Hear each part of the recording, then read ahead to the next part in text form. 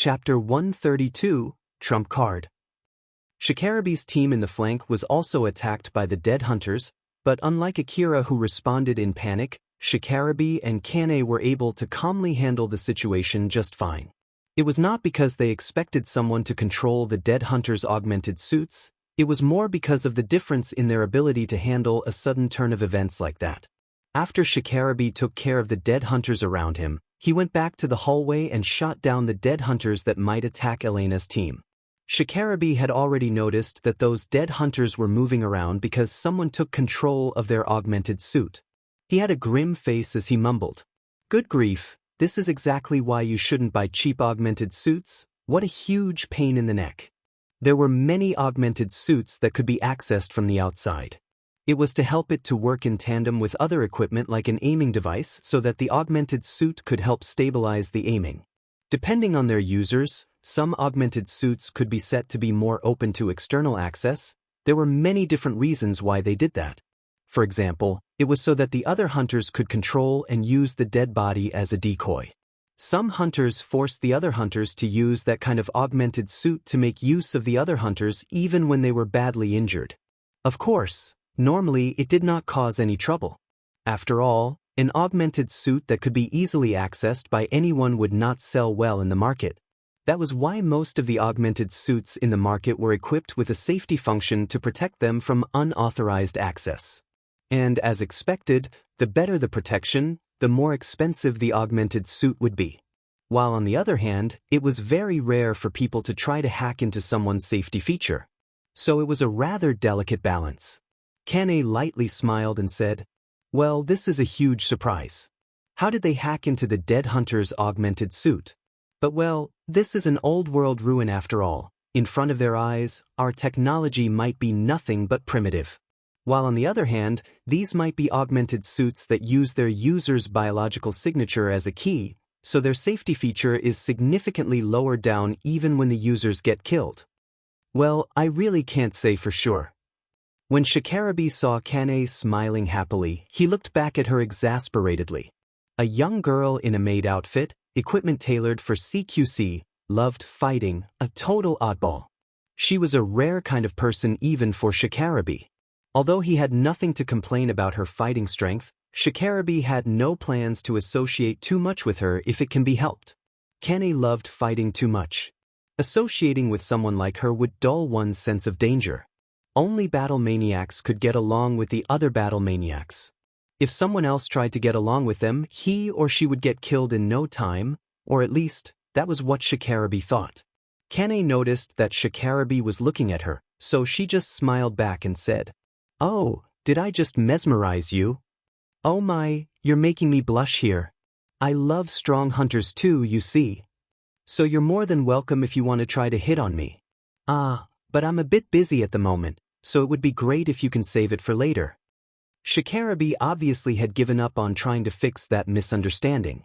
"Sorry, but even for me, I would choose who I want to hit on. I have no wish to try to hit on a battle maniac.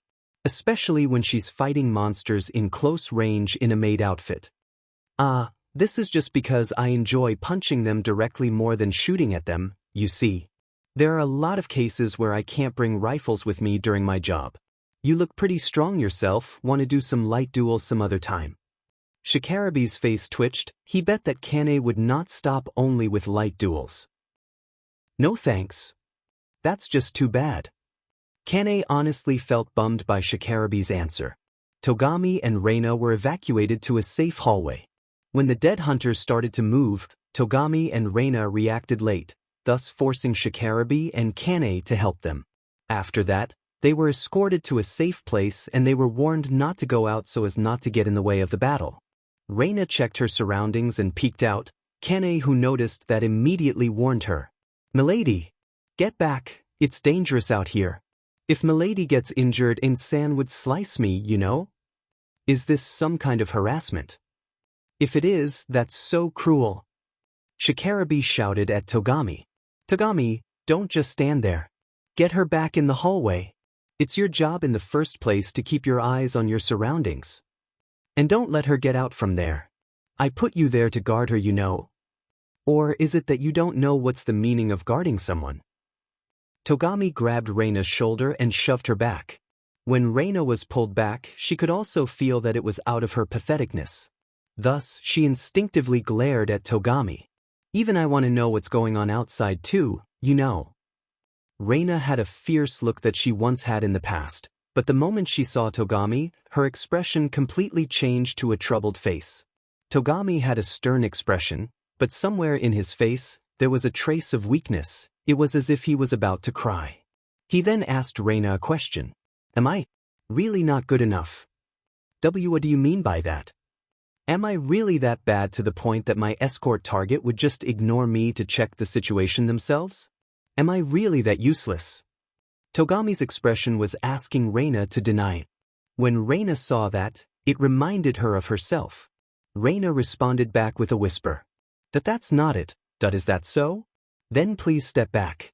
During that surprise attack just now, we could not do anything at all. We let the other 2 hunters take care of everything. I'm your escort at the moment. Although I have no plans to die, at the moment, it's my job to get killed first before you. So please at least let me do my job. Reina obediently walked behind Togami, who peeked out and checked the situation. Sorry. It's fine, don't worry about it. Reina did not know if Togami was apologizing because he shoved her back too hard or it was an apology for something else. But in the end, Reina did not ask him either. After that, Togami started to take his duty to protect Reina seriously. The Vanguard team finally took care of all of the moving dead hunters. Akira got shot 2 more times, but he was still able to repel the surprise attack. While Elena, Sarah, Carol and Shiori did not face any trouble at all. The only one who got injured in that surprise attack was Akira. Elena tried to confirm everyone's situation. Is everyone alright? Akira answered back while enduring the pain. I'm alright. Elena immediately replied with a worried tone. Akira, are you really alright? I'm okay. If there's anything, it's just that I set my augmented suit in battle mode, so it's consuming more energy than usual.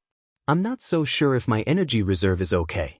I'm sorry, but when I run out of energy, please let me withdraw temporarily to put in a new energy pack. When Akira knew that he would be going into a battle without Alpha's support, he set his augmented suit to battle mode. Thanks to that, it was able to absorb most of the impact from the bullets that hit his body, but in exchange, it was actively using a lot of energy. It was only a matter of time before Akira ran out of energy and rendered useless in that battle. Elena then worriedly said to Akira, Alright, there's no need to hold back, just quickly retreat when things get too dangerous. How about the others? The other hunters told Elena that they were fine. Elena then said to the whole Vanguard team, I'm glad that everyone is okay. Well then, I have some bad news here. It seems that a part of the monster swarm started to move differently. It seems that they're avoiding us while trying to reach Shikarabe's team. If we don't take care of them, we might get attacked from both sides later. Or more like, we're already in that situation. Some of the B-18 monsters that were heading outside the building changed their aim to support the big monster. It was as if they changed their plans after confirming that the hunters survived that surprise attack. There's no need to hold back. Use everything you have. You can use any trump card that you still have hidden up your sleeves. I'll handle the negotiation later to make sure that you'll get compensated for that even if those cost you a few million orums. Elena mixed a bit of a joke there before closing the communication. Akira smiled bitterly. His trump card was not with him at the moment. No, that's not right. A trump card is not something that you casually use all the time. Without Alpha's support, I only amount to this much. I'm just someone who is fully reliant on a borrowed power, on something that is only lent to me. When Akira thought so, he realized that his augmented suit, rifles, and even medicines were nothing but were given to him. He then lightly mocked himself for getting too conceited. When Akira was about to start shooting again, Carol and Shiori approached him. They started shooting at the big monster while asking Akira a question. Carol was the first one as she worriedly asked Akira, Akira, are you really okay? It seems that you're moving slower than usual though. I got shot, so it might have caused me to slow down. Carol tried to be careful not to change her expression. She had seen him get shot when he covered her, but back then, it did not seem to have affected Akira's movements at all. So in short, he was lying and Carol knew that. Shirori pursued even further. To be honest, it seems that your movement was slowed down even before you got shot. Akira frowned. Both Shirori and Carol were keeping their eyes on him even before he got shot. Akira sighed and then replied with a serious face. I apologize if I'm slowing everyone down, feel free to just abandon me. Carol did not stop shooting as she flusteredly said. Dada, it's not like I think you're taking it easy, I didn't mean that when I asked you that question. I was just worried since you didn't move like usual. Shirori also did not stop shooting as she tried to probe what might be behind Akira's words there. I'm not suspecting you for cutting corners, not at all. But I could not find any reasons that might cause your movement to worsen. Akira shot out a couple of grenades at the enemy before he hit again. Shirori was still staring at Akira as if she was waiting for an answer. It seemed that Akira finally gave up as he gave a mildly vague explanation. That if I have to say something, it seems that I consumed too many medicines since we returned from the 30th floor. When I use the full power of my augmented suit, it puts my body in immense stress and I'm compensating that with medicines. But I feel like it's a bad idea to keep consuming medicines at this rate. The last time I overused medicines, I fainted for 3 full days out of exhaustion. I thought that it would be really bad if I faint in this situation, so I decided to reduce my medicine consumption. Akira was not lying, even if that was not fully convincing, it should at least be enough to hold back their suspicions. As Akira thought so, he glanced at Shirori and Carol. Carol and Shirori seemed to be somewhat convinced by that explanation, but it was not like they just accepted Akira's explanation as it was. They added extra guesses based on their experiences and knowledge on top of the new information that they just received from Akira. Carol unconsciously nodded lightly. Although he said that it's because of the medicines, I bet he's taking medicines with strength enhancers or something. Judging from the fact that he fainted for 3 days out of exhaustion, it should be a pretty strong drug. If his slowed movement is because of the kickback from that drug after it ran out of effect, then his reasoning does make sense. After all, the kickback of an accelerator drug is really not something so scoff at. Carol was definitely sure of half of her guess as she asked Akira a question. Akira, do you usually modify your time perception? I mean like, when things around you run on slower time than they should. Akira was surprised by that question. Oh, you can tell? Carol smiled satisfied thinking that she opened one of Akira's secrets. Well, pretty much this is a common knowledge for hunters, you see. Although, unlike what Carol guessed, Akira actually was controlling his time perception with his own power without help from a drug. He was surprised since he thought that Carol had guessed that out, while Carol thought that Akira was surprised since she was able to guess that he was using accelerator drugs. They misunderstood each other and no one there could point that out. Shirori then asked Akira with a serious look. Akira-sama, you said that you fainted out of exhaustion, right? Is this something that might kill you? Akira tilted his head. He thought that it was weird for Shirori to ask a question that had an obvious answer. No, but if I faint in this situation, I'm pretty sure that I'm dead. Which means that the exhaustion itself is not life-threatening, so the kickback from the drug is not that strong and it would be fine as long as you can take a rest in a safe place for a few days after that, correct? Well, yeah, that's true. They were still shooting at the monsters while having that conversation. In that situation, they did not have the chance to just focus on their conversation. Carol immediately returned to hiding behind rubble after releasing some shots. She then glanced at Shirori. What is it? Are you telling him to use the accelerator until he faints since it's not life-threatening? Like he said, it's stupid to do something like that in this situation. And looking at the current Akira, it seems that the kickback is already at a pretty bad level. The reason why Akira was moving slower was simply because he was still inexperienced. But since it would be bad if he tried to explain the truth to both of them, Akira chose to not say anything. Shirori thought that Akira's silence was due to him getting annoyed. But even so, she made a request to him. Akira-sama, I know it's rude for me to ask this, but if you take extra medicines without worrying about the kickback, is it possible for you to stop that monster for at least 10 seconds? If it's possible, if you can give me 10 seconds, I guarantee that I will destroy that monster without fail. So please, will you consider taking extra medicines? Akira and Carol inadvertently turned at Shiori. They were completely surprised. Shiori kept staring at Akira, waiting for an answer. Carol, who just returned back to her senses, frowned and opposed that plan. Whoa, wait 10 seconds? If a single person gets the full attention of that monster for 10 seconds, it's more than enough to turn that person into minced meat, you know? You basically want him to get its attention off of you, right? Isn't that just impossible? Shiori did not reply back to Carol. She kept staring at Akira, waiting for his answer. Shiori thought that Akira had never shown his full power yet until now. That was why she thought that if it was Akira, he might be able to accomplish her impossible request. No matter whether he was using extra medicines or not, it was impossible for Akira to do what Shiori just asked him to do. Akira's own skill was nowhere near enough to do that. He was sure that he would definitely be turned into minced meat before 10 seconds even passed. There was no question about it. Right when Akira was thinking what he should say to refuse that request. "I'm back, how is it? Do you miss me?" Alpha suddenly appeared in Akira's views. Akira's face immediately turned stern. He was fighting back as much as he could from making a relieved face. Alpha was still smiling like usual when Akira replied back with a complaint. Yeah, I really missed you. To be honest, I really wish that you would have returned back sooner, so, can you do something about this situation? Alpha was smiling confidently as she said, "Just leave it to me."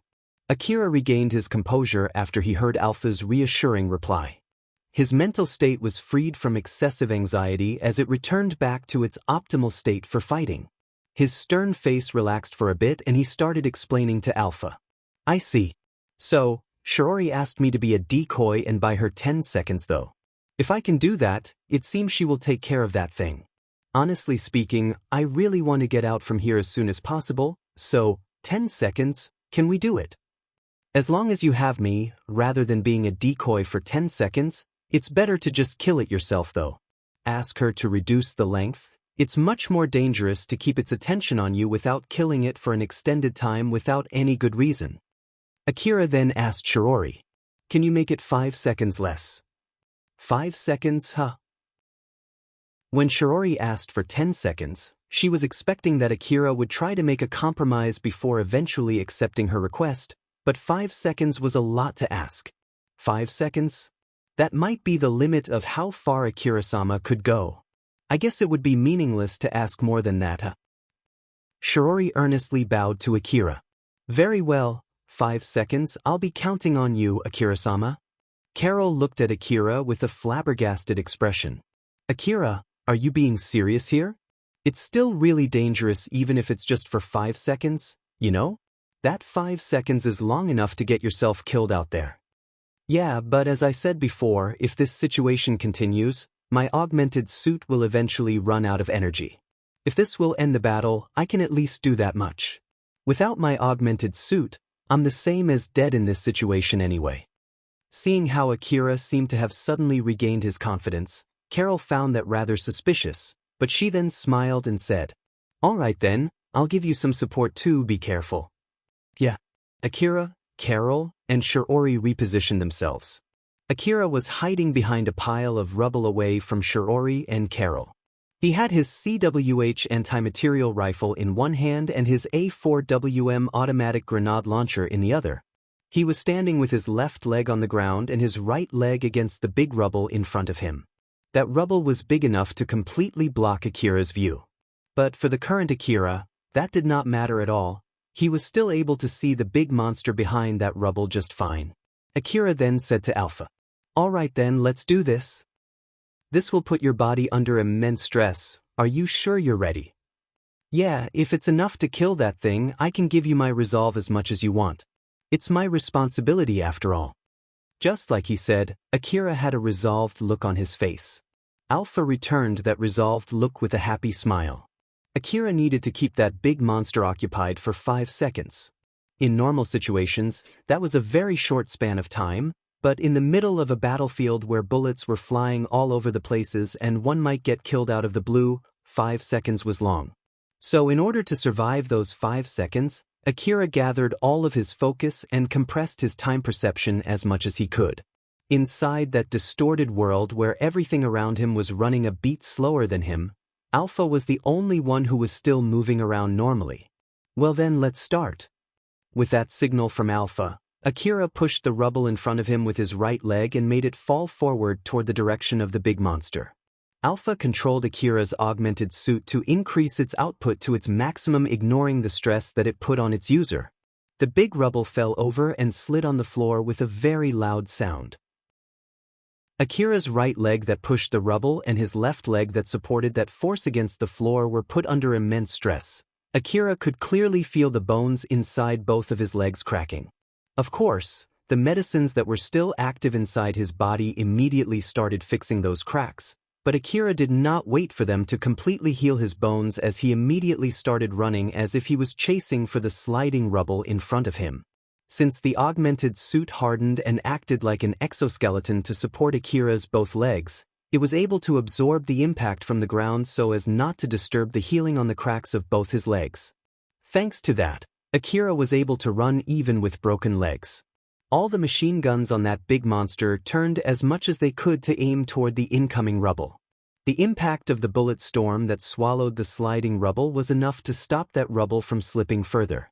Right after that, all the machine guns on that big monster immediately fixed their aim at Akira, who was charging at that big monster alone. Akira was running while using the rubble in front of him as a shielding. He kept repositioning himself to make sure that he would not get hit by the bullets that passed through the small openings and cracks on that big rubble. It was an impossible feat to execute without Alpha's support. Countless bullets flew right next to Akira, but none of them hit him, not even his equipment. Akira did not slow down at all as he kept on charging forward. Akira raised his A4WM automatic grenade launchers and pulled the trigger. He did not even aim, it was as if he was just shooting grenades randomly. But thanks to Alpha's calculation, all of the grenades that he shot flew in a parabolic trajectory and landed at the big monster. Some of the machine guns fixed on the big monster's body changed their targets to the flying grenades. They moved as fast as they could to intercept the incoming grenades. Right at the next moment, Akira raised his CWH anti-material rifle in his right hand and pulled the trigger. The CWH special bullet flew past the grenades and hit the weak points of the machine guns that were trying to intercept the incoming grenades. More than that, it pierced through multiple force field armors and hit one of the energy sources that were supplying energy to those force field armors. As one of the energy sources of the monster was destroyed, a part of its force field armors temporarily stopped working. When grenades landed on that unprotected side, the explosion transmitted into the inside of that monster, thus temporarily stopping it. It was not a coincidence, it was something that can only be done with full knowledge of that monster's anatomy, and of course, that was only possible thanks to Alpha's support. Akira kept on shooting his CWH anti-material rifle and A4WM automatic grenade launcher in succession, thus prolonging the state where that big monster could not retaliate. But it was not close enough to kill that monster. The humongous monster was created from multiple B-18 monsters, thus, it had multiple energy sources and control devices. So, Akira's attacks were only able to stop that monster temporarily. Inside that slowed-down world, Akira asked Alpha, "How many seconds to go?" Since he was in compressed time perception, he did not know how many seconds had passed. What he knew was that the big monster was still alive and kicking. So Alpha, who was measuring the accurate elapsed time in place of Akira, answered back, "It's already 5:14 seconds. That telepathic exchange happened in a split second. Akira started to feel doubt. He had already bought enough time as he had promised, but the enemy was still alive and well. Shirori had not fulfilled her promise. Because of that, he could not help but glance at where Shirori was. When he saw Shirori, Akira was taken aback. Shirori jumped out from behind rubble and charged straight at the big monster. She placed her hand on her sheathed blade, ready to pull her blade anytime. Judging from the length of that blade, she should not be able to reach that big monster from that distance. Just like Akira, Shirori was running in compressed time perception. She was using her accelerator trump card. Shirori had studied CQC and swordsmanship. If she was fighting against an enemy with rifles inside a closed room, even if that enemy was using a machine gun, Shiori could close the distance in an instant. But leaving the smaller monsters aside, Shiori's blade was not even close to being big enough to take care of that huge monster. She herself knew that. Shiori had decided to use her other trump card other than her accelerator. The time that Akira bought for her was for Shiori to use her trump card. When Shiori saw Akira jump out from behind the rubble, she also jumped out from behind the rubble and started running towards the big monster. Inside that distorted world where Shiori could even trace floating sands, she thanked Akira for buying her time as he promised. This time, she had to fulfill her part of the promise. She gathered her concentration and gripped the blade dangling on her hip. She held the handle with her right hand and sheathed with her left hand. She focused on her blade and took a sword-drawing stance. Shiori gripped hard on her blade's handle, used all the strength of her augmented suit and pulled out her blade. On the next moment, a huge blade of light cleanly cut the huge monster into two. The other B-18 monsters around that big monster were also sliced with it. When that big blade of light hit the huge monster's force field armor, a blinding light flashed. That blinding flash of light came from the force field armor, trying to convert any kinetic energy into light. It was the proof that the slice cut through the other force field armors that were still working. After cutting that monster horizontally, Shiori then cut that monster vertically. But she did not stop there. She kept flinging her sword, cutting the big monster and the B-18 monsters around it to smaller pieces. Akira was dumbfounded watching that scene of this monstrosity being sliced and diced by a gigantic sword of light. Suddenly, his left hand started moving on its own and shot multiple grenades from his A4WM automatic grenade launcher at the monster. It was Alpha controlling Akira's augmented suit. The huge monster was left vulnerable after being sliced by Shiori, then to top it off, it was mowed by the grenades from Akira. It then finally stopped moving. The sword of light that extended out from Shiori's blade vanished and the rest of the blade crumbled to dust. Shiori then sheathed her sword, of which only the handle was left, and breathed out. Akira returned back to himself and immediately aimed his rifles at the hallway where B-18 monsters might come out. He then asked Alpha about what just happened. "Alpha, that one just now, is it that thing? Old world technology thingy just like the one that I used with that knife back in Kuzusuhara Ruin?" "In a sense, yes, I believe that blade was created using the technology recovered from analyzing old world relics. Although the length of the blade and the sharpness is not that good, it's at least good enough for a single-use weapon. It is not that good. Back in the Kuzusuhara Ruin, you were able to easily cut through pillars and walls, remember? Although it depends on the items, old world relics are way more amazing than that. I feel like you should not compare that with an old world relic though." "Oh my, that's not true at all. In order for you to accomplish my request, you will have to get similar level of equipment, you know?" If Alpha's statement was true, it sounded as if Akira should be able to easily find that level of equipment. He was once again reminded of how scary the old world ruins were.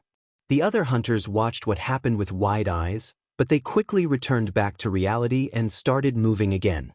They returned to the hallway while making sure that their escape route was still safe and waited for Shikarabe's team to come too. Togami and Reina quickly grouped back with Elena's team. Not too long after that, Shikarabe and Kane, who were holding the B-18 monsters back, finally grouped up with Elena's team too.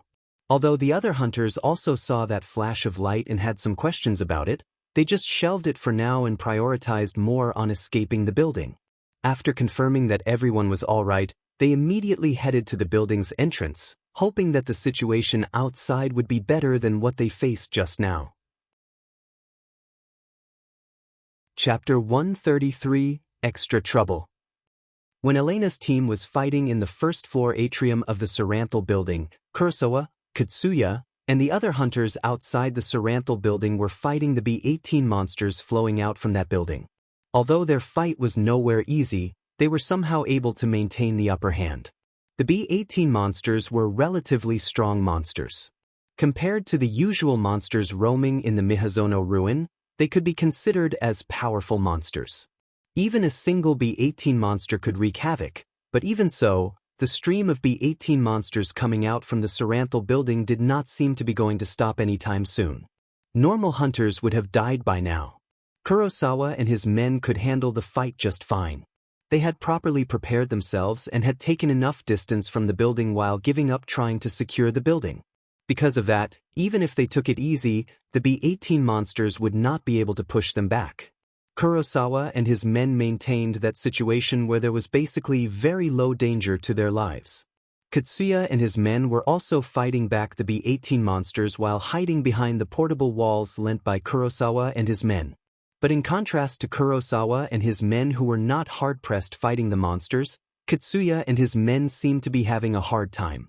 Kurosawa and his men had 0 casualties and 0 injuries. They had no reason to try to go to the Saranthal building again. But for Katsuya, some of his men were still left inside the building. They might be still alive and it might be too late if he did not try to save them soon. But of course, Katsuya could not do that at the moment. His negotiation with Kurosawa ended up in failure and it was rather impossible for Katsuya and his men to try to rescue their comrades alone. Katsuya was making a stern but pained face. He was high-strung since he could not rescue his men, and his emotion was starting to spread to his men there. And then, among all of Katsuya's men, there was one who felt a soul-crushing level of guilt, Lilaina. A lot of Katsuya's men were blaming Lilaina. It was because Katsuya told the rest of his men what happened with his negotiation with Kurosawa. It was not like Lilaina was at fault there, but the other hunters who could not rescue their friends were looking for an easy target to direct the blame. Lilaina felt the others' gazes at her. She had a stern expression. It was a mix of anger and hatred with a slight trace of fear and guilt. Am I at fault here? Am I the only one at fault here? And so, Lilaina was also trying to look for an easy target from around her to direct the blame. That was when she saw Kurosawa, who seemed to be fighting back the monsters without much trouble. Look at that. He's not having a hard time fighting back the monsters, isn't it? So is there any need for him to barricade himself so much like that? That's just so stupid. From Lilaina's eyes, it seemed that Kurosawa and his men were able to easily fight back the B-18 monsters. But her mind that was looking for a target to direct her anger caused her to lower down her evaluation of the B-18 monsters rather than noticing that Kurosawa and his men were strong hunters. As her irritation peaked and she could no longer hold it back, Lilaina let her emotion take over. She immediately jumped out from behind the portable wall to shoot down the B-18 monsters, preventing her from saving the other hunters left inside the Saranthal building. She ignored Katsuya and the other hunters behind her who shouted at her to stop what she was doing. She repositioned herself to a portable wall that was closer to the Saranthal building and peeked out to aim at a B-18 monster. If Lilaina had to make any excuses for why she did that, it could be said that her action there was to push the front line forward. She thought that if someone that they blamed courageously pushed forward, the other hunters who were holding grudges against her would start fighting more vigorously out of pride and ego. And if that happened, it would definitely help to rescue the hunters left inside the building. But that was all nothing but Lilaina's own opinion.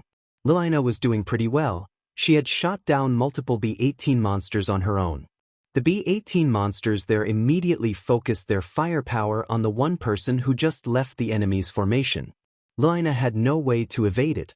Even the portable wall from Kurosawa was not strong enough to block that much focused firepower. As expected, she was barraged with bullets. Lilaina fell down in the pool of her own blood. It was by pure chance that she did not immediately die. While lying there waiting for her inevitable death, she could see from her blurring vision Katsuya running desperately at her, trying to rescue her. Lilaina then smiled happily. She thought that it should be all right since Katsuya was coming for her. That was her last thought before she took her last breath. Katsuya, who saw Lilaina get shot, left his post as the commander and jumped out to help her. He destroyed the B-18 monsters on his way as he desperately tried to reach Lilaina, but when he reached her, she was already dead. Katsuya looked at Lilaina. To him, Lilaina's gaze was as if she was blaming Katsuya why he did not come to save her. Katsuya then closed his eyes. He remembered his conversation with Cheryl and reminded himself that he had decided to stop creating ghosts out of his dead comrades. When he opened his eyes, this time, he saw Lilaina smile. She seemed to be happy that Katsuya had rushed to her. But that did not change the fact that he failed to save his friends again. He let the creeping anger inside him take over his body. His expression turned stern as he shouted at his communication device to give an order to his men. "Everyone, get back!" Katsuya then abandoned his position as the leader of his team. He abandoned his duty, stood up, and started shooting at the B-18 monsters around him. In a blank white space, someone smiled. Kurosawa was flabbergasted as he saw Katsuya fighting the monsters. It was really out of his expectation. Katsuya was fighting multiple B-18 monsters at the same time, and the one pushing back was Katsuya. He was shooting down the B-18 monsters around him one by one. Maybe he was able to do that because of the powerful rifle that he was using. He was moving without a shred of hesitation. It was as if he knew exactly where the enemies were, how they were moving, where they were aiming, and where their weak points were. Although most of the B-18 monsters there already changed their targets to Katsuya, he was still able to maintain the upper hand. It was as if he was a hunter who was extremely powerful that it was strange for him to be here. Such thoughts entered onlookers' minds as he lay waste on the B-18 swarm. Kurosawa could not help but mumble. "So strong. I see now, it's no surprise that he got to take the command. Wait, no, but still." His words could be interpreted as both amazement and exasperation. Kurosawa looked around. His men were also amazed by Katsuya's action. Some of Katsuya's men were even cheering him on. It was not like Kurosawa had any kind of hatred or grudge toward Katsuya, but he felt some kind of feeling that was not exactly a compliment either. But for now, he decided to put that aside. He had to give an order to his men in this situation. "Everyone, provide him with support. Push the line forward slowly." One of Kurosawa's men looked at Kurosawa and said, "Are we going to help him? He's taking the decoy role even though no one asked for it. This is a perfect chance. We can take it easy in this case. And although I told you to push the line, of course, safety is number one. Stop anyone who wants to join him. There's no need to accompany him in doing something that reckless."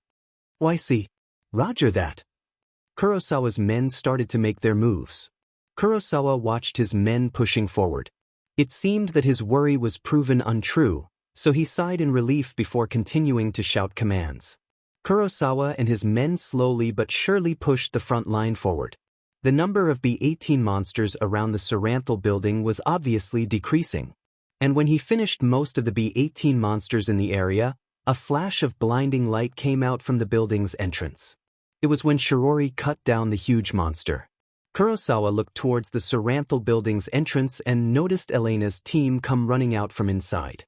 "So that's the reconnaissance team, huh? They defeated that huge monster. That's pretty impressive. With this, there should be no problem getting inside the Saranthal building again." Kurosawa immediately ordered his men to move out.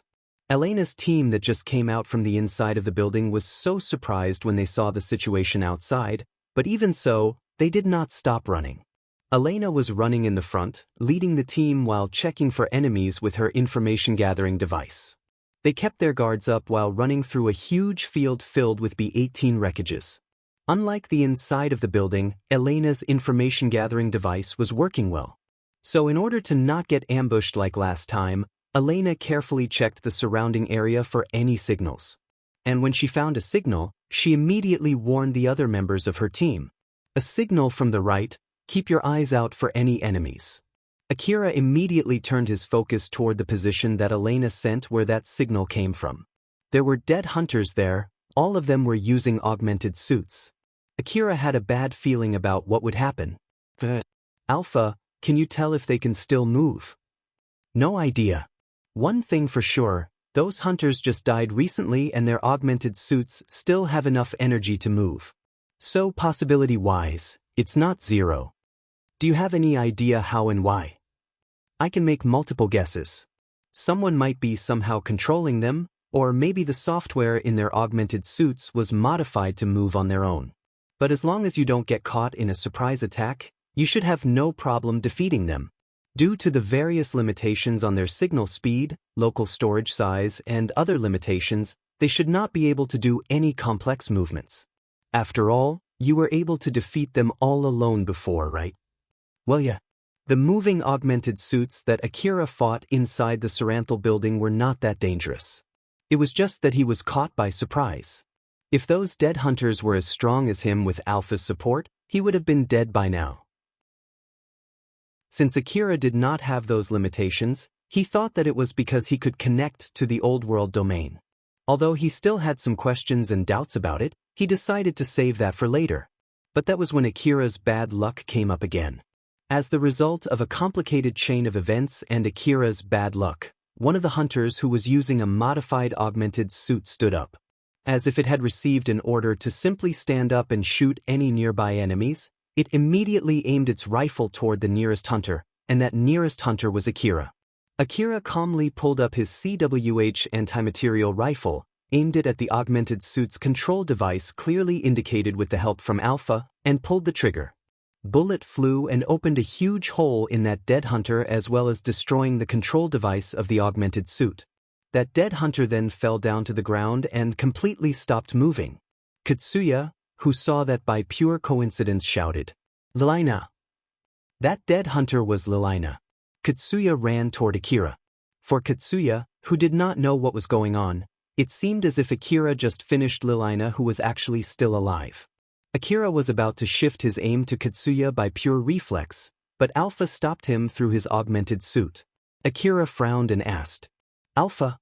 Alpha replied with a serious face, "Calm down, we can't afford to cause a needless fight in this situation." Akira kept staring at Alpha. It seemed that it was not enough to fully convince him, so Alpha continued, "I'll properly give you support next time, so just calm down for now, all right." Akira hesitatingly lowered his rifle. Shikarabe gave a signal with his hand to Elena and the other hunters to go ahead, and then he stood next to Akira. Shirori also recommended them to hurry up, so the rest of the hunters went ahead and left Akira and Shikarabe behind. After all, they were finally able to escape the building, so Shirori thought that it would be very unfavorable to get involved in another troublesome fight right now. Katsuya ran all the way to Akira and stood in front of him. He was slightly shaking while glaring at Akira. It was even weird that they did not start shooting at each other yet. Shikarabe then asked Katsuya, What you say? You were running to us, so I bet you want something from us, right? So what is it? If it's nothing, then get lost." Katsuya's glare shifted to Shikarabe. "Why did you shoot her?" "Someone is somehow controlling the augmented suits of the dead hunters, so we had to neutralize them. That's all there is to it, that she might be still alive, you know?" "No, she's dead. I bet it's exactly because she's already dead that the security of her augmented suit got disengaged, which allowed someone else to control it. We were also attacked by similar means back in the building too.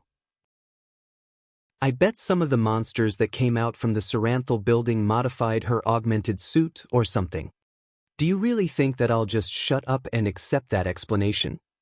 Katsuya did not accept Shikarabe's explanation as he kept glaring at Shikarabe. To that, Shikarabe looked back at Katsuya with hostility. "I see, in that case, it means that she's still alive, her augmented suit was not hacked. But even so, she aimed at us. So, basically, one of your men intentionally aimed her rifle at us, right?" Shikarabe took a fighting stance. Although it was not like he was aiming his rifle at Katsuya, he was ready to start fighting anytime anyone made a suspicious move. Katsuya reeled back. That's not what I meant." Shikarabe was still glaring at him.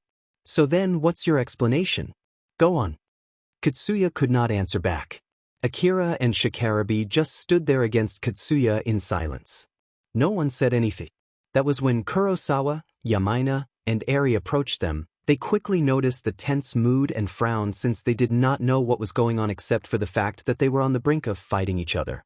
They just finished fighting the monsters, so Kurosawa thought that it was unwise to fight against other hunters in this situation. Kurosawa lightly sighed and said to Katsuya, "I have no idea what's going on here, but are you sure you don't want to use this chance to rescue your men trapped inside that building? I'll tell you this, my men will stand by near the entrance to secure the area first. We have no plans to help you in looking for survivors." Katsuya looked at Kurosawa, Eri, and Yamaina, and then his gaze returned back to Akira and Shikarabe. He somehow made a frustrated look before he turned and ran into the Saranthal building. Yamaina and Eri immediately followed behind him. Kurosawa looked exasperatedly at Katsuya as he left that place. He then turned to Shikarabe, lightly smiled at him, and said, "Yo there, Shikarabe, long time no see." Shikarabe frowned. "Kurosawa, don't tell me that you're the leader of the hunters outside the Saranthal building." "Yep, but only half of them. I lead the hunter group unaffiliated with Drankum. I don't know what happened, but they're not under my lead, so I won't accept any complaints about them."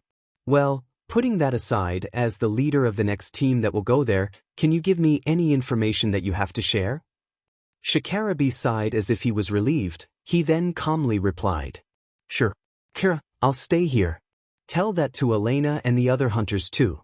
As for Shirori, well, I guess it doesn't really matter. Just return back to the Kagami city ahead and follow Elena's order from there. Tell Togami to do his job properly as an escort."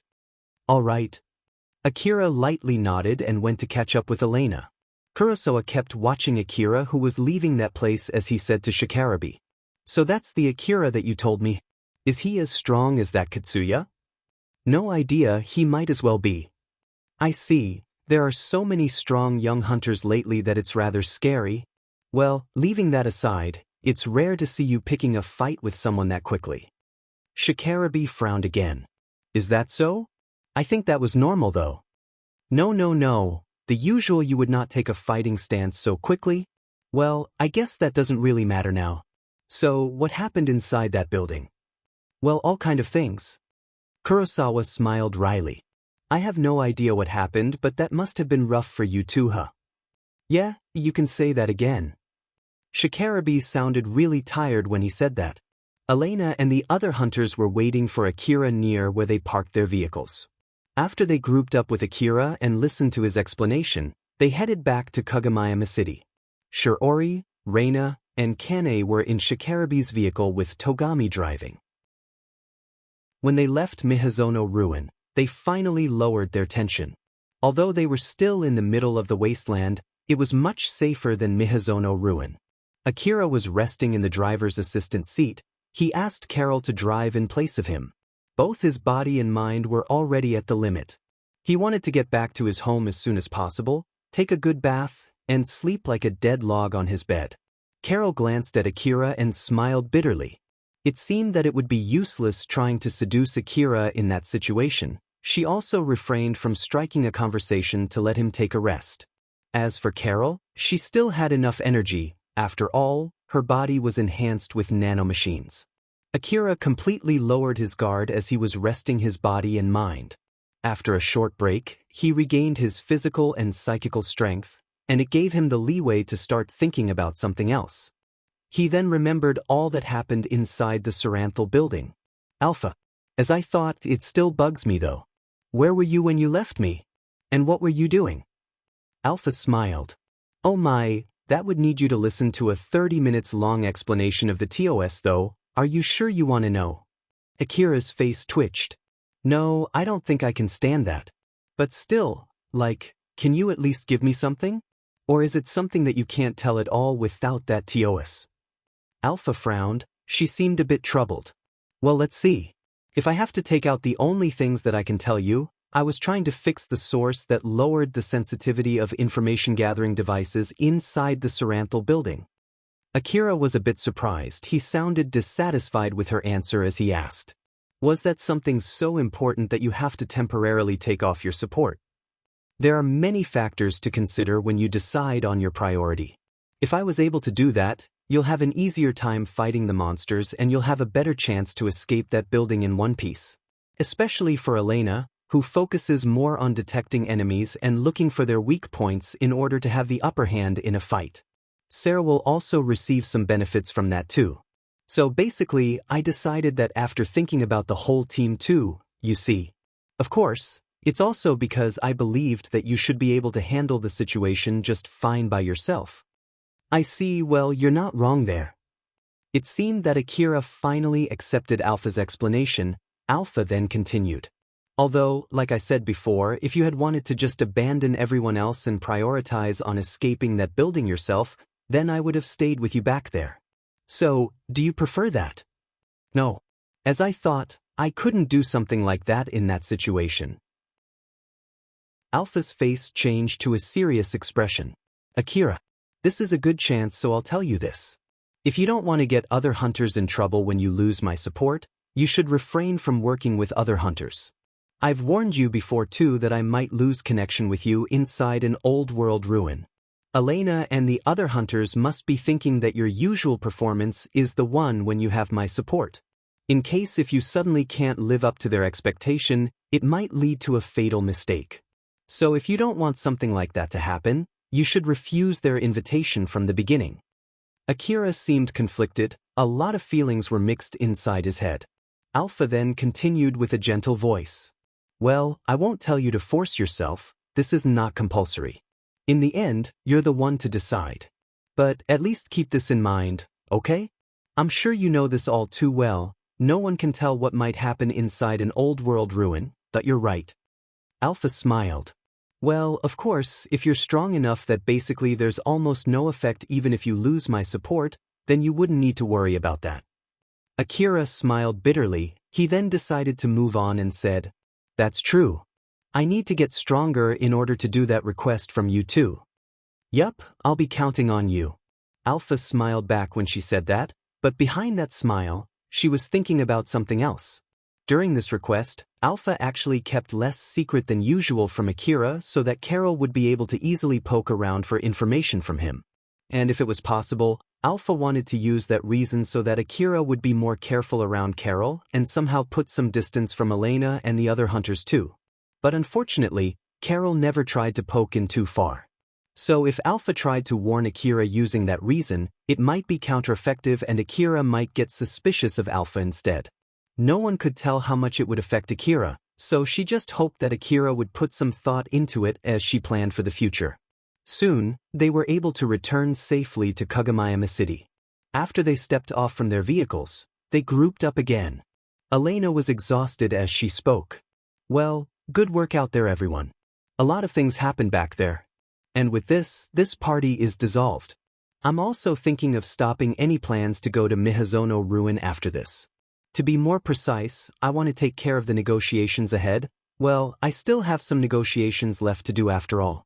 Akira, can I borrow Carol again? Sure, I don't mind. Carol, I'm sorry, but can you help Elena-san again? Carol happily replied. Of course. I'll return back with a huge reward, so you can rely on me. I'll be counting on you then. Seeing Akira smiling at her when he said that, Carol smiled back at him. Elena then said to everyone, I'll send the details of the reward to everyone later. And if you have anything to say, you can talk to me first. So then that's it, thanks for the hard work. After Akira said his goodbyes to the other hunters, he stretched out his body, returned back to his vehicle, and headed to his house. Togami and Reina had a conflicted face as they saw Akira. Although they were looking at Akira with different feelings, both of them had the same reason. It was because both of them wanted to be stronger. During this request, Togami was able to reassess his strength, and the result was that he was weak. He was able to confirm it, and this time, there was no doubt about it. Although he got temporarily dejected back inside the Saranthal building, he was able to reflect on what happened during the day while he was escorting Reina and on their way back to the city. He finally made a firm base for him to start. He knew that he was weak. From here on, he just needed to become stronger. Togami said to himself, made his resolve, and started walking forward firmly. While on the other hand, Reina was doubting herself. After she was able to return safely from a dangerous situation and the tension in her was released, she ended up remembering the horrible situation that she was in and got even more dejected. After Reina left Katsuya's team, after she left that safe place, she devoted her time to work as a hunter despite the fact that she still had to have Shirori and Kane escort her. But still, she was able to regain some of her confidence as a hunter. But all of the confidence that she worked really hard to gather was destroyed in an instant. It felt as if all her hard work was nothing but in vain. What happened today was telling her that and got her even more dejected. Seeing how Togami moved on forward firmly, it felt like Reina was being left behind. Reina had no idea what to do so that she could get stronger. Chapter 134, Yanagisawa's Business. The first floor of the Saranthal building was filled by the hunters that were sent by Kugamayama City. To be more precise, they were a group of hunters who accepted the request from Kugamayama City.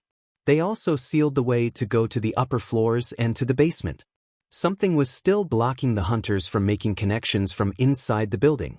As such, they installed a huge relay device near the entrance to connect them to another relay device outside.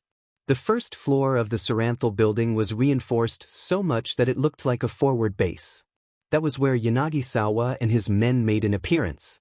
The mood on the first floor immediately changed. It was obvious that someone of high ranking was present. Yanagisawa just ignored that mood and proceeded through the first floor atrium to one of the receptionist desks. Due to the fighting before, the receptionist desks were completely destroyed to the point that they were unrecognizable.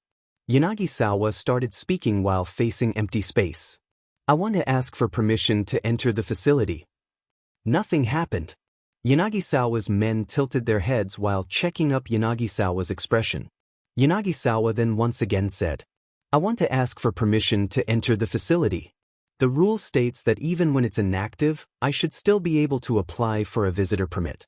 If you won't follow it, then I have no other choice but to take another alternative. With this, at least you know that I tried to follow the proper procedure, right?" When he said that, Saranthal suddenly appeared in front of Yanagisawa. Saranthal then gave a very formal introduction before answering Yanagisawa's query. "Dear customer, the building is not open at the moment. Anyone with no business in this building is not allowed to enter. So please leave the building." Yanagisawa smiled. "I'm Yanagisawa. I can't make a proper connection because of some reasons, but I'm the one who made the application to visit the 60th floor. Can you check it?" "My apologies, but there's no such visitation application to this building." Yanagisawa's smile slightly clouded. "Is that so? I confirmed that the application was properly received though. There is no such visitation application during the closing of this building in our record. We're really sorry, please try sending the application again." Yanagisawa placed his hand on his chin. "Did I make a mistake when I sent the application? Or is it that I can't send an application when I properly make a connection? It can't be helped, I guess I'll try using that." Yanagisawa pulled out a black card from his pocket and showed it to Saranthal. "I have some business on the 60th floor. Just let me pass." When Saranthal saw that card, she smiled and lightly bowed. "Understood, I will guide you. Over here please." Saranthal walked and guided Yanagisawa and his men to one of the elevators. The way past the elevator was sealed with a strong barricade. Saranthal, who did not have a corporeal body, walked through that barricade. Yanagisawa smiled at a guard near that barricade. "Sorry, but can you open the barricade?" That guard nervously replied, "I'm really sorry, it's a type that once set up, it can't be opened or moved. I'm really sorry." "Ah, I see. Well, it can't be helped then. Nelia, cut it down." A girl with cyborg body stepped out from Yanagisawa's men. She was wearing a rather exposing bodysuit. Although she had a nice figure and beautiful face, the bodysuit from her neck down seemed to be made of a mix of metal and rubber. It was obvious that it was not a fleshy body. She was one of the relics thieves that Akira fought back in Kazhar ruin, Nelia. Nelia stood in front of that blockade and frowned. She then swiftly cut the blockade down with her blade. The blockade wall that was even strong enough to withstand tank warhead was cut into small pieces in a blink of an eye and crumbled down to the ground. Yanagisawa smiled. "Well done. Want to go grab some food together next time?" "No thanks. That's so cold. I'll take you to a good restaurant. It's a restaurant with high reviews and delicious foods, you know." Nelia looked at Yanagisawa with very cold eyes. Her cyborg body was not equipped with devices to digest food. Yanagisawa just smiled and gave an order to his men. "Nelia will accompany me, the rest of you stay here until we return." Nelia looked surprised. "Why won't you take everyone?" You want to know?" Nelia, who saw his smile, decided to not ask further. "Nope, not really. The biggest factor is because I know I can blow your head off with one push of a button." A bomb was planted inside Nelia's head. As long as she had not paid enough contribution to overweight a death sentence, or as long as she could not escape the position that she was in, that bomb would stay. Yanagisawa then passed over the cut-down blockade and went ahead. Nelia lightly sighed and followed behind him. "Ah, by the way, ask for a replacement for the barricade too," Yanagisawa said to the rest of his men before leaving that place. Elena and Sarah were taking a rest in their home. Both of them were completely in their relaxed state. Because both of them were very tired after returning back from Mihazono ruin, they did not make any complaints about each other's appearance that day. After Akira left, Elena had to finish up an extremely troublesome negotiation. Thanks to the help from Carol, both of them were able to secure a good amount of reward. Elena had nothing to complain about Carol, who was good at fighting as well as negotiating. Normally, she would have used this chance to form a connection with Carol. But there was still one thing that was bothering her. It was something that Shikarabe had told her about Carol. "Say, Sarah, what do you think about what Shikarabe said back then? You know, that one when he said that Carol was a bad girl." Sarah thought for a bit before replying. Well, she is someone who would use that augmented suit out of her own volition after all. If it still bothers you, how about asking Shikarabe? He did say to ask him after that request if it still bothers us, remember? So I'm sure it's okay if you ask him now. Elena thought for a bit. It was not like she wanted to look for Carol's bad sides. She just wanted to check if Carol was a problematic person or not and if she should stop trying to associate with Carol. But Carol had some connections to Akira. For someone labeled as a bad girl to be around Akira, Elena could not help but wonder. "You're right. I guess I'll do that." Elena took her information terminal and called Shikarabe. It was also set so that Sarah could listen to their call once they were connected. "It's Shikarabe." "Elena, did something happen with the request?" "Nope, it's not about the request. I just remembered that there's something I wanted to ask you. It's about what you said about Carol back then. You did say that you'll tell me the details later, right? Carol really helped me during the negotiation, so I was thinking if it's a good idea to get along with her, but then I remembered what you said back then." "Oh, about that, huh?" Shikarabe paused as if he was thinking about what to say. "Well, you saw it for yourself that she was using that attire. So I'm sure you can make some guesses yourself. If you don't want to be seen under the same light as her, you might want to refrain from associating with her. I guess that's the gist of it when money is not involved. If you want to know more about the details, well, I guess I'll need to have you pay me 500,000 orum." Elena's expression did not change at all as she operated her information terminal. "Done, can you check it?" Shikarabe was surprised as he asked. "The heck? You really paid the money?" Honestly speaking, Shikarabe only said that to let Elena and Sarah know that he actually did not want to talk much about Carol. After all, Carol was such a notorious woman, who caused so much trouble, that you would normally need money to know more details about her. He did not think that Elena would really pay him. Elena, herself, would not have paid if the one who brought Carol to the team was not Akira. Although Shikarabe only said that half-jokingly, now that he really got paid, he had to properly tell Elena and Sarah the details now. Elena and Sarah could hear Shikarabe sigh. He then continued with a serious tone. "I can tell you the details, so, is it okay to tell you now through this call?" "Sure." Carol's main job is being a hunter, but she's also selling her body to other hunters as her side job. Although she would serve almost anyone, her customers are mostly based on her taste. She has no fixed price either. She sometimes is willing to take as little as 100 orum. But I bet she only does that to let her customer have a taste of her body and ask for more money next time. It's basically like an entry price for a narcotic. She'll increase the price every time the same person asks for her again. In the end, she sometimes asks for a few billion orum just for a night. Moreover, I heard that her aim is not simply the money, but it's the money that the hunters get from risking their lives. I heard that is the exact reason why she will only accept hunters. After all, risking life is a professional hazard for being a hunter. So I guess that perfectly fits her taste. Elena then asked a question.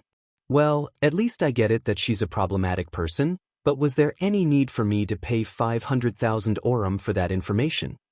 "It depends on each case. But she basically has caused so much trouble that asking for more detail about it will cost you that much money. To be more precise, 12 people already dead because of her." Elena's expression turned stern. Shikarabi then continued. "The number of hunters who died because of her is simply too much to ignore. Each hunter had a different reason behind their death. Some of them got into a fight with their friends to get enough money to pay Carol. Some of them got killed fighting other customers over Carol. Some of them got killed trying to force Carol although they didn't have enough money. The real problem starts here. Some of those hunters were veterans from Drankum." Elena's expression turned even sterner. She understood the severity of the subject. In the past, Drankum took a special request from the city management. At that time, they were given secret information about old world relics for the request, but that information got leaked out. And after an investigation, it was found that someone leaked that information to Carol. And the one who leaked that was a veteran hunter from Drankum. To be more precise, there's a good chance that was the case. From what I heard, the hunter paid Carol with that information instead of money. That hunter should have known what would happen to him if he leaked secret information from the city management, but even so, it seemed that his mind got so messed up that he did not care about consequences. It's still unclear whether Carol sold that information to someone else. That hunter told Carol in a cheap inn where she might have set some audio recorders or something. So then what happened to that hunter next? He was furious and went to kill Carol, but he ended up getting killed instead.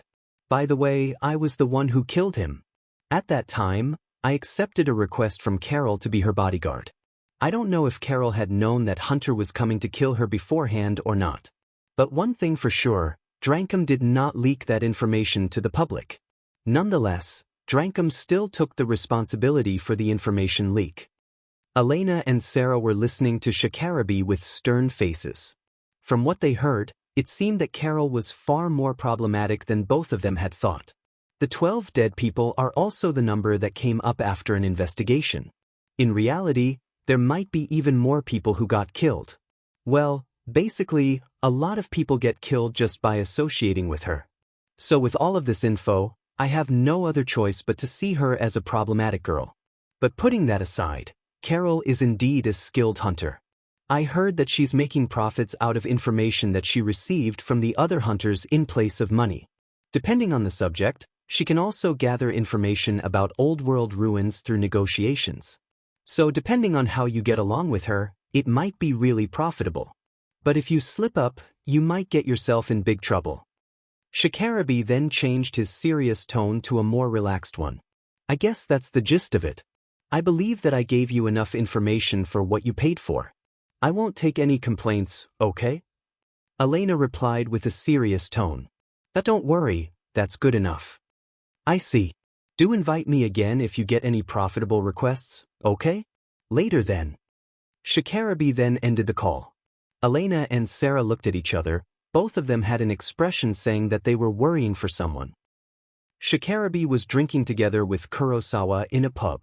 The table in front of them was a big table designed to accommodate the server girls too. But the ones sitting on that table were only Shikarabi and Kurosawa. That in itself was a rather luxurious way of using that table. Shikarabi and Kurosawa were enjoying their expensive drinks while talking about the current popular topics among hunters, which included what just happened in Miyazono Ruin 2. Kurosawa there threw a question to Shikarabi in a good mood. By the way, what happened to the hunters whom you rescued back there? Shikarabi sounded totally uninterested as he answered. No idea. I bet they're negotiating with the Drankum's upper echelons even now. I heard that one of the maids that you rescued even threatened Drankum. Shikarabi looked slightly surprised. He looked a bit annoyed as he said, even you have heard about that too? Well yeah. The secret message for Drankum officers that Shikarabi deciphered inside the Saranthal building was basically a rescue request from Shiori that sounded closer to a threat message. It was basically a request to send a rescue squad as soon as possible under the assumption that Reina was still alive. And if Drankum ignored it or failed in rescuing Reina, it was written in detail what would happen to Drankum. As a matter of fact, Shiori had already made a reservation with the related party to carry on the aftermath, and that reservation was impossible to take back unless Reina returned back alive. According to the information that Shikarabe received from Arabe, a Drankum officer that he got along with, it seemed that Shiori was not lying and it would be impossible to play dumb about it. Shikarabe did not have any other choice but to make that request to Elena back there and ended up roping Elena's team to rescue Reina too. Shikarabe sounded really annoyed as he spoke. That rumor is true. It's exactly because of it that I did not have any other choice but to rescue them. It was really ironic since Drankum was the one who sent them to the Saranthal building in the first place. Moreover, Reina was one of the young hunters, and the one who took care of her mess was Shikarabe, a veteran hunter in Drankum. There was no mistaking it that people in Drankum were trying to blame each other in their meeting, and Shikarabe basically ran away from participating in that meeting.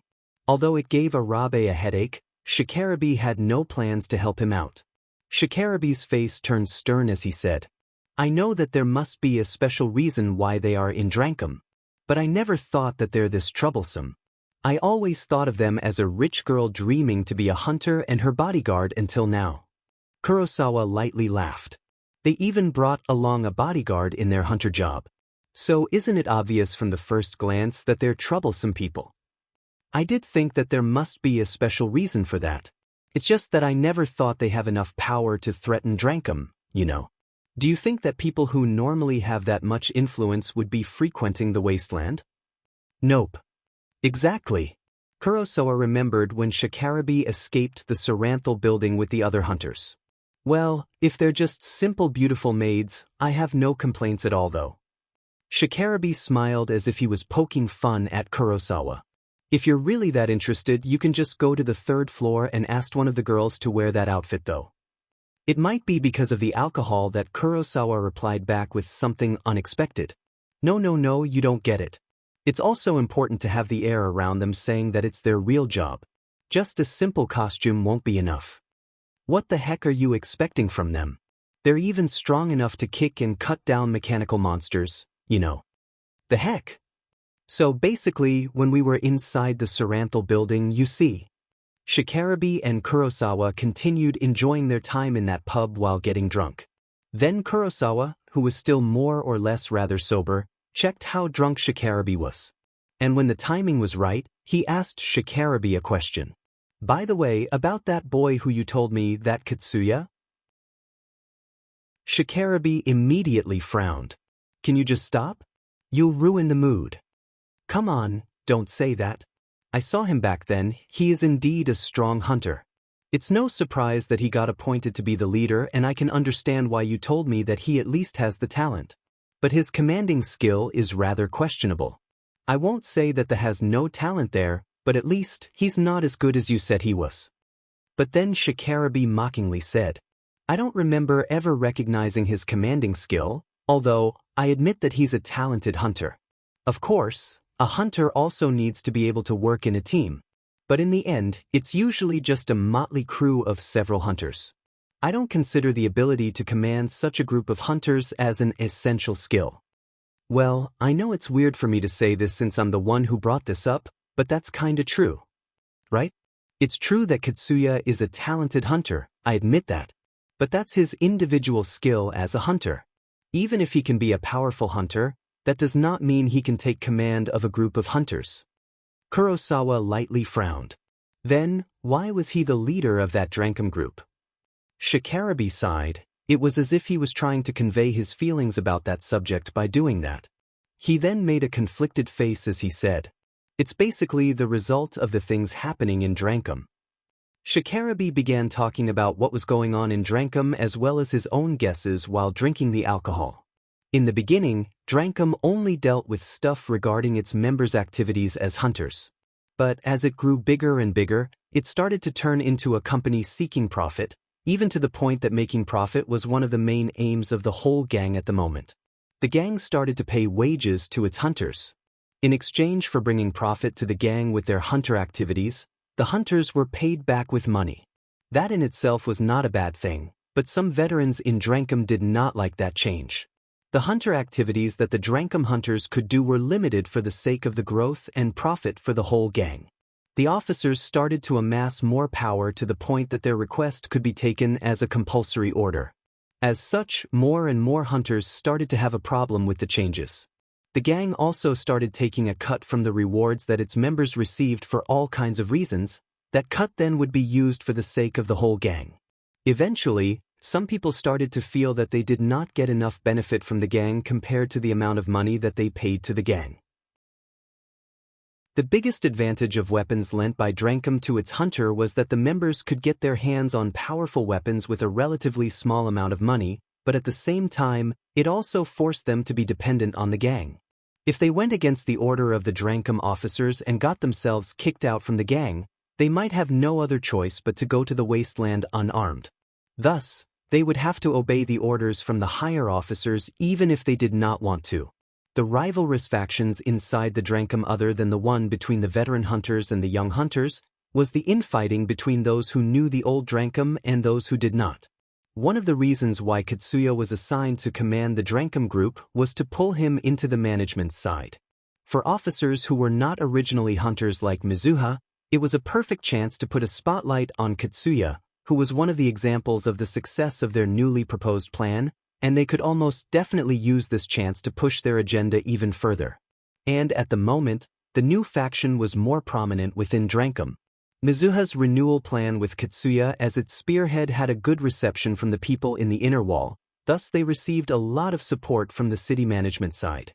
Shikarabe explained all kinds of things regarding that subject while complaining to Kurosawa. Kurosawa smiled bitterly. So it's the transformation phase in Drankum, huh? Shikarabe annoyedly said.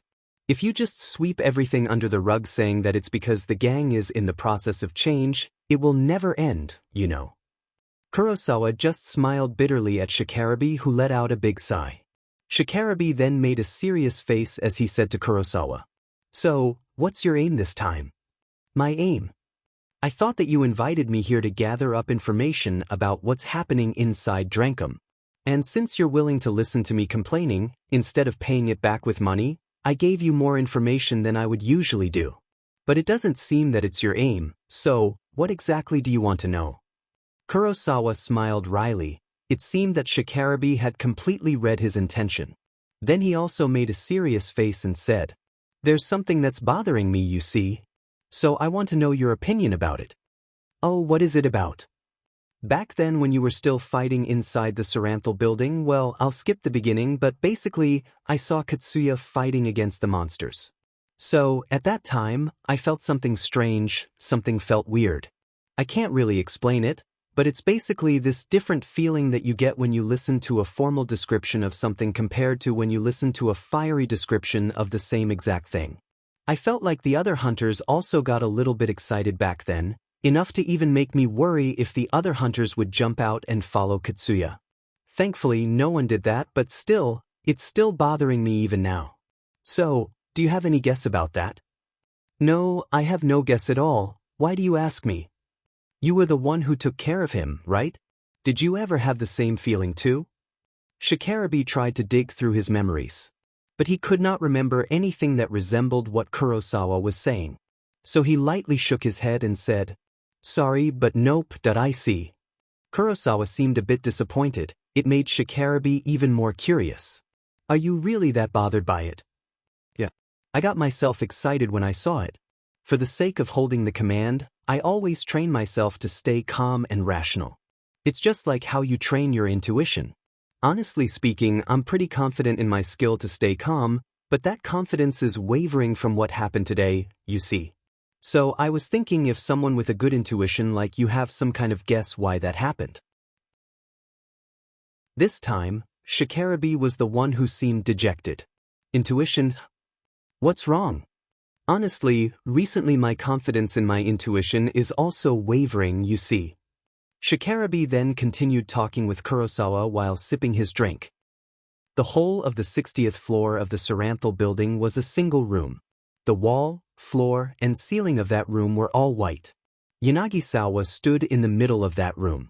Nelia was standing near the elevator door inside that room while looking at Yanagisawa.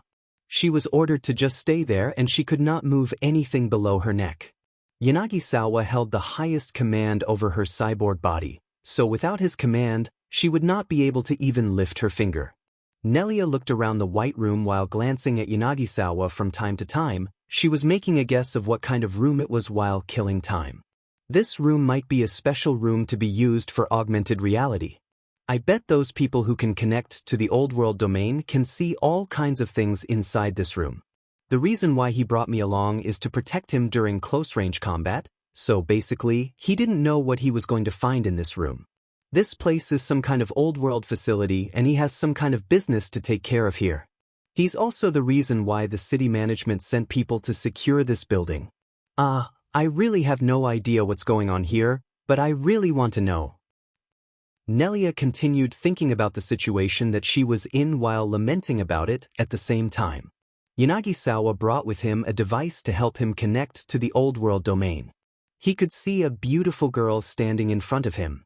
Of course, that girl had no corporeal body and she was using a similar attire as Alpha when Akira met her for the first time.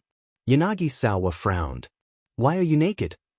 That girl replied apologetically, unable to confirm the connection. The connection is important to verify individual identity. Please recheck your connection setting before trying again. Yanagisawa showed his black card again and said to her, "I can't connect to the old world domain at the moment because of several reasons. Can't I use this device as a replacement? Is the write from this card not good enough?" Yanagisawa tried all kinds of things to make contact with that girl. But that girl always returned the same reply. Damn it. Yanagisawa gave up and tore the connection device from his body. That girl immediately vanished from his views. What to do now? Should I focus more on fixing my body first? Or should I bring someone else who can connect to the old world domain to this place? If only I can connect myself to the old world domain again, they should be able to recognize me. But if I bring someone else, that person might betray me down the road. Yanagisawa had a stern face when he returned to Nelia. My visitation application is only deleted from Saranthal's side. It properly got sent from the issuer side. Why is that? Did Saranthal get reset when that abnormality occurred in Mihazono Ruin? But if that's the case, why didn't they erase the record from the issuer too? Is it because that's not the cause? Yanagisawa still had a stern face as he entered the elevator. Nelia, who had already gotten her freedom to move around, was with him. The elevator's door then closed and they returned back to the first floor. In the first place, why did the security level in Mihazono Ruins suddenly change? Is it because we dispatched several humanoid soldiers and tanks to ensure my safety? Did that trigger the security level in Mihazono Ruin? If that's really the case, why didn't it happen sooner? Is it because they knew about me and someone forced the security level to change from the outside? Nelia smiled and suddenly asked Yanagisawa a question. You've stopped smiling, you know. Yanagisawa looked at Nelia with an expressionless face before he returned to his usual smile. There were many reasons why the situation in Mihazono Ruins suddenly changed, and one of those reasons was Akira. On the first day Akira came to the Mihazono Ruin, everything that happened inside and outside of the Saranthal building was properly recorded by Saranthal. During that time, Akira was able to fight back the monsters extremely effectively thanks to Alpha's support. This information was also sent when Saranthal sent an application for extra reinforcement. The security of that ruin then analyzed that information and changed the threat level inside the ruin. It changed from simple thugs with weapons to organized trained soldiers. And when it was still in that state, some groups of hunters came to Mihazono Ruin.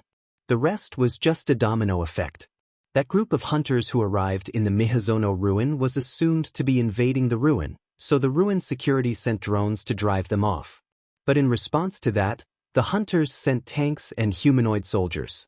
So the security sent stronger drones to fight them back. Then this cycle continued and caused a large-scale change inside Mihazono Ruin. So basically, it was a chain of events that brought about an unexpected result. That was all there was to it. Chapter 135, Equipment and Training. Akira stood in front of the huge building that was embedded into the wall of Kagamayama City. The tall building and the strong wall reflected the economical prowess of the city that maintained them. There were branch shops of all kinds of companies that were doing business inside the city as well as hunter offices facilities. Some of the people inside that building were the people from the upper district. That building was the goal of those who wanted to reach success in the city, the object of the admiration of those people who wanted to be rich, as well as the monument that reminded everyone of the city's powerful influence and strength. Akira looked up to that building. But in his eyes, there were no sparkles like how those people who wanted to reach success looked at that building, nor the strong will to reach that place, nor the admiration for that place. Alpha then warned Akira. Akira, stop smiling. You look embarrassing. Whoops. Akira tried to gather himself together. But even so, he still could not completely hide his jovial mood. He still had a big smile on his face, embarrassingly so. Akira got another invitation from Shiori for a meal. It was an invitation to convey her thanks after saving Reina in Miyazono ruin. As he remembered what happened last time, Akira completely dropped his guard and immediately accepted the invitation. Alpha saw Akira did not change much inside. If you really like the meal in that restaurant that much, you can just go there with your own money from time to time, you know. Akira did not reply immediately, but after some thinking, he answered back with a rather heavy tone. As I thought, that would be a no. I don't feel like going there if I have to pay for it with my own money no matter what. When he thought about how much those meals would cost, with his current perception of money, Akira could not allow himself to spend that much money. This time too, he only accepted Shiori's invitation after making sure that Shiori would be paying. Even for Akira, who preferred food more than women, he had no wish to spend that much money on food.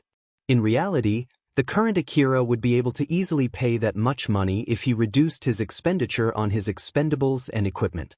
But those expenses were for the sake of his safety, they were basically his lifeline. Akira kept reminding himself of that while fighting back the temptation. Alpha smiled wryly and said, "Well, in that case, let's hurry up before it's too late to enjoy this opportunity." "You're right." Akira walked happily as he entered that huge building. Just like last time, Akira left his rifles at the reception desk. The interior of that restaurant was still as luxurious as before. Akira's augmented suit looked so out of place there. But since half of the customers were also hunters, Akira did not stick out. This was also because of the location of that restaurant and the type of customers it usually served. The server guided Akira to his table, but when he arrived, he was very much surprised. Akira thought that Shiori would be alone, just like last time. But this time, Kane and Reino were also present. Kane lightly waved at Akira and said, "Yo there. We meet again." Akira looked at Kane and frowned. Shiori and Reina were wearing high-class suits suitable for visiting that luxurious restaurant. But Kane was using her usual maid outfit. It would not be strange if someone mistook her as another server of that restaurant. Is this normal? Is it just like me who came in this augmented suit? No, wait, but Shiori is using a suit while the servers didn't seem to be bothered by that maid outfit? I guess it's just me, huh? Akira thought that his common sense might be wrong, but then he thought that it was not like he could do anything about it, so he just shook it off and proceeded to sit on the chair that the server guided him to. Shiori and Reina saw Akira's reaction and sighed. Reina then said to Kane, "Can you do something about that outfit of yours?" Kane smiled. "Nope. It's important for me to keep using this maid outfit for the sake of protecting Milady, and Akira is still using his augmented suit there, so it's not that much different from that." To be honest, Akira did not want to be treated the same as Kane, but since he was there on their dime, he stopped himself from protesting. Shiori then tried to change the mood as she said to Akira, "Akira-sama, thank you for saving Milady the other day. As I promised, I'll be paying for your meal today, so please, there's no need to hold yourself back." Akira answered back happily. "Thank you for that, well then, let's not wait dash." As Akira browsed the menu, he remembered something and asked Shiori, "But if this is a gratitude for what happened in the Saranthal building, shouldn't you invite Elena-san and the other hunters too? For their case, we have given their team, including you, extra reward as our thanks. Since it also includes the money from Drankum, the reward will take some time to process, but I hope that you'll find the amount satisfying." As for today's meal, this is my thanks for accepting a personal request from me back then. Wait, I did? You did take my request to buy me 5 seconds. Oh, that one. I see. If this meal is the reward for that, I'm really glad I pushed myself back then. Well then, if that's the case, I won't be holding back. Akira bowed lightly, for which Shiori replied with a smile. Akira then started deciding on what to order from the menu. Just like last time, he could not imagine the kind of dishes simply from the names written on that menu. After trying his best for some time, just like last time, he decided to pick that day's special course. Since Akira could not decide on anything, when Alpha saw him pick the default choice, she pointed at the menu and spoke to him. She did say not to hold back, so how about picking something else randomly? No thanks. The dish that you're pointing at has this strange name that sounds like a curse chant from the Western District. What exactly would come out if I actually ordered this? Alpha jokingly replied. If you chant this name in the Western District, it feels like it might summon fire or something. So I'm sure it would be something red and spicy. It doesn't really matter, I'll pick the recommended course from the restaurant. I'm sure you can't ever go wrong with that one. There's no need to experiment with this precious chance, after all, it'll only needlessly add the risk that I would regret it later. Oh my, that's not something I expected from a hunter who always risks their life in their job though. I already had my fill taking risks only for my hunter job. Alpha smiled mischievously. Well, now that you mention it, that's true. It's a good thing to be careful. If it's possible, I want you to be this cautious all the time. Akira deliberately ignored Alpha and closed the menu. After they placed their order, they started talking to each other while waiting for their meals to arrive. Akira was listening closely to Shiori's explanation about the current state of the Saranthal building. I see, so that's what's happening in the Saranthal building right now, huh? But even if they secured the first floor, the upper floors are still filled with monsters, right? I wonder if they're going to be alright. From what I heard, it seemed that someone from the city management was able to make a deal with the manager of Saranthal building and they're using some of the building's facilities to bolster their defense. Akira seemed slightly surprised by it. A deal with the manager of Saranthal building? Do you mean that Saranthal A? That's amazing. If the city had someone that amazing, they could have sent them in sooner and we wouldn't have had to go through all of that. I agree. Shiori nodded and showed her total agreement with Akira. Not too long after that, the meals arrived on their table. Akira looked delightedly at the food lining in front of him, he then happily started eating. In the middle of that, Kane suddenly asked Akira, "By the way, I heard that you fought Ain-sen evenly though, is that true?" It might be because Akira was fully focused on enjoying his food that he could not remember something like that, so he tilted his head and asked, "I did. But you fought Ain-san before, right?" Akira's fight against the relic thieves in the Kuzuhara ruin was a secret between Akira and the city management. So Kane thought that Akira was playing dumb because of that, but looking at his expression, she realized that he was being serious.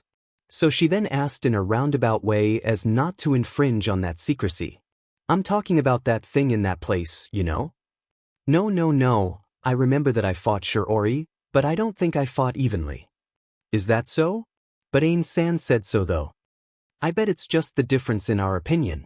If you ask me, I was the one on the receiving end. At that time, Shiori had to fight me, while at the same time, she couldn't afford to kill me. Without that limitation, I'm sure she could have killed me. So for me, I don't think I fought her evenly." "Is that so? I see." Kane checked Akira's expression. It seemed that he was being honest there. As a matter of fact, Akira was indeed being honest.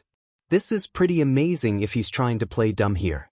If he's really someone strong, normally, strong people would exude an aura of confidence, but I don't feel anything like that from him.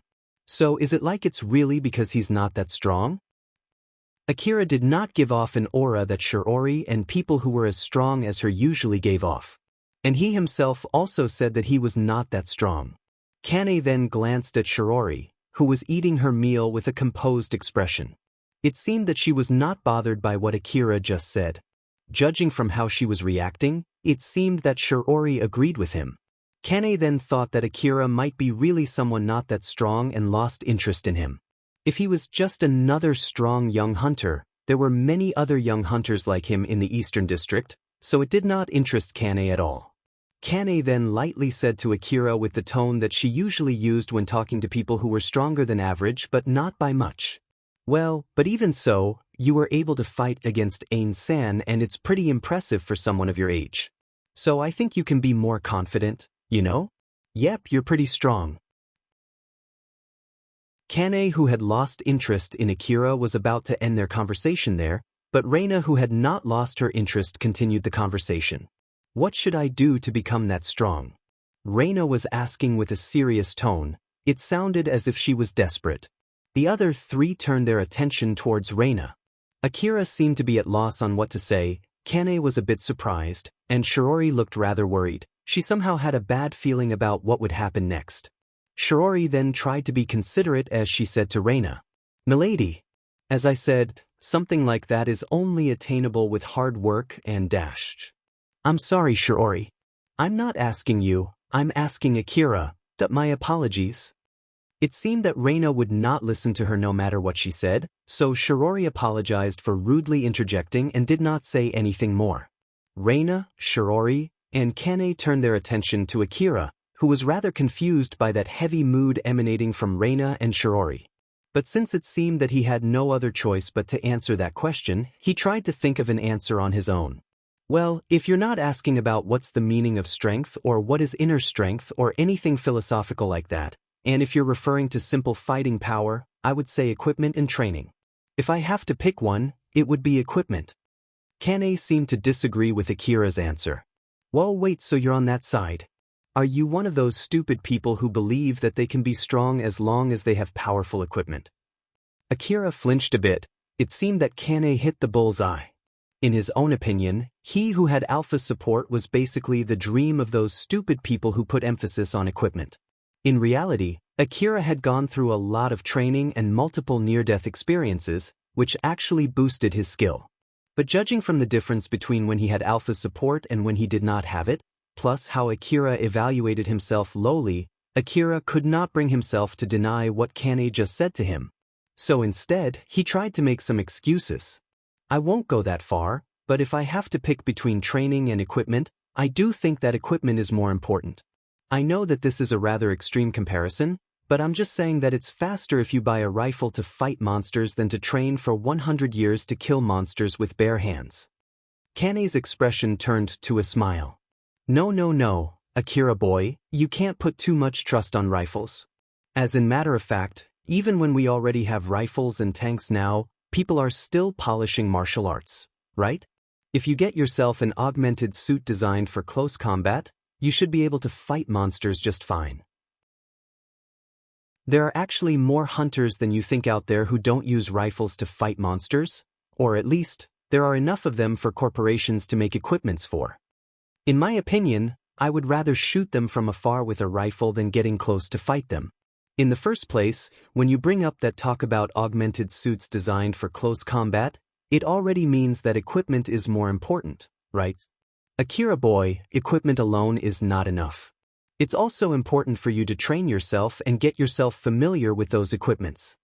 That's exactly why I did say training and equipment, yes? Hunters can die anytime, so we can't afford to spend too much time training. I'm just saying that it's better to get the best equipment you can afford to compensate for that. So why does that make me one of those stupid people? But then Kane firmly replied. That's because you picked a bad analogy there. Is that so? I see. Akira just accepted that answer, although he was not 100% convinced by it. No matter what the subject was, it had some convincing power when you said it firmly after all. Even more so when it came to someone like Akira who had no confidence in his own knowledge and common sense. Reina listened seriously to that conversation and thought about it. It did surprise her and made her unsure. After hesitating for a bit, she then said to Akira, but even if you say to get the best equipment that I can afford, I heard that it might cause me to mistake the power of my equipment as my own skill, get ahead of myself, and get myself killed instead though. Akira replied casually. If getting ahead of yourself only gets you killed, then you just need not get ahead of yourself. It'll at least reduce the chance that you might get killed by something else other than getting ahead of yourself. So, if I have to choose, rather than lowering my equipment just so that I won't get ahead of myself, I would rather get good equipment enough for me to get ahead of myself but be extra careful so I won't actually get ahead of myself. It was something that was easy to say but difficult to practice. In the case of Akira, although he had Alpha's support, which was great equipment, he got himself almost killed several times, which was why it was easy for him to not get ahead of himself. Reina then asked another question. There are a lot of stupid people like what Kane said, they get ahead of themselves just because they have powerful equipment, so what's your opinion about them? Even if you ask me so. Let's say that you get your hands on a powerful equipment and someone sees you using it, do you get bothered by how people would think of you? Or what's your own opinion about yourself in that situation? Things like that? Reina asked with a serious face. She looked rather desperate as she was waiting for Akira's answer. Akira was a bit confused since he did not understand how Reina's question connected to her expression, but since they were paying for his meal, Akira seriously thought about it first before replying. That I'll be extra careful so no one would catch me off guard and try to attack me out of the blue. Hearing that answer, Reina was completely dumbfounded. Shiori was lightly surprised, while Kane just smiled bitterly. Akira realized that he just gave a rather weird answer, so he tried to just let that slide as he focused back on his meal. What Reina wanted to ask about was Akira's opinion regarding those people, whether Akira felt disgusted, hatred, envy, jealousy, or anything like that. But his answer did not even touch that subject at all. So in other words, Akira was simply saying that those things were irrelevant. His answer really hit Reina hard. It felt like he just indirectly gave a harsh critique to her who was always bothered by it. While listening to that conversation, Shiori checked on Reina after Akira gave his answer while thinking about what to adjust in Reina's equipment. She then said to Akira, "In that case, Akira-sama, let's say that there's someone who is against using high-level equipment that doesn't match that person's real skill, and let's say that you have to convince that person to do so, what would you say to that person?" Reina immediately looked at Shiori. There was a trace of reproach in her gaze toward Shiori. But Shiori did not look back as she fixed her gaze at Akira. Shiori had recommended Reina to renew her equipment several times in the past, but Reina always refused it. In Drankum, hunters were allowed to borrow equipment from the gang depending on their hunter ranks. The higher their hunter ranks, the better the equipment they could borrow. That was one of the reasons why the young hunters in Drankum prioritized raising their hunter ranks. Most of the equipment used by the young hunters in Drankum were borrowed equipment. Only some of them were using their own equipment. Reina was no exception. In contrast to that, most of the equipment used by the veteran hunters were their own equipment. Of course, they could borrow equipment from Drankum too, but the available equipment for them to borrow with their hunter ranks were mostly weaker than what they already had. This basically stemmed from that program to give preferential treatment for the young hunters. Since they raised the quality of the equipment available to borrow for low-ranking hunters, the high-ranking equipment did not get much attention and was left with rather low-quality equipment. Thanks to that, the quality of the available equipment leaned toward the low-ranking young hunters. It was also in order to increase the survivability rate of the young hunters, as this policy did produce results. In the long run, it would allow more hunters to gather more experience. It was a good thing for the gang. But that was also enough to earn some grudge from the veteran hunters, as they mocked those young hunters as stupid people who mistook the power of their equipments as their own skill. Reina was bothered by that kind of thing. It was because she was in a position where she could get better equipments if she wanted to. But even so, Shiori still recommended Reina to get better equipment. There was no problem with getting better equipment on her own. And by getting better equipment with money, she would be seen as a fool who had nothing other than her equipment, not only by the veteran hunters but also by the other young hunters and Kitsuya's faction. Although Shiori asked that question casually, there was a sense of seriousness leaking behind it, and it made Akira a bit confused. But still, since he was there because they paid for the meals, Akira seriously thought about it before giving his answer. He casually said, "I won't even try to do that." Shiori was surprised.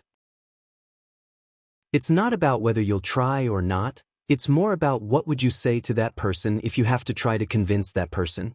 This is only my guess, but I'm sure that person has his own reason not to do that. For example, that person might not be buying better equipment because of money. Maybe he is able to purchase better equipment anytime he wants. Then he must not be doing so out of a certain personal reason. It might be because of some kind of value that he sticks to, or that if he does, then it would be completely out of his selfishness. I'm sure he doesn't want to buy better equipments because of reasons like that, right? After all, although he can do his job much more safely by getting better equipment, he's not doing that out of his own volition, right? So, to put it simply, he must be risking his life out of his pride or something. He must be ready to die when he forces his pride like that. Even if for the other people, that reason is just simply ridiculous or foolish for him, that reason must be important enough for him to just ignore that fact and push with his own selfishness and pride. So for someone who has resolved that much, I'm sure it would be useless no matter how much a stranger like me tries to reproach him. So I don't think I have any chance to convince that person. I can also understand the strength of those people who have resolved themselves. That's why, since even trying would be meaningless, so I would have given up right from the start. After Akira said that, he glanced at Shiori to check if he said anything strange again or not. Kane was just smiling mischievously. Shiori was also smiling. It was near impossible to read what she was thinking behind that smile. While Reina looked down with a stern face. Akira, who sensed how awkward the mood got, thought that he might have said something strange again. Well, if I have to at least try even though I know that it would be completely useless, so that I can say that I've tried, then I would at least speak up about it. Shiori lightly nodded while smiling. Thank you very much for your valuable opinion. Akira got flustered a bit. Well, I'm sorry that I only gave you an answer that might not be useful at all. Please don't be, it's a very valuable opinion. Shiori was honestly smiling right from the bottom of her heart. Akira still felt slightly awkward as he returned to his meal. Shiori and Kane also started eating again, but Reina was still looking down for some time before she started eating too. After that, they continued enjoying their meals while talking to each other. Although he was a bit bothered by how Reina was reacting, since Kane and Shiori did not say anything, Akira decided not to say anything too. As they continued enjoying their meal and slowly reaching the end, Reina started to show some changes. She raised her head and seemed to be seriously thinking about something as hesitation slowly erased from her expression. When Akira finished his meal and drank his coffee, Reina's expression had already changed to a more resolved one. After they were done, Akira deeply bowed to Shiori. Thank you very much for the meal. It was a great meal, thank you again. Shiori smiled at Akira and replied. Likewise, thank you very much.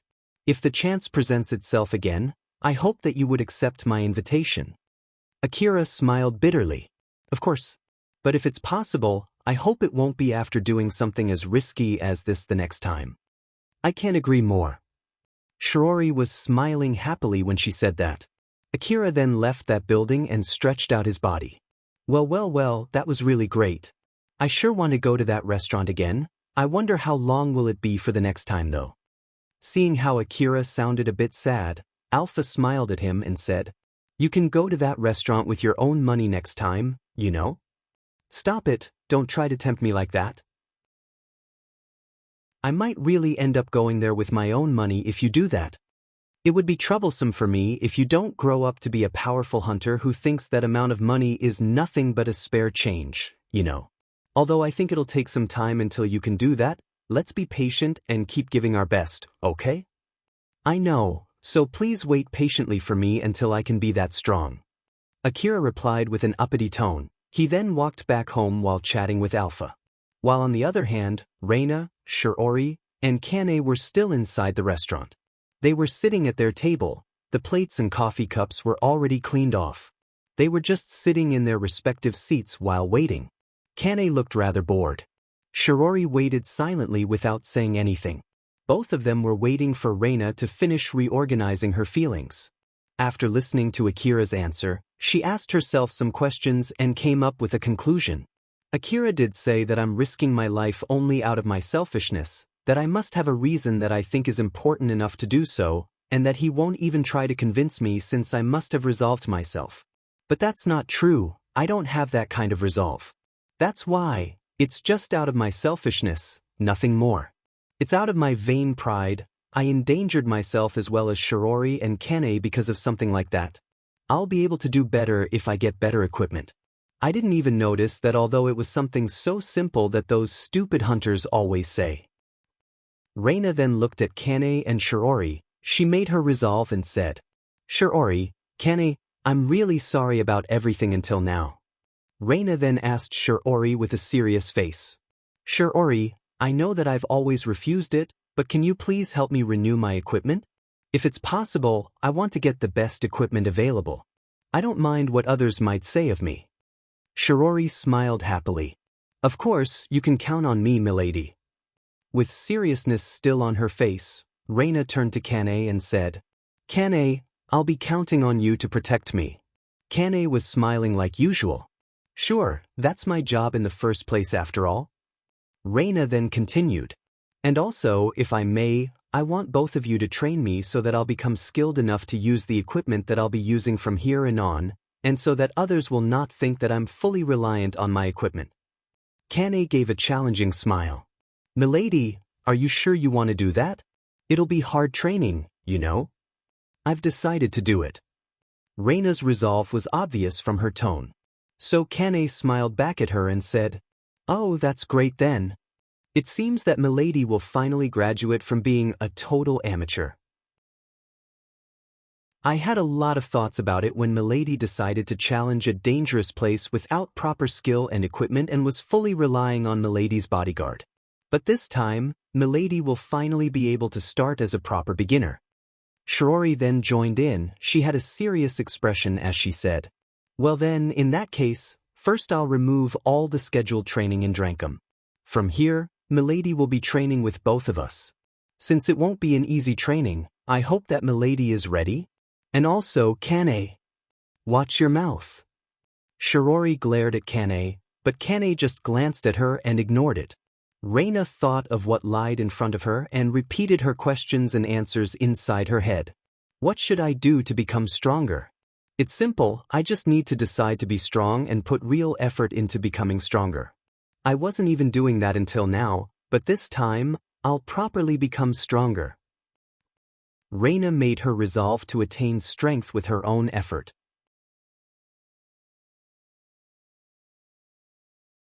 Chapter 136, Cheryl's Business.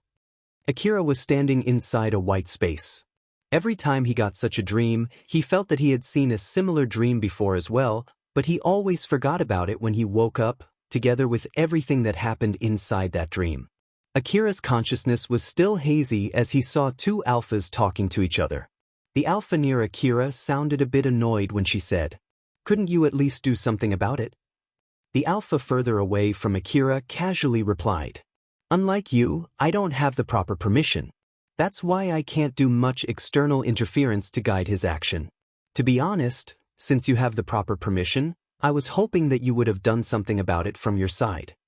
It's not that easy on my side, you know. Is that so? Yes, it is. Both alphas were staring at each other without saying anything for some time. The closer alpha then lightly sighed. Well, it doesn't really matter now, so why did you suddenly change your original plan? Originally, I was planning to lessen the number of people around the subject in order to increase the effectiveness of my guidance, and when someone around the subject gets fatally wounded, it would affect the psychic of the subject greatly to further push him to prefer to work alone. However, considering how the special characteristic of the subject affects the result, I decided that it was impossible to proceed with the original plan to make the subject less conspicuous and act more separated from the other hunters. As such, I changed my plan, which is basically the opposite of my original plan. Are you sure that will be okay? This is basically an experiment. Whether it would work or not, this will give good data that will also be useful for you. I see. You can just do anything you want as long as you don't interrupt me. After all, it would be a disaster if we both failed because of that. I can't agree more with you. Akira's consciousness started to fade. The world was blanketed in darkness again as his dream came to an end. As Akira was pulled out from that dream with a hazy mind, he saw the silhouette of someone that he might recognize. It might be just his imagination, but he noticed that person was glaring at him. Akira then opened his eyes. Alpha welcomed him with a smile. "Good morning, Akira." "Yeah, good morning to you too." Akira pulled his body up from his bed and looked at Alpha as if there was something that was bothering him. Alpha frowned and asked, "What's wrong?" "No, it's nothing, it's just that I feel like I saw you in my dream." "Oh my, that's an honor. But I feel like there were multiple Alphas." Alpha smiled mischievously. "Oh my, you need more than one of me? Should I multiply myself?" Alpha enhanced Akira's vision and produced multiple images of herself inside Akira's room. The overwhelmingly many Alphas inside Akira's vision were all wearing different attires and were smiling at him. Akira's face turned to an obvious annoyance. "Stop it, one is more than enough." "Is that so? Well, either way, I do feel happy if one is enough."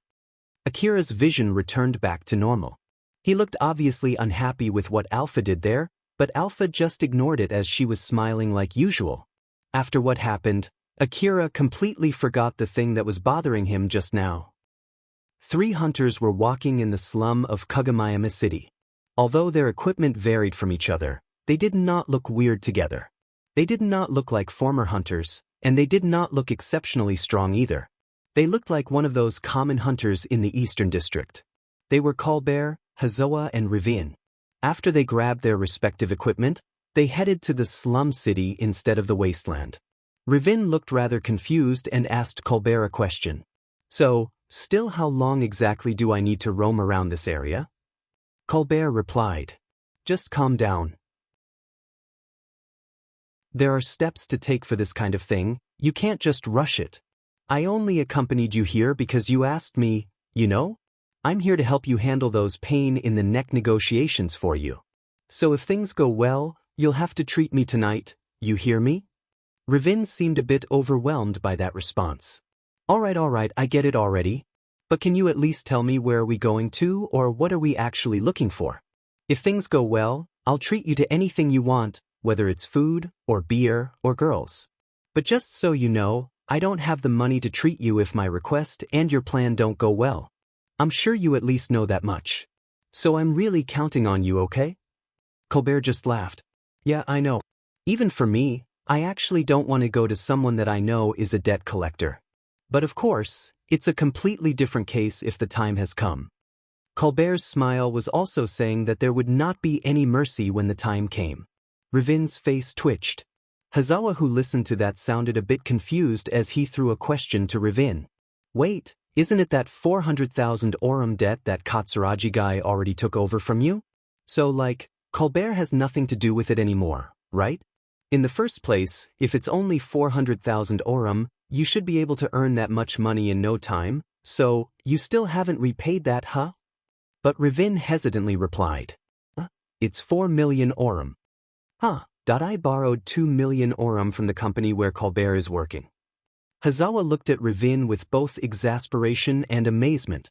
Colbert just smiled wryly. Ravin awkwardly looked away as not to make any eye contact. Hazawa then said to Ravin, "What in the world are you doing?" Hazawa's question was completely justified, but Ravin replied back with a rather harsh tone. "Even I did not mean it to turn like this, you know." Ravin then started explaining to Hazawa, who did not understand what was going on.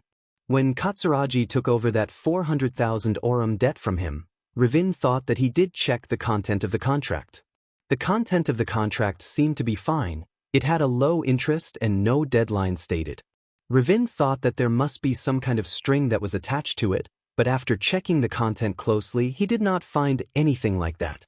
To put it simply, until he finished his payment, Ravin just needed to prioritize Katsuragi's place when he wanted to buy ammo or medicines as well as when he wanted to sell old world relics, and it was not compulsory even. As long as he prioritized Katsuragi's shop, Katsuragi would put that into consideration for the deadline and the interest rate of his debt. That was basically the content of his contract. The rest were just common debt agreements intended for hunters. Things like he would not try to run to another city, or that he would properly go out to the wasteland to earn money and not just stay inside the city, or the ruins that he was allowed to go to look for relics. Basically, these conditions were to make sure that the hunter would not try to run away from his or her debt. When Ravin made that contract with Katsuragi, he said nicely to Ravin that he had no plans to get rich through debt and interest, so he really asked Ravin to prioritize coming to his shop until that debt was repaid. Ravin thought that the reason Katsuragi lent him money was simply to promote Katsuragi's shop. That was why Ravin was fully convinced by that and signed the contract. The real problem happened when Ravin was about to go out to the wasteland again. Katsuragi used the contract to designate a certain ruin for him to gather relics. But that ruin that Katsuragi designated was a bit outside the capability of Ravin's equipment. Ravin was somehow able to get away using his equipment as an excuse, but then Katsuragi recommended Ravin to buy some better equipment. Katsuragi then even told Ravin that it would only cause him trouble if Ravin got killed, so he was willing to postpone the payment until later. Katsuragi was somehow able to talk his way to convince Ravin. After all, Ravin himself always wanted to get better equipment too, so he ended up taking that offer. So then, Ravin bought some new equipment, headed to the ruin, returned back with relics, and sold them to Katsuragi. The money that he made that day all went to repay his debt, but since the new equipment that Ravin bought was more expensive than what he had expected, the money that he made that day was not able to make a dent in his debt.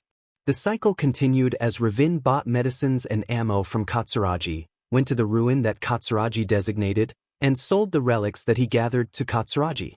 His debt to Katsuragi kept increasing each time.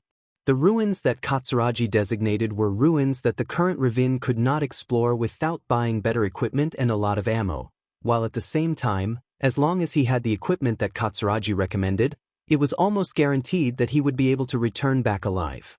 Ravin basically had no other choice but to buy the equipment that Katsuragi recommended to him. If he ignored the ruin designation from Katsuragi, due to the contract, Katsuragi had the right to refuse to make a compromise on the interest and the deadline of his debt. His equipment might end up getting confiscated and he had to go out to the wasteland unarmed to earn money to repay his debt. Ravin did try to sell the relics that he gathered to another place once. But unfortunately, Katsuragi found out about it and a part of his debt contract was sold to a company. There were many people who preyed on hunters with debts. The reason why Ravin's debt contract ended up getting sold to the company where Colbert was working was not out of simple luck. It was because Ravin desperately asked Colbert to help him out. But of course, in exchange for that favor, Ravin had to carry even more debt. Ravin hung his head low as he said to Hazawa, "At the moment, I'm basically just a machine that buys equipment from Katsuragi and sells all the relics that I gather to that same Katsuragi. It would be really bad if this keeps going on." Colbert lightly laughed and said, "But thanks to that, you get better equipment and become stronger by the day, isn't it? Although it did not change the fact that he tricked you, it was not a bad contract, you know? It's you we're talking about here. Even if you have some money, I bet you'll just spend it on booze and women. I'm not sure that you can save enough money to buy equipments yourself." Ravin immediately raised his tone and rebutted. "Like hell I would just let myself continue and get myself drowned in debt. The contract even limited me to sell my relics only to Katsuragi, you know. I bet he only pays me the minimum amount of money close to the lowest market price. That's why I need to do something about this fast." After shouting out his feelings, Ravin returned to himself. He then put both of his hands on his head and sighed. No matter how much he complained, the current situation would not change. He needed to do something about it. Hazawa told himself to never be someone like Ravin as he turned to Colbert. "So then, Colbert, why are we here? We've been wandering aimlessly around this area. It's not like you're planning to rob a shop, right? If that's the case, I'll take my leave here, you know." "Well, just be patient and wait for a bit. It's not like I've been spending my time without going outside the city for nothing. I'm pretty sure my plan is not that bad." Colbert had a trauma when he was about to get killed by a monster out in the wasteland. That was why he was taking a side job from money-lending companies so that he did not have to go out to the wasteland. He must be pretty knowledgeable on how to earn money as a hunter without going out too much to the wasteland. After wandering in the slum city for a bit more, they finally arrived at their destination. It was a part of the slum city that was under Cheryl's gang territory. A young boy from Cheryl's gang had opened a street stand here. It was not a rare thing for slum city residents to pick up random things that seemed to be sellable and open a street stand to sell them. Colbert was actually looking for that street stall. Colbert, Ravin and Hazoa then approached that stand and browsed the goods there. The young boy who was waiting at the stand looked at them and tried to offer the goods he was selling. Come. We have old world relics here. Ravin scanned those goods and said, "The heck? You call these things old world relics? I don't know where you got them, but aren't they just junks? So stop with lies, will you?" That young boy pouted. "I'm not lying. We carried them back from an old world ruin ourselves." "Which ruin? Go ahead and tell me the name of the ruin if you really carried them back from an old world ruin yourself." That boy flinched and could not say anything back. Ravin smirked mockingly at that boy. That young boy then asked another young boy who was waiting in the stand with him, "Hey, what was the name of that ruin again?" Unlike the boy who was responsible for serving the customers, the other boy had a rifle that seemed to be properly maintained. He seemed to be the one responsible for guarding the stall. That boy then replied, "If I'm not mistaken, it was Higuraka Residence Ruin." The boy responsible for serving the customers then proudly said to Colbert and his friends, "See there? It's really from a ruin. The Higuraka Residence Ruin." But then Ravin smiled mockingly and said, "Higuraka Residence Ruin is already exhausted of any valuable relics not too long ago. Hunters already stopped going to that ruin for gathering relics. So any relics left there are just cheap relics, they are basically junks." The young boy pouted again. "But they're still old world relics, you know? Relics are relics. If you don't plan to buy anything, then you can just go somewhere else." That young boy then remembered that it was not a good idea to be too harsh on hunters, which might cause them to get angry, so he tried to calm himself down. Colbert saw that and tried to calm Ravin. "Whoa there, just calm down. Let's properly examine these relics first. We might find something valuable, you know." They then took a close look at the goods displayed there. But in the end, all of them were cheap relics. None of them interested Colbert and his friends. So Colbert asked that young boy, "They really are nothing but cheap relics though. Are you hiding the expensive relics somewhere? But we're not selling those kinds of relics here. After all, someone might steal them if we put them here. And even if we have them, we have no plans to sell them to anyone but good customers. Like hell we'll show them to someone who only came here to mock us." "I see." Colbert locked his gaze at that young boy, who felt a bit pressured and shrunk back. After confirming that young boy's reaction, Colbert smiled at him and said, "How much is the total if I want to buy all the relics here?" That young boy seemed confused as he looked at Colbert and the relics in his stand. He then looked at the other boy, so the other boy answered Colbert's question in his place. "It's about 8,000 aurum." "Deal." Colbert handed over 10,000 aurum to the boy in front of him. That boy got even more confused than before as he received the money. Colbert then said with a confident smile, "You can keep the change. So there, I'm a good customer now, yes." That boy got so flustered, so the other boy who saw that just sighed and said to Colbert, "Alright, come over here. But before that, make sure you take the relics that you just bought, okay? I don't care if you want to throw them away, but don't do that here. No good customers throw away the goods that they just bought in the same shop where they bought them." Colbert lightly laughed. "Roger that. Before that, what is your name?" "It's Tayol." Tayol answered back with a rather prickly tone. He guided Colbert and his friends through the slum city. In the middle of that, Colbert asked Tayol a question. "By the way, why did you say that back there?" Tayol thought for a bit before answering. "I know that you didn't buy those relics because you wanted them, right? I just thought that you would just throw them away since you don't need them, and that would be troublesome for us if you do that again and again. Moreover, we were the ones who offered them to you, so if we looked at you with an unpleasant look although you properly paid, and took the relics that you bought and threw here, won't that make you angry?" Colbert smiled. "Now that you mention it, that's true. Did you think of that yourself?" "No, it was boss order." "I see. But if you just ignore that order and keep the relics that we throw away for yourself, you might get some money out of it, right? I'm sure that's not a small amount of money to you, right?" Tayol's face turned stern. I don't want to disobey boss order and get myself kicked out from the gang. So stop spouting nonsense. Oh, sorry about that. While walking behind Tayal, Colbert then thought. It seems that the boss has a good grip on the gang. His position in the gang is rather strong. Colbert smiled daringly. He was able to confirm the situation in Tayal's gang. They walked past through Slum City's alleys and stopped near the back door of a relatively big building. Tayal knocked on the back door of that building and called someone from the inside to open the door since he brought customers with him. After Tayal went in first, he then invited Colbert and his friends to get in too. Colbert immediately went into that building, but Hazawa and Ravin looked at each other and were hesitating from going in. The old world ruins were of course dangerous places, but the inside of an unknown building smacked in the middle of the slum city was also a dangerous place in a different meaning. Inside, they might have to fight other people instead of monsters. Monsters were indeed dangerous, but humans were dangerous enough on their own. Colbert, who went inside first, called Ravin and Hazawa. What are you waiting for? Come in. I've paid the entrance fees, so don't get cold feet here. Leaving Hazawa aside, Ravin, what are you planning to do with your debt if you just return back without doing anything here? Ravin, who was reminded of his debt, made his resolve and went inside that building too. Hazawa then followed behind him. Tayal guided Colbert and his friends into that building. When they arrived in a relatively big hall, they could see tables and shelves covered in white sheets, and relics were displayed on them. There were small papers near those relics with prices written on them. The walls of that room were also covered with white sheets as well as the ceilings. The room was basically covered in white.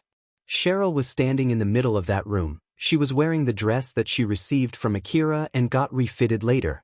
Although it greatly reduced its value as an old-world relic, that dress was refitted especially for Cheryl and it boosted Cheryl's beauty a few folds.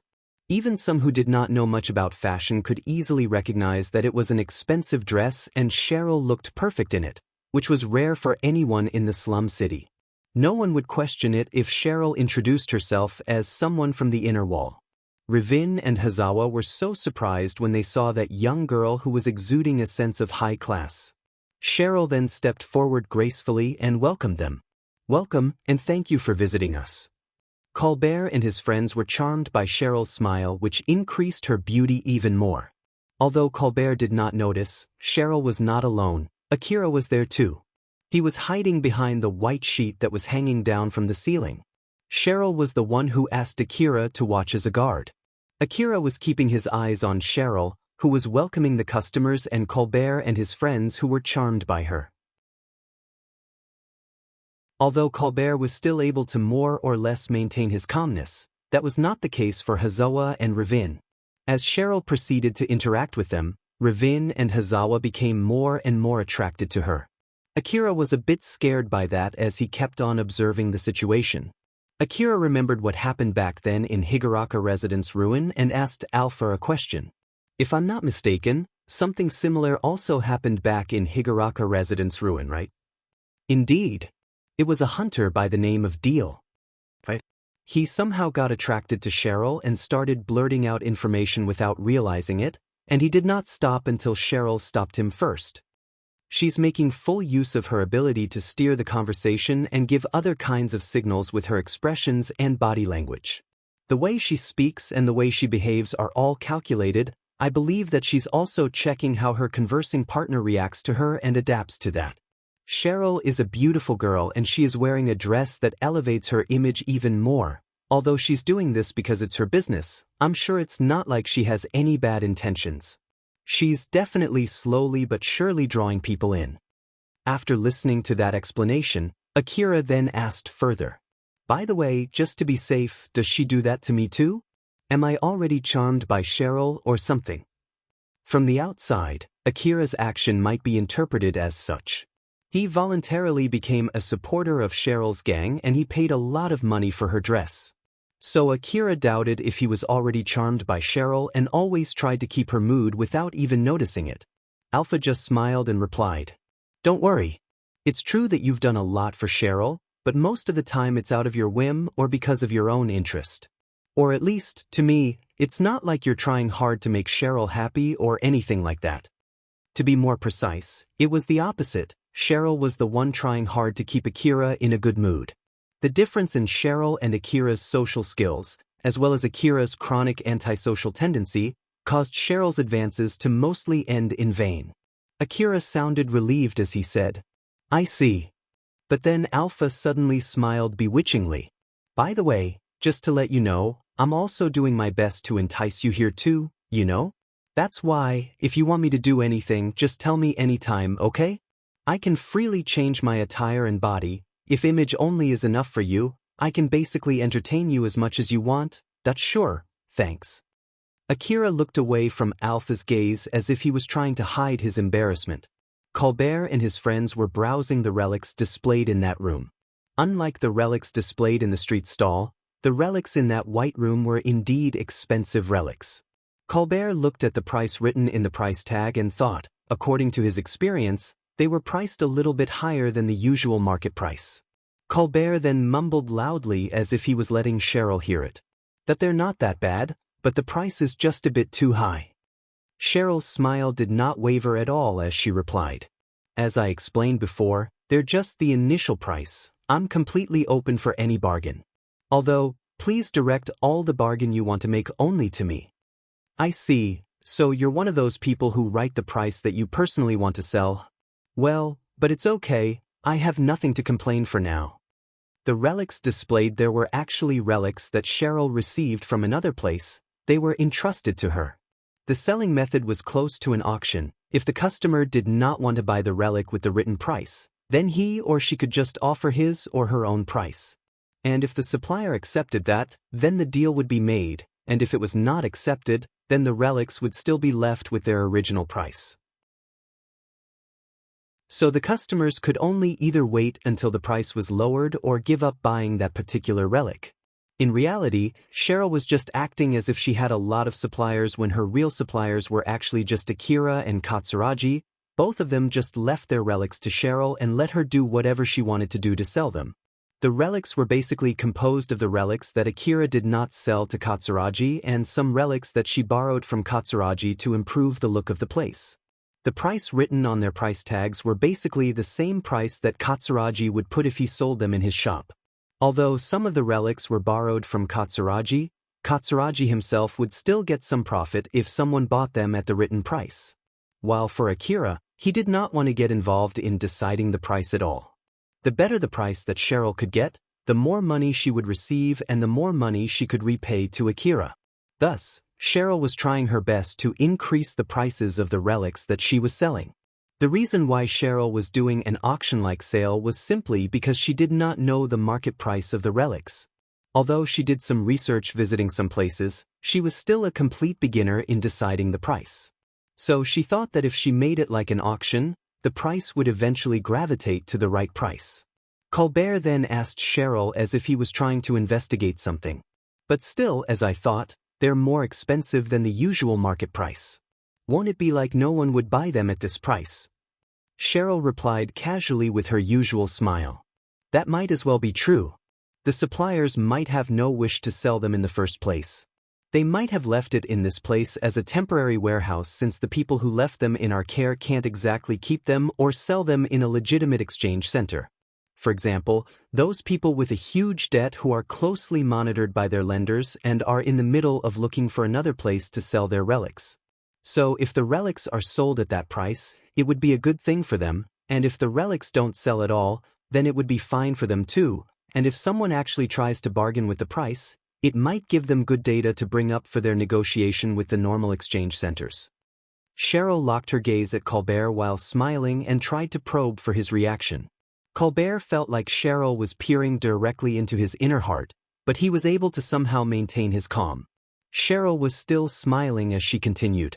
"I don't understand the intention of the suppliers, but it doesn't change my job to sell the goods that they left in my care as expensive as possible.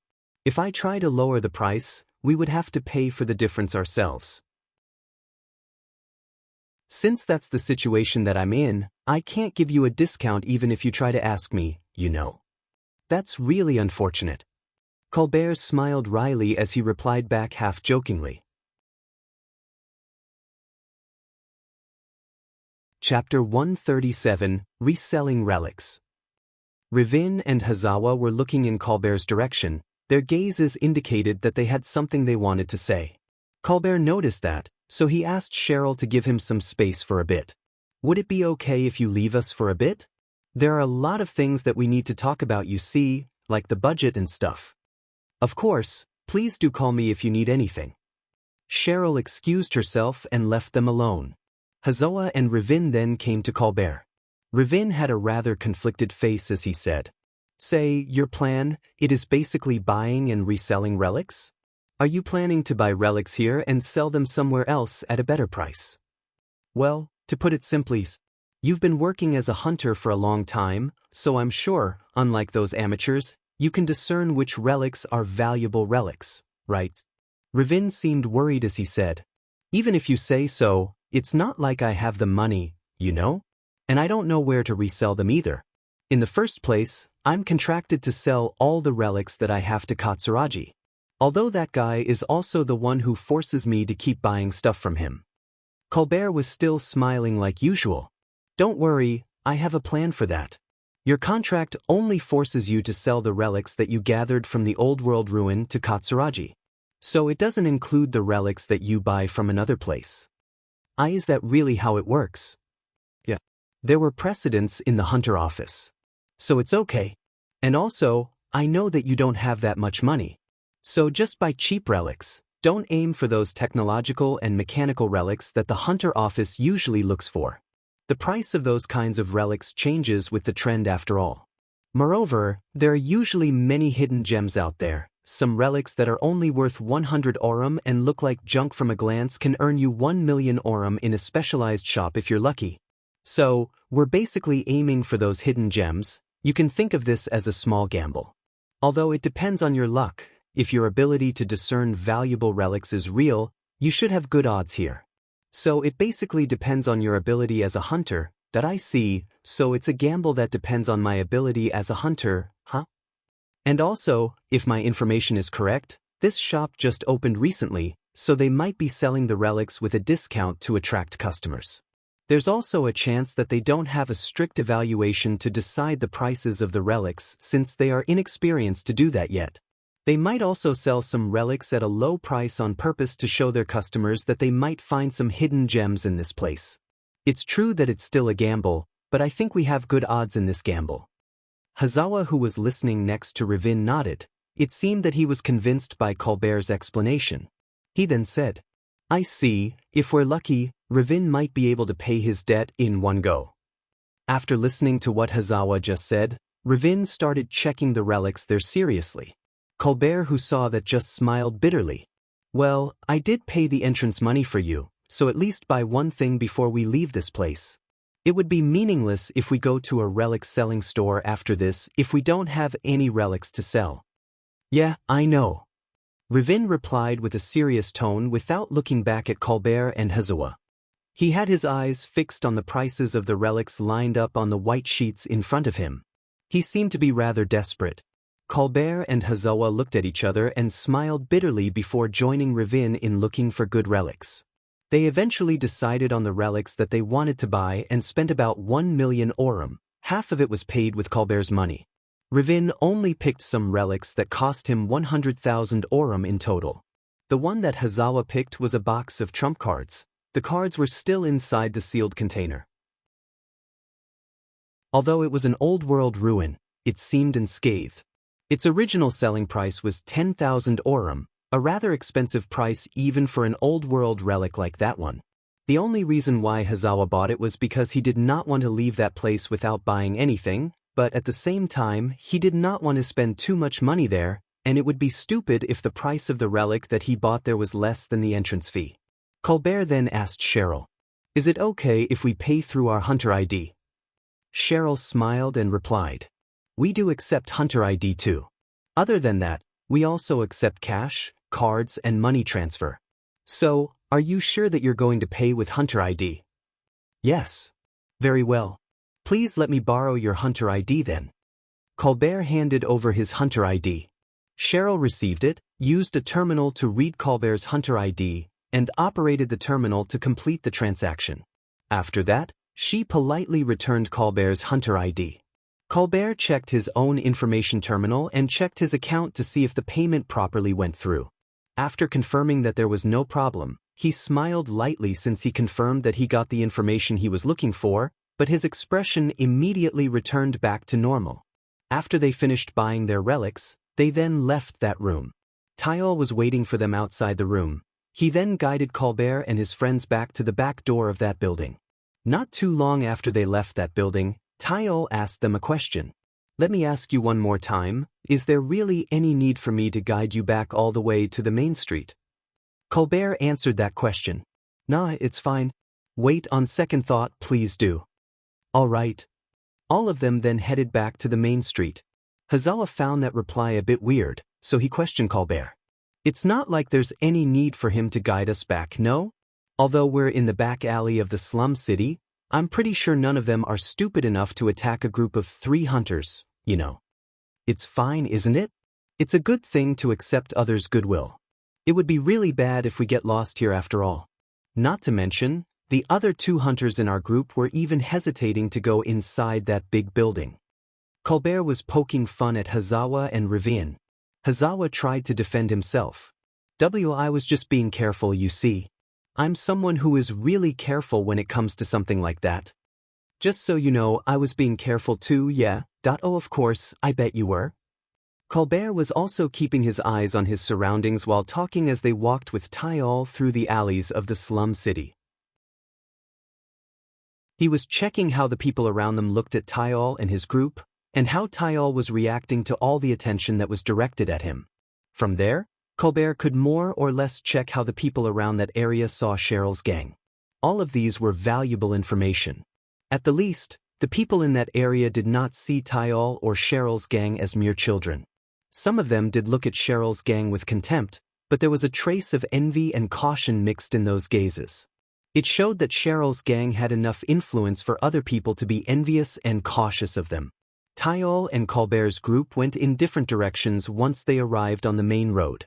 Colbert was in a rather good mood since he was able to gather valuable information. Ravin was holding back his eagerness as he asked Colbert a question.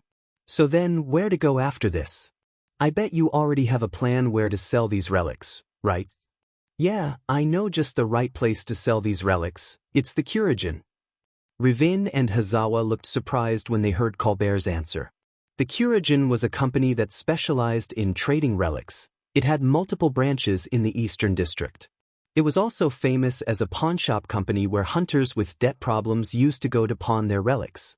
Their ability in appraising all kinds of relics was top-notch, and they had good reviews from people and companies who were looking for a certain type of relics. The exchange centers owned by the Hunter Office basically existed to help the corporate government of the Eastern District to gather and analyze old-world technology. Thus it had the tendency to prioritize more for relics with technological value. As such, when the hunters brought relics with artistic value to those exchange centers, in the end, the people who would appraise those relics were amateurs, not someone who was knowledgeable in that subject. So, even if someone brought an old-world handkerchief with old-world design and made of a nanomaterial that the current era still could not replicate, the value of that relic would be decided by the quality of its material. The artistic value of it normally did not bring any extra value at all. While on the other hand, the Curagen appraisers simply decided the price of a relic based on whether there was any demand for such a relic either from individuals or from organizations. Even if it was a relic that looked like junk, if a collector was willing to buy it at a high price, Curagen would buy that relic depending on how much that collector was willing to buy it. Hazawa still sounded a bit surprised as he said to Colbert, "Curagen? Well, I do hear that Curagen's appraisers are real experts. But I also heard that their service is pretty expensive. Even if we take our relics there, we might end up in red if we consider the price of their service, you know." There were many hunters who brought junks to Curagen hoping that they could get lucky, thus it would not be much of a business if Curagen did not charge them anything at all. So to prevent that from happening, Curagen set an expensive price for their service. The hunters could be considered to be lucky if the price of their relics were exactly the same as the price of the appraisal. After all, sometimes they even had to pay money to Curagen after handing over their relics. Colbert smiled confidently and said, Don't worry, I have a plan for that too. In the worst case scenario, it will stop at 0 and won't go to minus. So let's go. Colbert then just dragged Ravin and Hazawa, who were still dumbfounded, to head to Kurajin. The closer an area to the defensive wall of Kagamayama City, the safer it would be, and of course, the more expensive the plot would be. In the lower district, there was a Kurajin branch that was directly connected with the wall. It showed just how powerful the Kurajin company was. When Colbert and his friends arrived, they immediately started the administration works to sell their relics. Colbert only submitted a portion of the relics that he had brought, while Hazawa and Ravin submitted all the relics that they had. Colbert then said to the Kurajin's clerk, "I'm here to appraise these relics in place of Viola. Do it as fast as you can, we're already planning to sell them here, and please pay us with cash. And also, my relics and their relics separately, okay?" "Certainly. We'll take about 3 hours to appraise these relics. We'll contact you when we're done. This will be your receipt. Please make sure not to lose it. If you do, it might cause some trouble for the following administration work and you might not be able to receive either the relics or the money from selling the relics." That clerk then handed Colbert a receipt. It was a card with a high-level security technology that made it impossible to replicate or modify that card either physically or with hacking. Ravin then questioned Colbert. "Who is this Viola? You said to appraise the relics in place of Viola." "Just an acquaintance. She's a Kurajin employee. I heard that she gets free appraisal quotas each month and she still has some free quota for this month. That's also why I told them to pay with cash. Since if they transfer the money, it'll be transferred to Viola's bank account. Well, I have nothing to complain about since we can get away for free here." The clerk also did not say anything in particular. In reality, it might violate some rules which in that case, they must have prior arrangements about doing something like that. Moreover, Ravin had to pay for his debt, so if there was a way to pay it, he had no plans to complain about it. Colbert and his friends then exited Kurajin and picked another place to hang out while waiting for the appraisal to finish. After Cheryl finished her business and Colbert and his friends exited the room, Cheryl returned back to her private room with Akira. When they arrived there, Cheryl started changing her dress.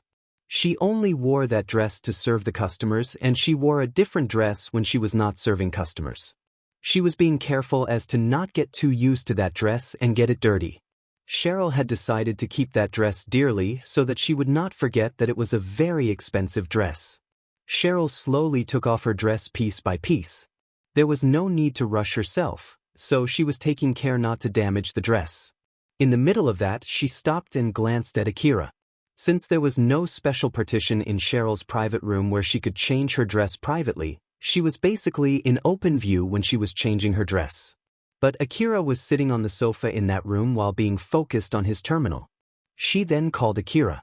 "Akira." "Yes." Akira's gaze shifted from his terminal to Cheryl. He looked straight at Cheryl, who was in the middle of changing her dress. Her half-naked figure was very seductive. Cheryl checked Akira's reaction. From what she could see, Akira's face was simply saying that he was just reacting to her since she called his name. Cheryl sighed deep inside her heart. "Thank you very much for helping us, although it's taking some of your time. So then, Akira, how much longer can you keep helping us like this?" "I'm planning to stay inside the city until I can get my reward from that request in Miyazono Ruin and use that money to take care of some stuff. So I'll be helping you until then. I myself don't know how long it would be, but I'm sure it won't be longer than a month." "I see." Cheryl returned back to changing her dress, so Akira's attention also returned to his terminal. Cheryl finished undressing and kept her expensive dress in her drawer while she was only in her underwear. Lately, Cheryl was wearing the casual clothes that Akira chose for her back in Kashua's shop. They were pretty good clothes for their price and they fit really well for Cheryl as they made her beauty more prominent. Although in reality, it was Alpha who chose those clothes, Cheryl thought that Akira was the one who picked those clothes, so she was keeping them dearly.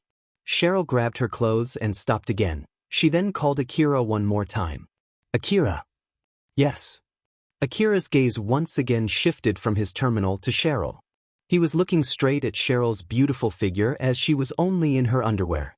Cheryl checked Akira's reaction again, but the result did not change from last time. It seemed that Akira did not feel anything in particular after looking at her figure. Cheryl's sigh became bigger than last time. She tried her best not to show her dissatisfaction. She said to Akira, "About the relics that we sold back there though, should I immediately transfer the money to your bank account?" "No, there's no need to do that. You can transfer the money later when you have the time." "But, Akira, you need the money for stuff, right? I heard that the ammo used by the hunters are pretty expensive. Are you sure you're okay with that?" "Don't worry. I still have some reserve ammo back in my home, and as I said before, I should get the reward from the last request soon. So you can just send me the money and the data of the relics that you sold after you have sold a few more of them. Moreover, I might ask you to pay something for me, so when that happens, you can just subtract it from that money." "All right." She then continued changing her clothes, and Akira returned back to his terminal. Cheryl was trying to show off her body to Akira in the middle of changing her clothes. She was hoping that Akira would show at least a small interest in her body, but unfortunately, Akira did not show anything like that at all. Cheryl had taken a bath together with Akira before. During that time too, he did not show any interest at all in her body as he casually went and enjoyed the bath. So judging from that, it was understandable that Cheryl's figure while she was changing her clothes or when she was only in her underwear did not affect him at all. Cheryl understood that very well, but even so, she could not help but feel disappointed. She lightly sighed and continued changing her clothes. "I wonder if I'm actually not as attractive as I think I am. Judging from how others in the gang treat me, I should be quite attractive though. Is it because I'm just beautiful compared to the other girls from the slum city? But Akira has been living in the slum city only until recently, so I guess it's because he has a strange taste of beauty then? Not to mention, the hunters from just now also seem to be reacting positively too. I really don't understand." On the outside, Cheryl's position was Akira's lover, and that position allowed her to maintain a lot of things such as the safety of her gang, her position as the boss of the gang, her connection to Shirjima and Katsuragi. Cheryl was able to maintain all of them because of Akira's fighting prowess. If Akira was her real lover, Cheryl would feel much safer. But in reality, she was not Akira's lover. At most, she was only his friend, or even maybe just an acquaintance with a particular connection to him. It was too weak as a guarantee for Akira to keep supporting her. Cheryl already had zero confidence if she could live without Akira anymore. Since that time when Akira helped her and saved her, she was fully reliant on Akira both physically and mentally. If Akira asked for her body, Cheryl would give her body happily. She would be delighted that Akira wished for her and she would feel relieved after giving her body to Akira. After all, as long as Akira was asking for her, he would likely keep his connection with Cheryl.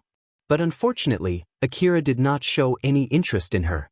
Cheryl had asked Akira in the past for help in exchange for her body.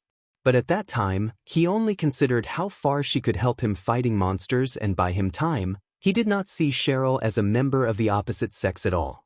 Akira's personality was distorted in many ways. Cheryl herself knew that well, but even so, she believed that she was able to get closer to Akira compared to the first time they met. If someone asked her if she liked Akira, her answer would be a yes. If someone asked her if she loved Akira, her answer would also be a resounding yes. But even before that, even without considering all these, Cheryl was already fully reliant on Akira. Even without taking account of her feelings or her love for him, Cheryl was already carrying a feeling that was close to blind faith toward him, and she too knew of it. But Cheryl herself could not do anything about it, and that in itself could be because she also had a distorted personality. Cheryl thought that as long as she kept getting along with Akira, Akira might one day get interested in her. But judging from his reaction until now, it did not seem Akira was interested in her at all.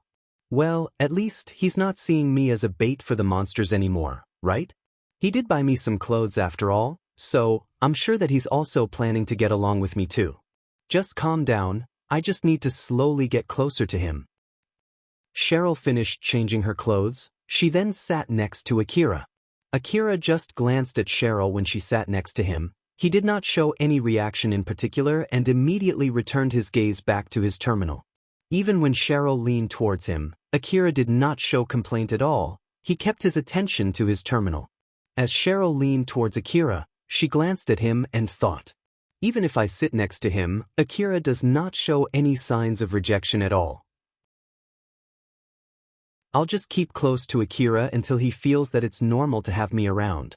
Well, I guess I'll be too much of a bother if I sit on his lap and hug him. It seems that I wasn't as calm as I thought I was, huh? Cheryl remembered what she did in the past and smiled happily like the little girl she was. Colbert and his friends returned back to Kurajin to receive the money after Kurajin finished appraising their relics. The clerk gave a report on the result of the appraisal of the relics that they brought there. Since the relics were processed separately, I'll give the report separately too. Let's start with the relics that Colbert-sama brought here.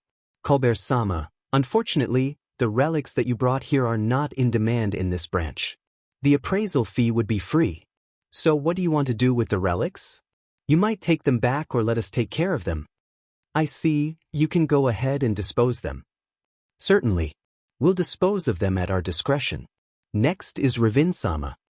Ravin looked at that clerk with hopeful eyes when that clerk called his name. That clerk was already used to having hunters looking at him with that kind of gazes.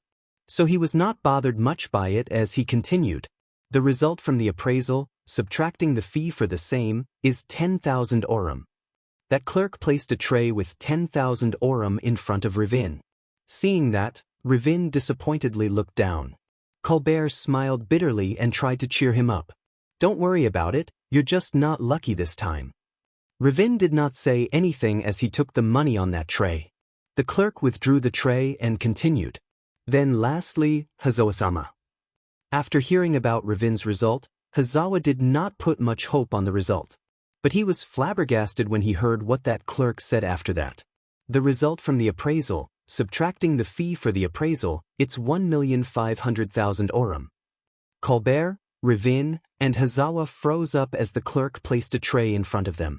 There was indeed a bundle of money on top of that tray which totaled 1,500,000 orum. The trump card set that Hazawa bought for 10,000 orum was worth 1,500,000 orum in Kurajin, and that was after subtracting the appraisal fee. Colbert enviously said to Hazawa, "Whoa, you just hit a jackpot, not bad at all. Why did you pick that trump card set in the first place? Was there something in particular that made you choose that relic?" Hazawa flusteredly replied, "That not really though. I really chose it randomly. So basically you just got lucky. All right then. It's decided. You're treating us today." Colbert smiled at Hazawa as he tried to make Hazawa treat him. Hazawa just shook his head exasperatedly and replied happily, all right, it's all thanks to your plan after all." "That's great. Ravin, let's party today." Ravin was still frozen up. He was so dumbfounded by what just happened. He then finally returned back to himself. The moment that happened, he immediately said to the Kurajin's clerk, How in the world is that thing worth 1,500,000 orum? It was just a set of trump cards, you know? Ravin thought that if that trump card set was worth 1,500,000 orum, then the relics that he brought there should be worth more than that. He was still not fully recovered from the shock as he shouted at the clerk, demanding an explanation that could convince him. The clerk was also already used to handling customers who reacted like Ravin, so he just replied calmly, "It's the result of our trusted appraisers' hard work and skill. Our appraisers dedicate all their time to make sure that they would be able to correctly identify the price of the relics that our customers bring to our shop. If Ravin-sama wants to know the details of the information about the relics that Hazawa-sama brought to our shop, you would need Hazawa-sama's permission and remit a small amount of money to pay for our appraiser's knowledge. So, do you still want to know?" Ravin looked at Hazawa with a pleading gaze. Hazawa sighed and asked the clerk, "I don't mind, but how much would the price be?" "It would be 300,000 orum in total. The information will be given directly from the person who was in charge of appraising that relic. We ask you not to record the explanation or leak it to a third party. Please keep in mind that if you try to share this information with someone else, we'll have to take appropriate measure." Hazawa then said to Ravin, "I don't mind giving you the permission, but pay for the info yourself, okay?" I won't be paying for your share of info too, alright. See, can you please pay for me this once? No, I need money for myself too. You pay for your share. That's the same to you too, Colbert. I won't be paying other than my own share. Ravin tried to negotiate with Hazawa. But the money that I have with me right now is just... Right? No. Hazawa was not that soft. Colbert then smiled at Ravin and said to him, if you don't have enough money with you right now, I don't mind paying it for you. But it'll be added to your debt too. Well, at this point, it doesn't change much even if you add 100,000 orum to your debt, right? So, alright, I'll take that offer. After hesitating, Ravin finally decided to take Colbert's offer. With this, Ravin's debt got increased, although only by a little.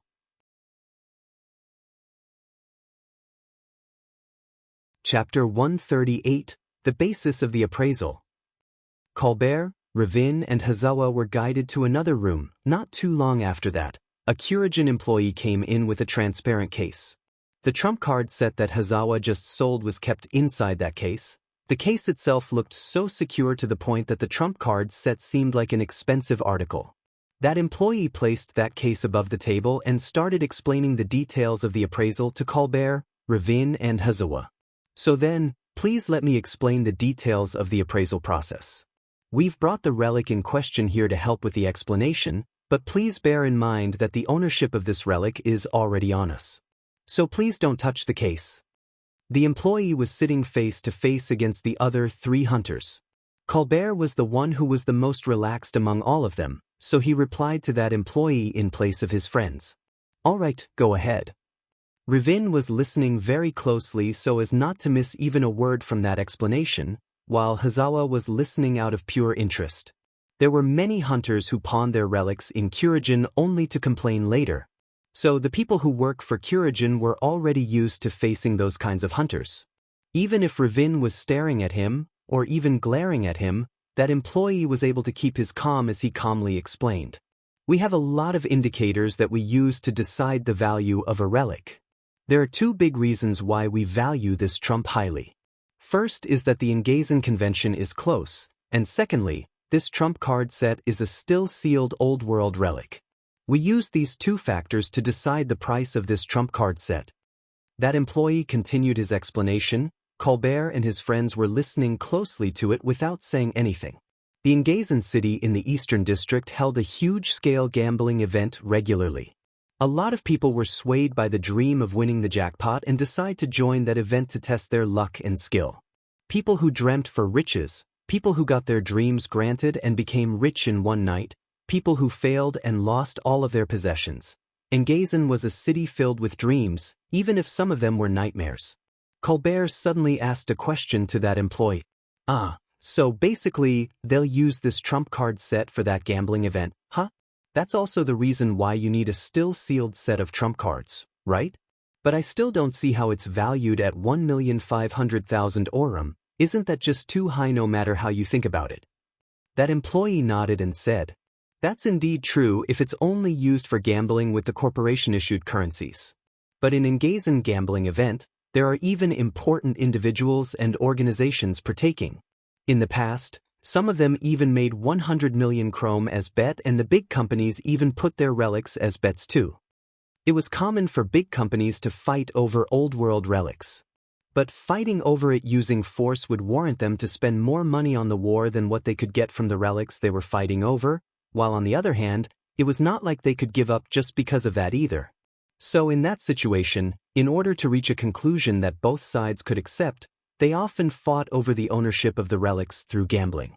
But the bigger the bets, the bigger the organization or the people who are partaking in the game, the harder it is to guarantee the fairness of the game. For example, when 5 big companies try to win over the ownership of a certain relic through a game of poker, there is no company in the world that can provide us with the trump card to use in that game. After all, those Goliaths are the companies that hold power in the Eastern District.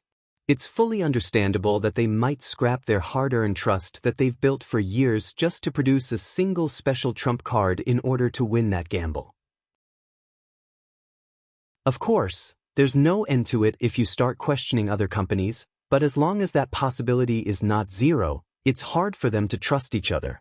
That is, of course, if the trump card used in that poker game is only from the current era's companies. Hazawa nodded deeply. It seemed that he was fully convinced by that explanation. I see, so that's why they need a trump card from the old world.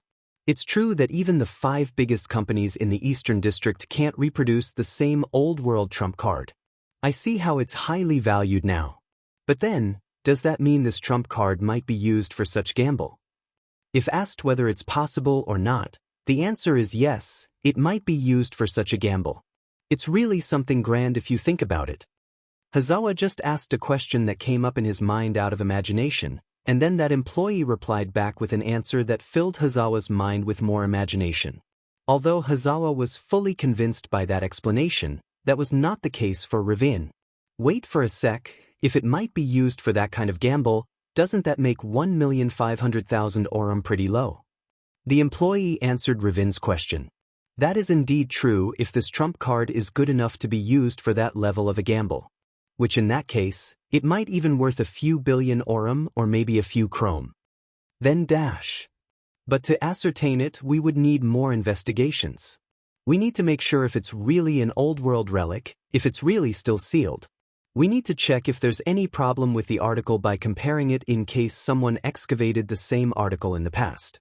Only after that long time-consuming and money-consuming process, and after it has been confirmed that it's good enough to be used for gamble between big companies and big people, only then it'll be used for such a level of gambling.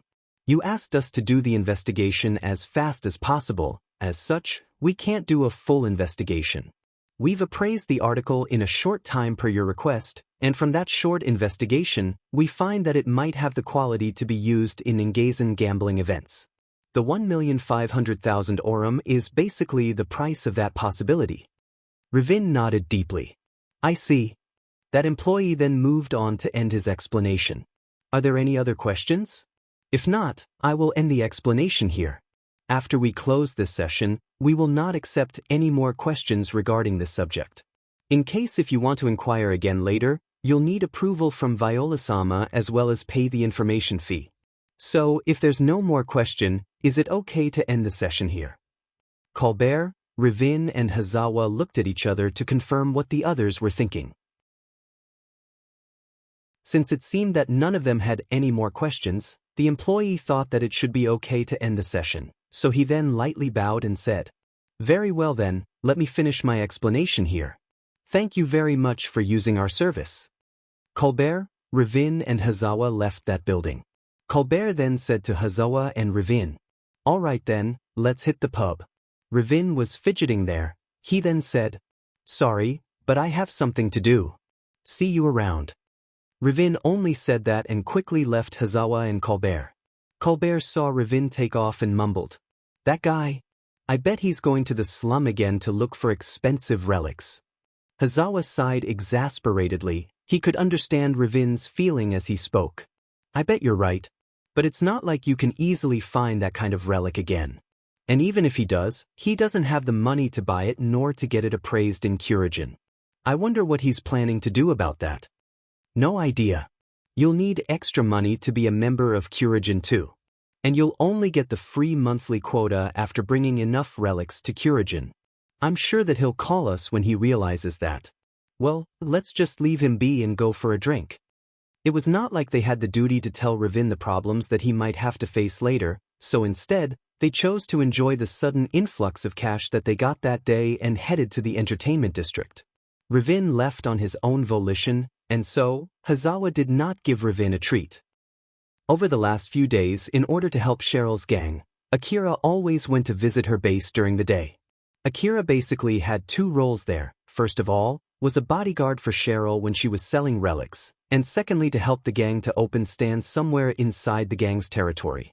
The people who bought Cheryl's relics were those who had enough economical power to do so, and of course, a fighting power suitable for their economical power. Basically, they were hunters like Ravin and his friends. If they tried to use force to break into Cheryl's base, it would be hard for the gang to fight them back. They were basically people who regularly fought monsters out in the wasteland. Although the gang had more people and Cheryl could arm her gang with rifles, there was a limit on how far they could fight back. These hunters might look down on the gang, thinking that the gang posed no threat at all against them, and use their position to threaten back. And of course, if it really ended up in a fight, Cheryl's gang would have zero chance to win it. Because of that, when Cheryl was dealing with potential buyers, she asked Akira to hide behind one of the sheets in that room just in case anything bad happened.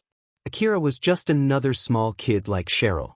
But he was using an augmented suit and carrying heavy weapons that normal people would not be able to carry without an enhanced strength, so people would not just mindlessly pick a fight against him. There were indeed some difficult customers, but when Akira came out, they would obediently withdraw. The reason why Akira was not showing himself was simply because Cheryl told him to do that. It was to make an impression that even if it seemed that Cheryl was all alone there, a heavily armed hunter might be hiding somewhere. It was to make that kind of illusion just in case if Akira was not really present. It was an important precaution since it was not like Akira could be there all the time. The small stands opened by her gang were basically serving as a filter to get suitable customers for the main shop in Cheryl's base as well as a source of spare money. They were looking for customers who seemed to carry enough money and would not cause harm to Cheryl before telling them about the main shop. There were also multiple stands, so Akira could not guard all of them all the time. Because of that, when trouble came up, they would contact Cheryl and she would go there with Akira. Each stand was manned by at least 2 people and one of them would be armed as a guard for the stand. Most who lived inside the gang's territory knew that Akira was supporting Cheryl's gang, but not many of them knew Akira's face. The armed kid was basically standing guard there in place of Akira, which for that one stand that Colbert and his friends visited, that would be Tile. The people who came to the stands were not only people from the slum, there were hunters too. And among them, there were bad hunters. When Cheryl's men could not handle them, they had no other choice but to ask for Akira's help. Cheryl was also not always dealing with customers, and it was not like there were always problems happening in one of the stands. She herself sometimes had her own job to do in her private room, so it was not like she was always with Akira either. Akira basically had nothing to do when Cheryl was doing something in her private room. Cheryl was working on her desk, she had a lot of jobs to do, distributing jobs for the gang's members, compiling all the relics for her shop, and many other jobs too. Akira was sitting on the sofa while working on his information terminal. He was just silently operating his terminal without saying anything, or at least, that was how it looked from Cheryl's point of view. He sometimes made a confused face as he was focused only on his information terminal. Cheryl glanced at Akira and threw a question. "Akira, what are you doing there? It seems that you're so focused on it." It's just game." "Is that so? Is that game really that fun?" "Well, at least I think it's an interesting game." Cheryl thought that there was something strange about how Akira worded it out. She then made some guesses from what she could see. There were many games that could be played on an information terminal. The theme was also various. Some of them were games that you could not really tell a girl. Since Akira was a boy, Cheryl thought that it was understandable for him to be interested in that kind of game, and she could not help but get suspicious of him. She wondered if it was the right choice to ask Akira. If it was really that kind of game, it might help her understand Akira's preference. It might give her a good reference to get him interested in her. So she decided to casually ask Akira, "What kind of game is that?" "HM? It's a relic hunting game. You basically control a hunter character to safely carry old-world relics back home." I see." After hearing Akira's answer, Cheryl realized how wrong her guess was, which made her blush and fidget around. She tried to smile to hide her embarrassment. Someone suddenly knocked on the door. Cheryl's face returned back to normal, and then she raised her voice a little to hide what just happened there. "Come in." Ario opened the door. "Sorry, there's a problem in one of the stands. So if Akira-san can come with me for a bit." If something happened, they did not have any other choice but to ask for Akira's help. Cheryl herself knew that very well. But it would be bad if they asked for Akira's help for every little thing. As the boss of the gang, Cheryl wanted to make sure that her men did not have the wrong impression of Akira. Cheryl then said to Ario, "Can you not do something about it? You and some of your men have rifles with you, right? That would be impossible. Just because we have some weapons, that don't mean that we're as strong as Akira-san. It's not like we call for Akira-san for every little thing. It's exactly because we can't handle the situation ourselves that we ask for Akira-san's help. Judging from the way Ario reacted, Cheryl knew that he was not lying. Cheryl thought that she needed to keep Akira's impression as someone who was reliable, but his help was not cheap. After all, in reality, her gang did not pay anything to Akira, they were just simply taking advantage of his kindness. It would not be a problem if her gang members felt thankful and indebted to Akira's help when they realized it. But in reality, some of her gang members would look down on him instead. In the end, the gang did not pay anything to Akira. So since Akira's help was something that they could get anytime without paying anything, it would affect their impression of Akira sooner or later, even if they only asked for Akira's help for trivial things. After all, humans could get used to anything, both for the better and for the worse. Although it was something in the past, Cheryl thought that it was a good thing when Sebla tried to kill Akira. Sebla was one of her gang members. In Higuraka Residence Ruin, he looked down on Akira and betrayed the gang. He then went against Akira and Akira killed him without showing any hesitation. What happened back there served as a good example to remind the rest of her gang members. It should be able to hold back Cheryl's men from looking down at Akira or getting too used to Akira's kindness. But that effect would not last forever. So for the sake of Akira, of herself, and for her gang, Cheryl had to keep Akira's image in the gang. Cheryl then said to Akira and Ario, "It can't be helped then. Akira, I'm sorry to bother you again, but can you help me?" "Sure." Akira put his information terminal on the table and picked up his equipment. He picked up his rifles that he left on the corner of the room. His AH assault rifle, A2D assault rifle, CWH anti-material rifle, DVTS minigun, and A4WM automatic grenade launcher. With all of those rifles on him, he really stuck out like a sore thumb within the slum city. Akira did not have the imposing aura of a strong person. That was why giving that impression through his equipment was quicker and safer. Even before Akira had the idea to scare his opponent with his equipment, he already killed 4 thugs and 2 former hunters. If they were still alive now, they would have told anyone that it was a bad idea to cause a ruckus in Cheryl's gang's territory. In order to send Akira off, Cheryl stood up and walked towards him. There she glanced at Akira's information terminal that he left on the table. After Akira finished his preparation, he noticed Cheryl was looking at his information terminal. He then remembered that Cheryl asked him about what kind of game he was playing, so he casually said to Cheryl, "If you're interested, you can go ahead and try it." Yes, thank you." Cheryl actually was not that interested in the game, but since Akira said so, she replied with gratitude. After Akira left the room, Cheryl returned back to her desk. From there, she could see Akira's information terminal lying on the table. Cheryl thought that Akira might ask about her impression of the game later, so she decided to try the game. The game that Akira was playing was a game of a hunter hunting old-world relics. The player controlled a hunter in a simplified top-down view of a ruin to look for relics. Cheryl saw a chibi form of a hunter on the display of that information terminal. She noticed that it looked like Akira. Even the name displayed on that hunter character was Akira, and its equipment were similar to Akira's. The character really looks like Akira, even the name is Akira too. Well, Akira was the one playing this game. After all, I bet he set it so that it looks like him. Since Cheryl did not get any instruction on how to play the game, she decided to just give it a try for now. The character that looked like Akira inside the game moved around, encountered a monster, and immediately got killed.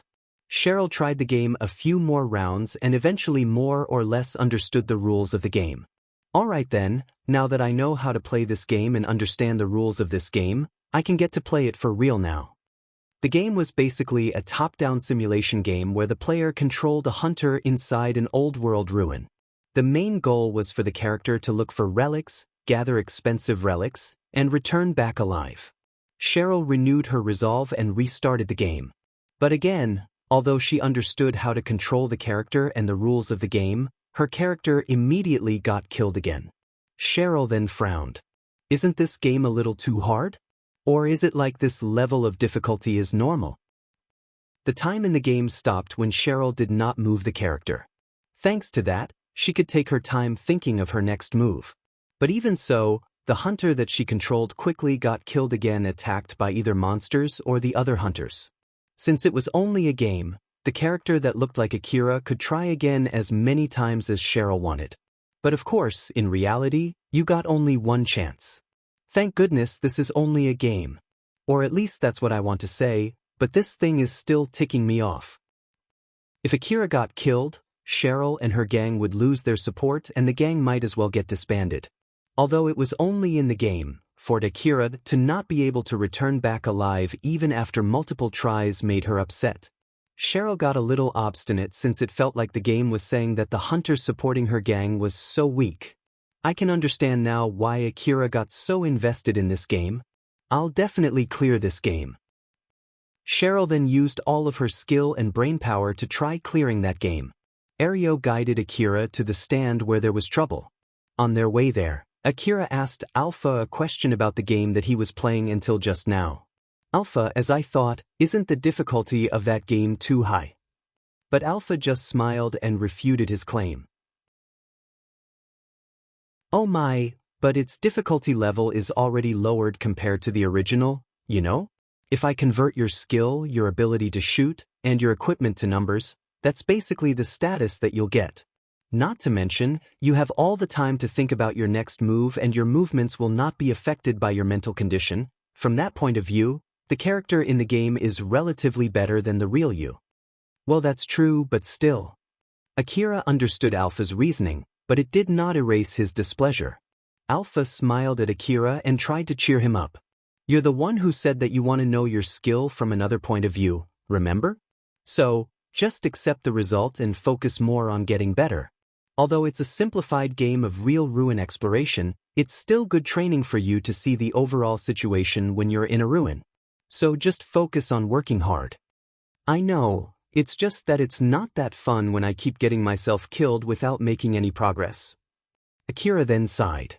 The game that he was playing had a character based on him and a stage that was made based on a real ruin. Although it had other modifications too, it was still pretty much close to a real situation. It looked like just a game from the outside, but it actually was an advanced simulation. The character inside the game was based on him and he was the one controlling it, so it was more or less Akira himself.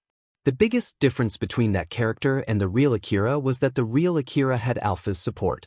The Akira in the simulation was exploring the dangerous ruin with the current Akira's real ability. The simulator was showing how the real Akira would perform, including the price that he must pay when he made a mistake or one wrong step, which was basically death, just like many other hunters who met their ends inside the dangerous old world ruin. Akira was still not able to finish even a stage of that game. Alpha already explained to him that she reduced the difficulty of that game so that he should be able to clear it. So basically, the real Akira was pulling the Akira in the game down. Akira sounded a bit dejected as he said, "As I thought, I'm still really weak." Even back then in the Saranthal building, Shirori and Carol got suspicious of me just from seeing my movements when I lost your support. So I guess it must have been obvious. But then Alpha tried to cheer him up. Of course you can't become strong after just one night. Don't worry. You're at least stronger compared to the past you. It's just that there's always a bigger fish, so likewise, there's always more dangerous ruins out there. But don't worry, one day, you'll be able to grow strong enough. After all, I'm the one training you. Alpha was smiling confidently as she said that. Akira saw that smile and lightly smiled back, erasing the dark feeling welling inside him. You're right, I'll be counting on you. Just leave it to me. Alpha smiled satisfied seeing that Akira completely cheered up.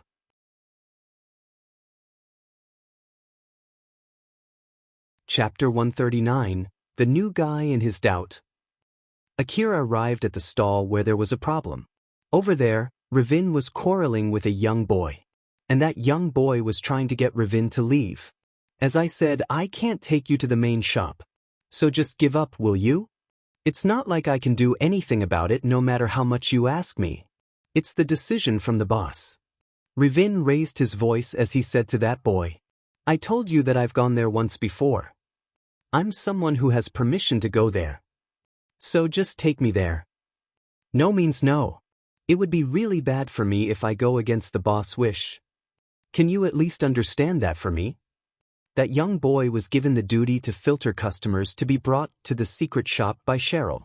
But the current hunter in front of him now was someone that he should not bring back to the base no matter how you look at it. His desperation, temperament and behavior were obviously telling that boy not to bring that hunter to the secret shop. Not to mention, he did not even try to buy the relics in the stand nor to pay the entrance fee, so he did not seem to have much money either.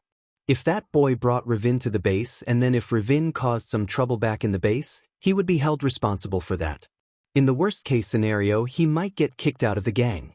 So when that boy thought of that possibility, he knew that he could not bring Ravin back to the base no matter what. But on the other hand, Ravin would not back down. If he got violent there, he could beat the crap out of that young boy. That boy panicked. He knew that he was stuck between two hard places, the intimidation of the hunter in front of him and the order from his boss. Akira seemed to have remembered seeing that hunter somewhere as he mumbled, "What the heck is he doing?" When that young boy noticed Akira, his face immediately turned teary. He was so happy to the point that he was about to cry. He then waved at Akira. "Over here. Please help me." Ravin immediately noticed Akira and inadvertently said, "Gay? Why are you here?" Ravin remembered Akira very well. He met Akira back in Yanazuka Station Ruin, and Akira was the exact reason why he was in the current situation. Akira was also the one that Katsuragi would ask for to collect his debt when the time came. Ravin's face puckered as Akira walked toward him. "Is he here to collect the debt?" "No, that can't be, right? I'm sure he's not here to collect the debt." Akira then asked Ravin, "I was told that there was a problem here. So, here I am, what's going on?" At least Ravin knew for sure now that Akira was not here to collect the debt. He was so relieved as he replied, It's nothing." "Really? If it's really nothing, can you just leave then?" Even if Akira said that, it was not like Ravin could just give up and leave. After all, if he got lucky, this might be his chance to pay all of his debts in one go. What's your connection with these guys, by the way?" The young boy immediately answered, "Isn't it obvious, already? He's one of us." "No, that's not exactly true though." But Akira immediately denied what that boy said. Ravin saw how that young boy and Ario were so surprised by what Akira just said. So then he tried to put more pressure on Akira. "If you're not one of them, then this is none of your business, don't butt in. Or are you here trying to be a good Samaritan helping them?" "I'm not one of them, but I have a relationship with their boss. So basically I'm here because their boss asked me to." Ravin had a bad feeling when he heard Akira's reply. He sounded scared as he asked Akira another question. "That don't tell me that their boss is Katsuragi." "Nope, it's Cheryl." "Phew, don't scare me like that." "HM? Does Katsuragi have something to do with this? I heard that Cheryl used Katsuragi's connection to open the bank account for the shop. Or what was it again?" Akira was trying to remember what Cheryl had said to him. While he was doing that, Ravin's face turned paler and paler. Akira suddenly seemed to remember something and said to Ravin, Since you're asking me if their boss is Katsuragi, that means this problem has something to do with Katsuragi, right? Can you give me a sec? I'll check with Katsuragi." Ravin flusteredly tried to stop Akira. No. Stop. I get it. Believe. So don't do anything, okay? Just don't. I'm leaving. All right? This problem here ends here, okay? Bye. After Ravin desperately pleaded Akira to stop, he immediately ran away. Akira saw that Ravin had left and tilted his head as he mumbled, "What the heck was that?" There was no one there who could answer Akira's question. After Ravin distanced himself away from Akira, he let out a big sigh. That was dangerous. If Katsuragi found out, this would definitely cause some problems later. It's a good thing that now I know Katsuragi might have something to do with that stand. Now that I can't get close to that place, what should I do? Ravin started to have a headache. In order to prevent his debt from growing any bigger, he could not just give up here. It was just a trump card in the end. So I should be able to find a similar thing in another stand or shop, right? After all, that Cheryl was selling that trump card without knowing its true value.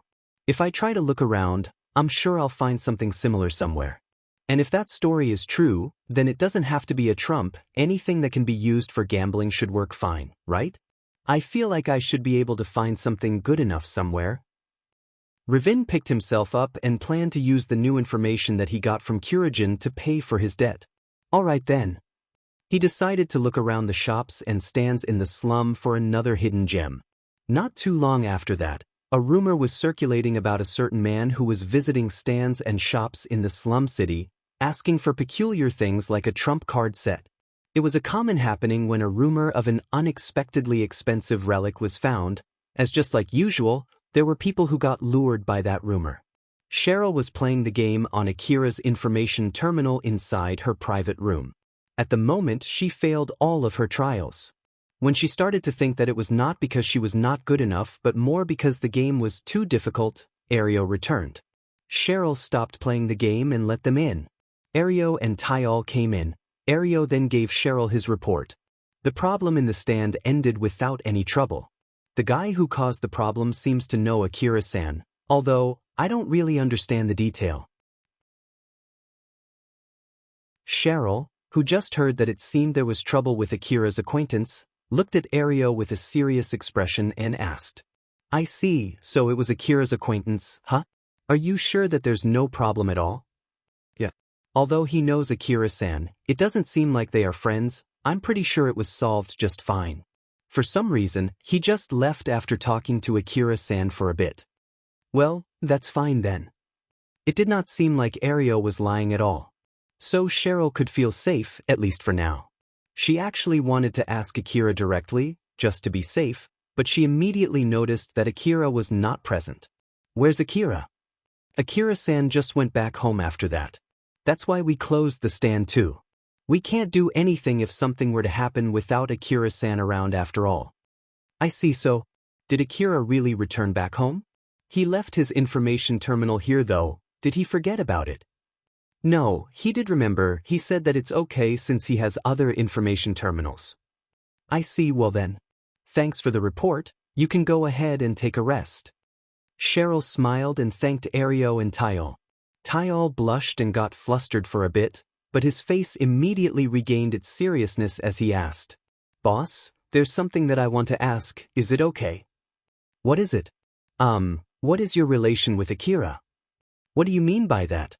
We're lovers. Didn't we tell you that too when you joined the gang? Cheryl answered back casually as if to say that it was weird for Tyal to ask something so obvious. Seeing that, Tyal hesitated from saying what he was about to say next. But his curiosity and a glimmer of hope inside him pushed him to speak up. Is that really true? Cheryl's mood suddenly worsened the moment she heard Tyal's question. Cheryl's smile for her friend from the same gang who had gone through thick and thin together with her completely vanished from her face. In exchange, her smile turned dark and ominous.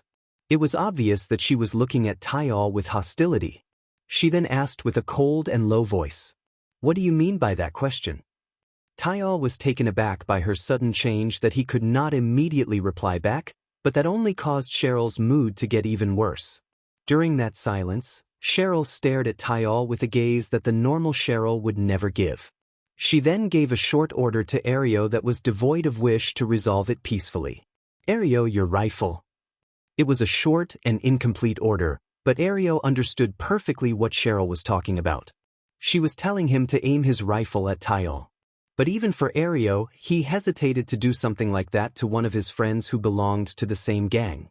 Although it was true that Tyal's question could be interpreted as picking a fight against Cheryl, he thought that it would be an overkill to aim his rifle at Tyal just because of that reason. So Ario panicked and tried to think of a way to defuse the situation. Seeing that Ario did not immediately do what he was told to, Cheryl's glare shifted from Tyal to Ario. Ario got a goosebump from that, so he flusteredly tried to say something since he had a feeling that the situation would only get worse if he kept his mouth shut. Cheryl, just calm down, okay? It's not like Tyal was suspicious if you're really Akira-san's lover or anything like that. Isn't that right, Tyal? Try to word your question better next time as not to cause misunderstanding, okay? See, Cheryl misunderstood because of that. So what exactly are you trying to ask here, Tyal? Ario desperately tried to cover for Tyal, who was still paralyzed from the pressure from Cheryl. At the same time, he was hopelessly trying to signal Tyal to agree with him even if it was not true. After all, if he did not do that, it might be his end. Thanks to that, Tyal somehow was able to return back to himself and caught what Ario was trying to say there. Tyal then started speaking slowly and carefully as if not to hit any red flags. Why yeah, that's right, it's a misunderstanding. It's not like I was suspecting that you and Akira are not low. I thought that not only as lovers, I was wondering if you have some kind of special relationship with Akira, like maybe something from the past. I swear that was all I actually wanted to ask. Cheryl still had a bad mood as she inquired Tyal with a suspecting tone. It did not sound like that to me though. Tyal carefully checked Cheryl's reaction as he replied in a panic. I am really sorry for asking something that caused a misunderstanding like that. But Akira seems to be a very strong hunter, right? I heard from the other people in the stands that the person Akira dealt with when that problem happened in one of the stands was not a former hunter, but a proper hunter, someone who is still working as a hunter even now. So, I just thought for someone as strong as Akira who can deal with someone like that so easily, I wonder why he would associate with us. I just thought that maybe he has some other reason other than because he's your love, on top of the fact that he's your lover. It's not like I'm suspecting that it wasn't true, I swear. Tyal and Ario held their breaths, waiting for Cheryl's reaction. Cheryl did not say anything while still glaring at Ario and Tyal. After a few seconds, Cheryl seemed to have regained some of her calm as she said, "That I see, it's fine then if that's the case. Ario, you should teach Tyal stuff since it seems that he's new here and doesn't know much yet." "Okay. If that's all, you can leave now." Ario and Tyal flusteredly exited the room. After Cheryl heard a clicking sound from closing the door, she then let out a big sigh. Cheryl looked rather dejected as if she was lamenting her mistake and mumbled, "Not to think that I would lose my cool from something like that. I wonder what's wrong with me. I could have just smiled and cut it short. What I've done now might cause them to get even more suspicious. Just calm down, it's all right, I'm doing well. I can do this." Cheryl repeatedly took a deep breath while reflecting on her reaction. She felt that she did not give the best reaction there and resolved herself to do better next time.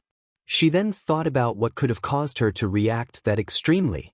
She reminded herself to stay calm as she kept thinking about it. She removed any reason that she made simply out of anger at Tyal as she was evaluating her guesses. After she arrived at a conclusion, she then said as if to tell herself, "That I thought I had resolved myself, but it seems that it wasn't enough, huh? I guess it's a good thing that I was able to confirm it."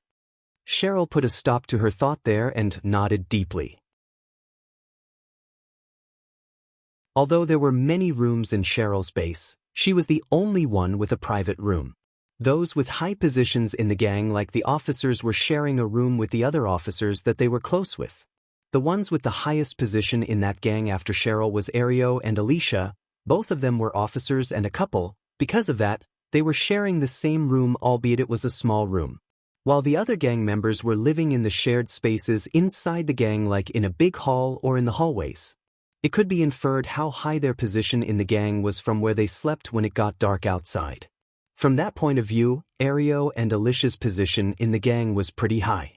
As Cheryl's gang continued to grow, there were more people than expected who wanted to join the gang. Or at least, it was more than Cheryl had anticipated. While on the other hand, it also served as proof that her gang was doing well as an organization inside the slum. It also showed how much influence her gang had in the slum. Thanks to that, the children in the slum started to gather around Cheryl's base. They got extra protection just from joining since those who wished to attack would think twice before crossing Cheryl's gang.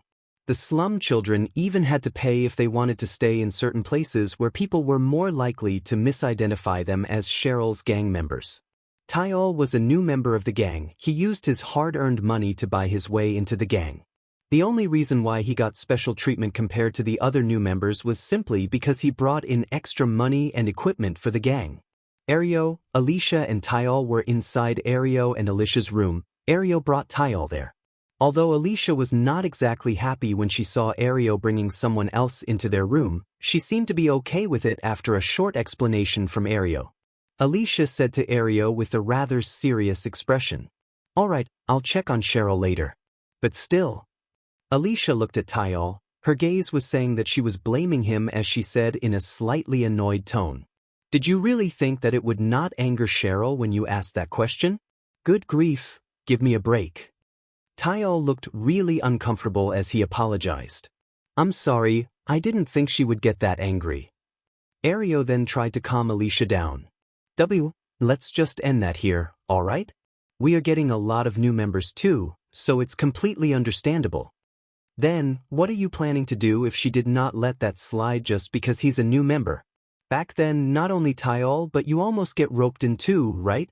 So, do you really think that I'll accept that excuse? Look, like I said, we need to be extra careful from here and on to make sure that it would not happen again. Tyal is not the only new member of the gang. I'll warn the people under me, so you should do the same too, Alicia. I don't want you to get involved in something like that because of another new member who doesn't know about it. I want to be together with you, so please make sure to do that. You're right, I'll do that. Seeing how Ario was worrying about her safety, Alicia finally calmed down. Ario then said to Tyal, "So then, if there's still anything you want to ask us, this will be your chance. Both Alicia and I know Cheryl for quite some time now, so I'm sure we can give you answers to your questions about her. You can go ahead and ask us questions that might trigger Cheryl. It's far better if you ask them to us rather than getting Cheryl angry later." So Tyal asked Ario a question with a serious face. "I see. In that case, I want to know if Cheryl is really the boss of this gang." Whoa, right from the bat, huh? Ario placed both of his hands on his head. Alicia looked at Tyal with a mix of amazement and resignation. Although Tyal was surprised by their reaction, he still wanted to know the answer. "Even if you say so, I think there are many other people here including me who are wondering about the same exact question, you know. I know that people have told me the boss in this gang is Cheryl. But just like me, there are other members who still have some questions about it. Like how did she get to be the boss of the gang? Or if the boss seat is just a decoration or that you can only sit there if you have enough power. Is she just using Akira? Or is it the other way around? Like maybe Akira is the real boss of the gang and Cheryl is just his proxy in public? Is it that Akira is simply in love with Cheryl and he's actually an outsider who has nothing to do with this gang? And then there's also that Katsuragi guy. Is he actually giving us money and controlling us from the shadow or something? There are a lot of questions I want to ask and I'm not sure who I can trust." Ario and Alicia's faces twitched, but their faces were also saying that it was understandable. It was not easy to gather information about that kind of thing. After all, the only one who knew the answer to those questions in that gang was Cheryl. Other people could only make guesses. Tyal confirmed how Alicia and Ario reacted to that. He then asked another sensitive question. In the first place, that story about Akira going out with Cheryl, it'll have a different impact if they are in love with each other or it is actually a one-sided love. It seems that Akira bought an expensive dress for the boss, but we don't know for sure if he actually spent a lot of his money to get the boss happy or that expensive dress might actually not cost that much for Akira. Then there's the fact that Akira rarely comes to the base. I know that being a hunter is a busy job, but is it okay to always leave your lover that much? And even if they're lovers, that doesn't mean that Akira would do anything for her, right? So how far can we ask from him before it's too much? Ario and Alicia looked at each other. They could understand why Tyal would ask something like that. But at the same time, it was a taboo to ask that question in the gang. Questioning Cheryl's relation with Akira was equal to treason after all. So even if those questions were fully reasonable, it was not like Ario and Alicia could do anything about it. They could only trust what Cheryl told them even if it was not the real truth. Ario then said to Tyal with a serious face, "I can understand why you would ask those questions, but the answer to those questions are simple and easy. Don't ask. That's the answer. I'll tell you later the reason why that's the answer. So basically, it doesn't matter if that answer is enough for you or not. If you want to keep staying in this gang, you'll have to accept that answer, okay?" "Okay." Tayal was overwhelmed by the pressure and barely managed to reply back. Alicia looked rather dejected as she said to Ario, "That's so basically we need to explain this to the other new members too, huh? It can't be helped. We're the ones who know the most about it, and it's not like we can ask Cheryl to do that for us too." Alicia smiled and jokingly said, "If only you're as strong as Akira-san, we might be able to find a good solution to this problem though." Ario frowned. "Don't be stupid. Being a hunter, going out to the wasteland, exploring old-world ruins, fighting monsters, and returning back alive with old-world relics like Akira-san. That's just impossible for me. I'll definitely die halfway. Even back then, I was only saved because I got lucky and Akira-san found me. Otherwise, I would have died eaten by that monster." "I know, sorry, I don't want you to die either. So please don't do anything dangerous, alright? I know that you get yourself better equipment, but make sure that it won't go to your head, okay?" "I know." Ario and Alicia stared at each other. Tayal, who was left outside the sleeping net, looked at them awkwardly. Alicia and Ario quickly noticed Tayal's gaze. They flusteredly started to explain what they meant back there. Ario and Alicia did not notice that Tayal had those questions not because he was interested in the strong hunter supporting the gang. Tayal actually wanted to know Cheryl's relations with Akira. He wanted to know if they were really lovers. He wanted to know if there was a crack between them where he could slip in. He thought, in secret, that Cheryl actually was not in love with Akira. After all, it did not matter who led the gang. It was more of who was strong enough to support the gang.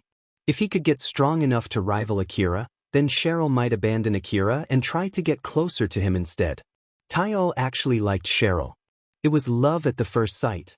When Cheryl appeared in a dress that was specially made for her and smiled lovingly, it took his heart away. He wished that the relation between Akira and Cheryl was nothing more than a relation out of profit. He was hoping to have a chance to be Cheryl's lover. Although it was not too long ago, another member by the name of Sebla also had the same thought, and he had to pay for that with his life. Tayal might end up meeting the same end. Or at least, he almost met the same end just a moment ago. Although, it was a whole different problem whether Tayal himself noticed that or not.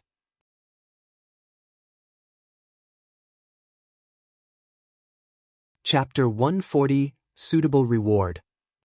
Akira was waiting for Carol in the lower district of Kagamayama City. Right after the reward from the request in Mihazono Ruin was transferred to Akira's bank account, he called Carol. It was about how to divide the reward.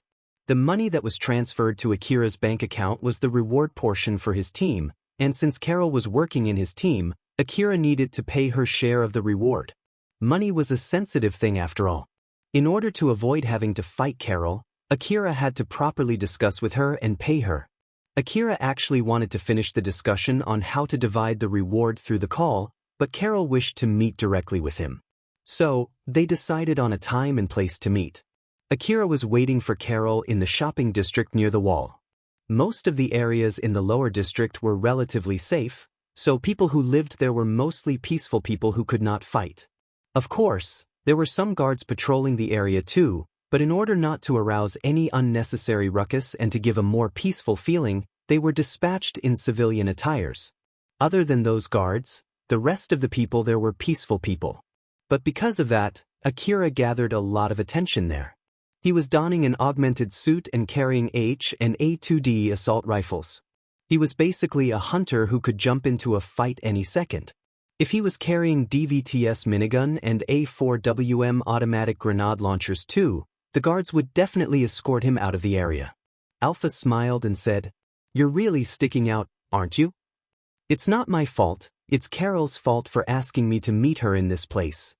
Although Akira was gathering a lot of attention, it was only on a level when someone came to a place with an attire not suitable for the location. It was not like the people around him were looking at him scared since he was an armed hunter. It was simply because they knew that the guards in that area would be able to deal with that level of a hunter with no problem at all in case if anything happened. They knew that Akira would face real trouble if he started making trouble in that area. Alpha looked at the people around Akira and compared them to him. "I don't really mind it, but if you don't like sticking out, maybe you should think more carefully about your outlook." It might be a good idea to buy some casual clothes that you won't use when you have hunter work. It's not like I'm planning to go somewhere that needs me to look sleek, and it's not like I want something like that either. I really don't need it. It's true that I'm sticking out here, but I just need to not let it bother me that much. Not to mention, good clothes are expensive, right? So there's no need to go out of my way to buy them. Well, that's true. Shiori and Kane are also always using their maid outfits. If you really are not bothered by it, there's no need to try to match the people around you. Akira looked rather annoyed and said, Do I really look similar to Kane and Shiori right now? If you're talking about wearing an outlook that doesn't match the place, then yes, I guess I'll think about buying some casual clothes then. Alpha smiled as she saw Akira's resolve waver. Carol appeared a bit sooner than the appointment time. When she saw Akira, she waved at him and walked toward him. Carol was wearing a high-class-looking dress that gave her a graceful look. It was the exact opposite of the design of her usual augmented suit. It properly hid most of her skin while still letting her beautiful figure be perceivable from the outside. People who were familiar with fashion could easily recognize that she was wearing an expensive dress. Akira was a bit surprised seeing how Carol was wearing a dress that was the exact opposite of how she dressed when she was out in the old world ruin. After all, he did not expect Carol to wear a dress like that at all. While at the same time, Carol was also surprised when she saw Akira's attire. Although she was smiling, there was a trace of displeasure in her smile. She sighed a bit and said, I really didn't expect you to come in that attire when you're about to have lunch with a girl, you know. Akira decided to just shelve his thoughts for now and casually replied, I'm a hunter, who is here as a hunter, and we're about to talk about hunter stuff. So I don't think I'm doing anything weird here. Carol watched Akira's reaction closely. It did not seem like he was trying to hide his embarrassment. Right? If I'm not mistaken, you're still in the middle of learning how to properly escort a girl, right? It seems that you still have a lot to learn. Did I really say that? You did. I remember it very well even though it was just a silly talk. Now then, shall we go? Carol was actually planning to take Akira to a high-class restaurant not too far from where they met up. But it was not a suitable place to eat when you were using an augmented suit. Although it was not like the restaurant would not accept them, it did not change the fact that Akira would look strange there. As Carol thought so, she also thought that she was glad she did not put in an early reservation. She smiled bitterly while hiding that smile from Akira. They entered another restaurant together, sat on a table for four facing each other, and scanned the menu for what to order. Carol looked at Akira, who was looking at the menu with a serious face, and thought that it was cute. She then thought about how to start the discussion there, or more like, how to use this chance to get Akira fixated on her. After they placed their orders, they chatted for a bit before the meals arrived. That was when Carol started talking about the reward. Well, the foods are here, so let's start talking about the main reason why we're here. About the reward, right? Yep. Let's just omit the bargaining part and go to the main problem. Akira, how much are you planning to pay me? Carol smiled confidently and waited for Akira's reply. Akira seemed troubled. He instead asked Carol a question. How much do you think I should pay you? Carol replied confidently with her smile. Oh my, you do know that I omitted the bargaining part for your sake, right? Or is it that you prefer it the other way? I don't mind accepting your challenge, but just so you know, I'm not an easy opponent. Akira hesitated as he said, that's not the problem here. To be honest, it's more like I don't know the right reward for hunters, you see. That's why I'm asking you. You're familiar with this kind of thing, right? Even for Akira, he knew that it was a bad thing to reveal that he was bad with negotiation. While on the other hand, Akira understood that he did not have the knowledge to even pretend that he knew. So he was sure that Carol, who was familiar with that kind of thing, would see through him in no time even if he tried. But from the other point of view, it could be said that Akira took his chance for something bigger. He knew what he did not know, so he was prepared to lose money in order to gain that knowledge. Carol looked at Akira for a while. She then thought for a bit before starting to talk while carefully observing his reaction. As someone who is more experienced in negotiation about rewards, I'll at least say this to you, your move now was a bad move. Even if you don't know the right number, as long as both of us did not agree on a certain number beforehand, you ought to firmly state the number that you have in mind. It doesn't matter even if it was a bad bluff or even if you ask for an unreasonable huge amount of money. Since you're the one with the money here, you should have used that position to come out stronger against your opponent. After all, if the negotiation breaks down, the one who will not get paid is me. And if you do that to me, I would be really troubled. So if you do that, I might decide to make a compromise to avoid any trouble later. Of course, with the less money you pay me, you will get a bigger portion of the reward. Akira listened to Carol's explanation closely. He agreed with what Carol said. You're right about that. So then, how much do you want me to pay you? Although that reply did not make Carol's smile waver from the outside, she actually felt troubled inside. It did not seem that Akira would try to bargain at all no matter how much Carol might ask. Even after she told him that he had the upper hand there, Akira did not seem trying to use it at all. To be honest, I'm not really interested in my portion of reward though. I was actually planning to accept a small amount of reward and get him indebted to me instead. Carol thought for a bit. She then decided to just say something to check Akira's reaction. The amount of reward that I want, To be honest, I don't want to sell my skill cheaply and I have the confidence that I can convince other people to pay me a big reward. That's why I usually start the negotiation with relatively high reward money. Hypothetically speaking, if I tell you to give me all the reward, will you do that? You did tell me that you have no knowledge about how to negotiate for your reward, so what will you do if I'm using my skill to convince you to give me all the reward? To be honest, I'm pretty sure that I can do that. Carol smiled confidently. But then Akira just casually replied, "Well, in that case it can't be helped, I'll just give you all the reward." Carol's smile finally wavered. It was not like Akira was willing to give all the reward because he was in a situation where he had no other choice but to do that.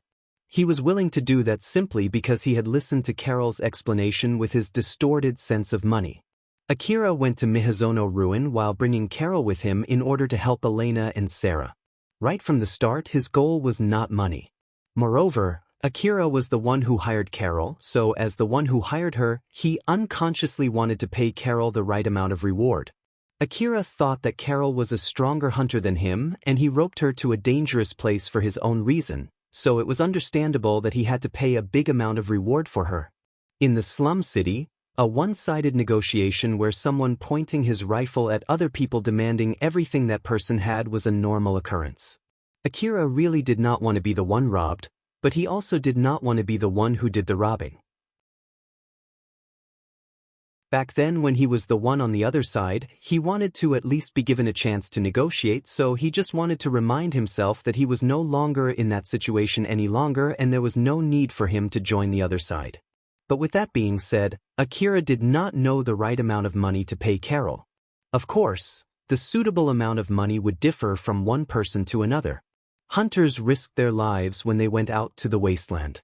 And of course, they did not think that their own life was equal to the life of the other. That was why when it came to negotiation about reward, it tended to end up with a fight. It was not rare for hunters to fight and kill each other right after they finished a job together. Akira himself understood that very well. That was why he decided to ask someone who was knowledgeable about that thing. Which in this case, that would be Carol. Carol realized that she had stopped smiling, but she immediately returned her face back to a smile. She was pretending as if it did not surprise her at all while checking on Akira. It did not seem that Akira said that because he had some kind of ulterior motive. He was only being honest. He got me good there. I was actually planning to start with a high price and then lowering it bit by bit during the negotiation while making sure that he would feel indebted to me, and then I should be able to use that to get closer to him, but in this case, if I ask for a big portion and he accepts it, he might use that as an excuse to cut his ties with me. This is not easy. One thing that Carol got wrong there was that Akira would not just give all the reward without fighting back if she really asked for all the reward. What he meant back then was that he was willing to give all the reward if she could give him a good reason to do so. To be more precise, Akira was planning to fight back until the end. And if Carol was able to convince him after that, if she could make him agree that it was a suitable reward for her, then he would properly pay her that much. After all, that was the right thing to do if he agreed with that. And to add one more detail to that, Akira actually underestimated his words because Alpha did not say anything. Alpha was always so noisy reminding Akira of anything, that was why he was sure Alpha would say something if he did something bad. But the reason why Alpha did not say anything was because in case if Akira lost a lot of money there, she would use that as an excuse to encourage him to stop associating with other people. So after a lot of considerations, Alpha decided to just keep silent there. After a lot of thinking, Carol decided to take the safe route. She at least needed to make sure that she did not leave any bad impression on Akira. To be honest, I don't want to do this, but I guess I'll have to imitate what Elena and Sarah would do in this situation. Carol had decided on her plan and restarted the negotiation. It seems that you've worked with Elena and Sarah multiple times before, right? When you did that, how did you distribute the reward? Who decided on how to divide the reward and what indicator was used? Elena-san would be the one deciding, and I guess we just divided the reward normally just like usual. To be honest, Carol wanted to know what was just like usual for Akira. But since he only gave her that much information, she decided to make a suggestion based on how Elena divided the reward with Akira in the last request. In that case, then let's divide the reward 50-50 and not talk about whether it's the right number considering how much we fought back in Miyazono Ruin, right? After all, it's not like we have a prior agreement on how to divide the reward anyway. This way, we can divide the reward without causing more trouble or leaving any side displeased. When it comes to a suitable amount of reward, nothing is better than the amount of reward that both parties agree to. And since I want to get along with you in the future, let's just divide it 50-50 between us. What do you think? Sure. Akira stopped eating, took out his information terminal, and finalized the transfer to Carol's bank account. There, I've transferred it. Can you check it? Okay. Carol also took out her information terminal and checked her bank account. Yep, I've received it. With this, the request from you is officially finished without any hitch. Thank you. Did I satisfy your expectation? I do want to hear the opinion of my employer, you know. Carol was smiling mischievously at Akira when she said that. Akira was a bit bothered by that, but he decided to reply back honestly. Yeah, you did well. I do feel glad that I brought you with me. Thank you.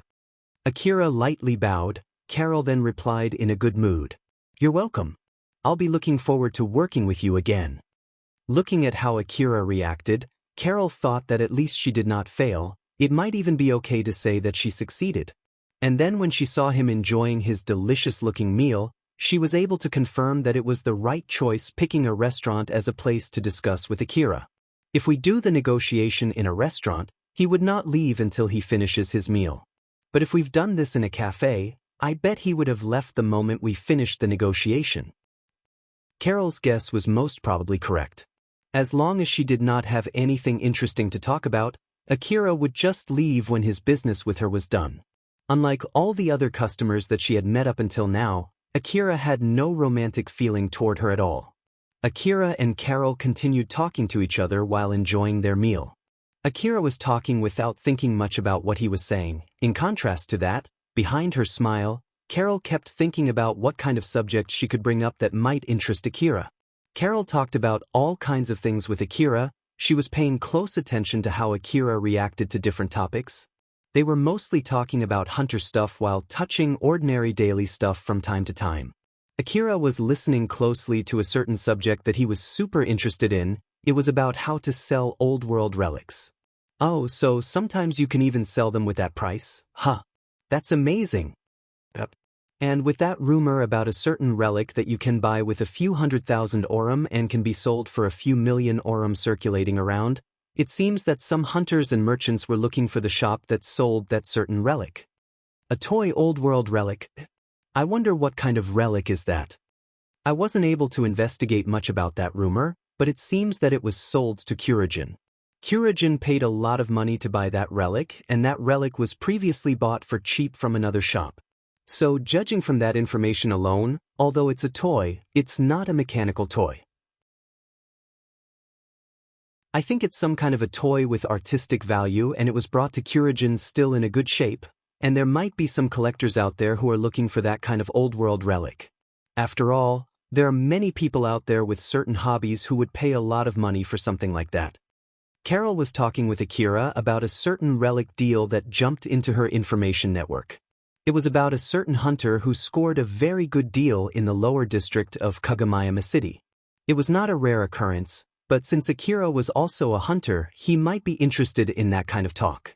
That was why Carol decided to prepare some information about selling relics before she went to meet Akira.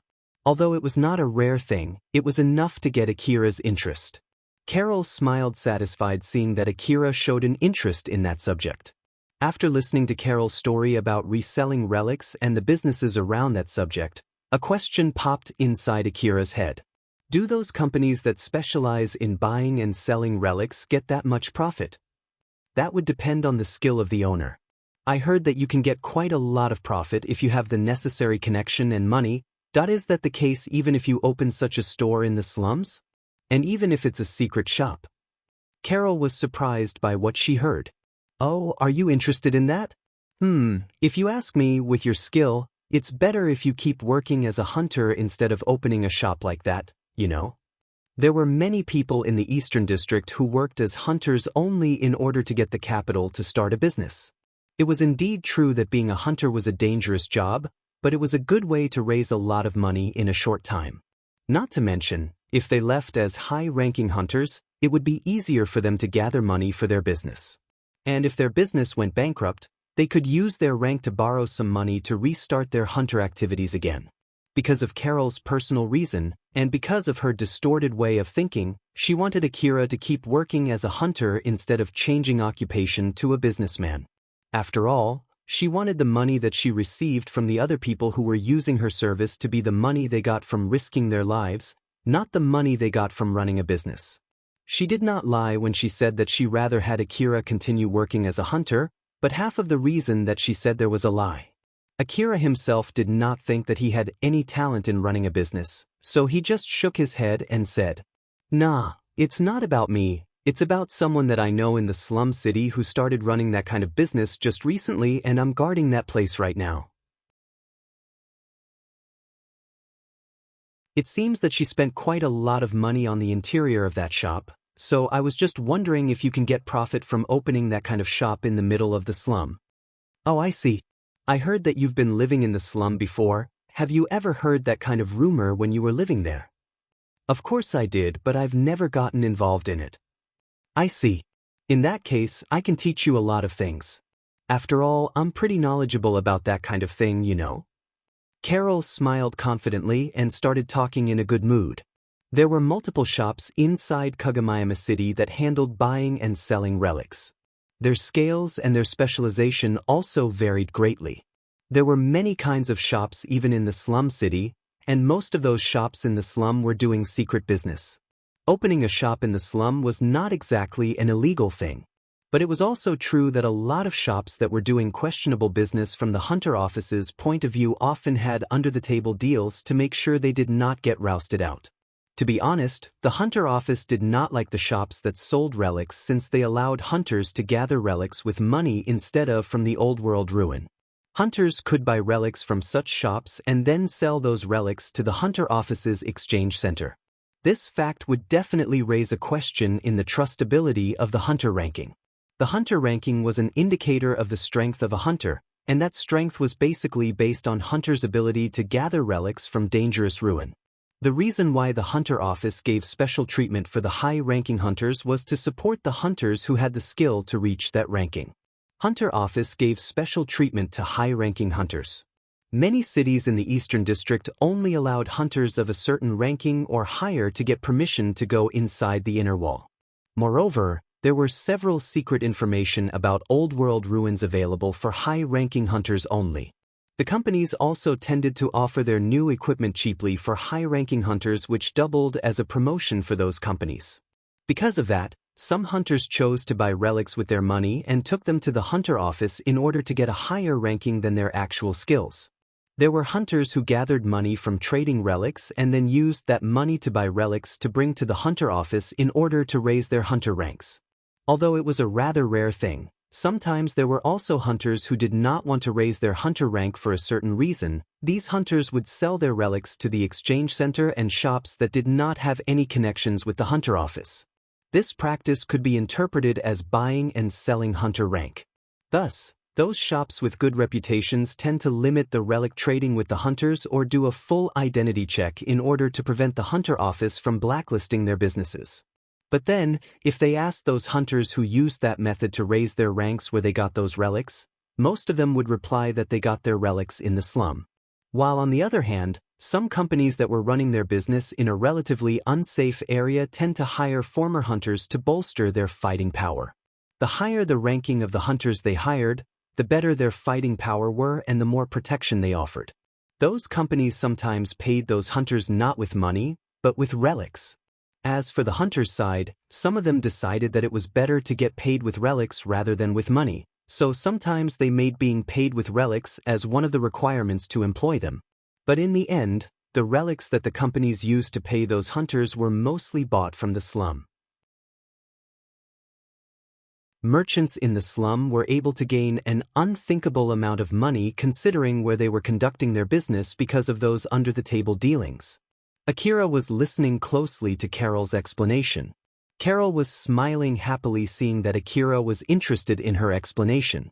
At the same time, she also thought about the reason behind that interest. Akira hailed from the slum.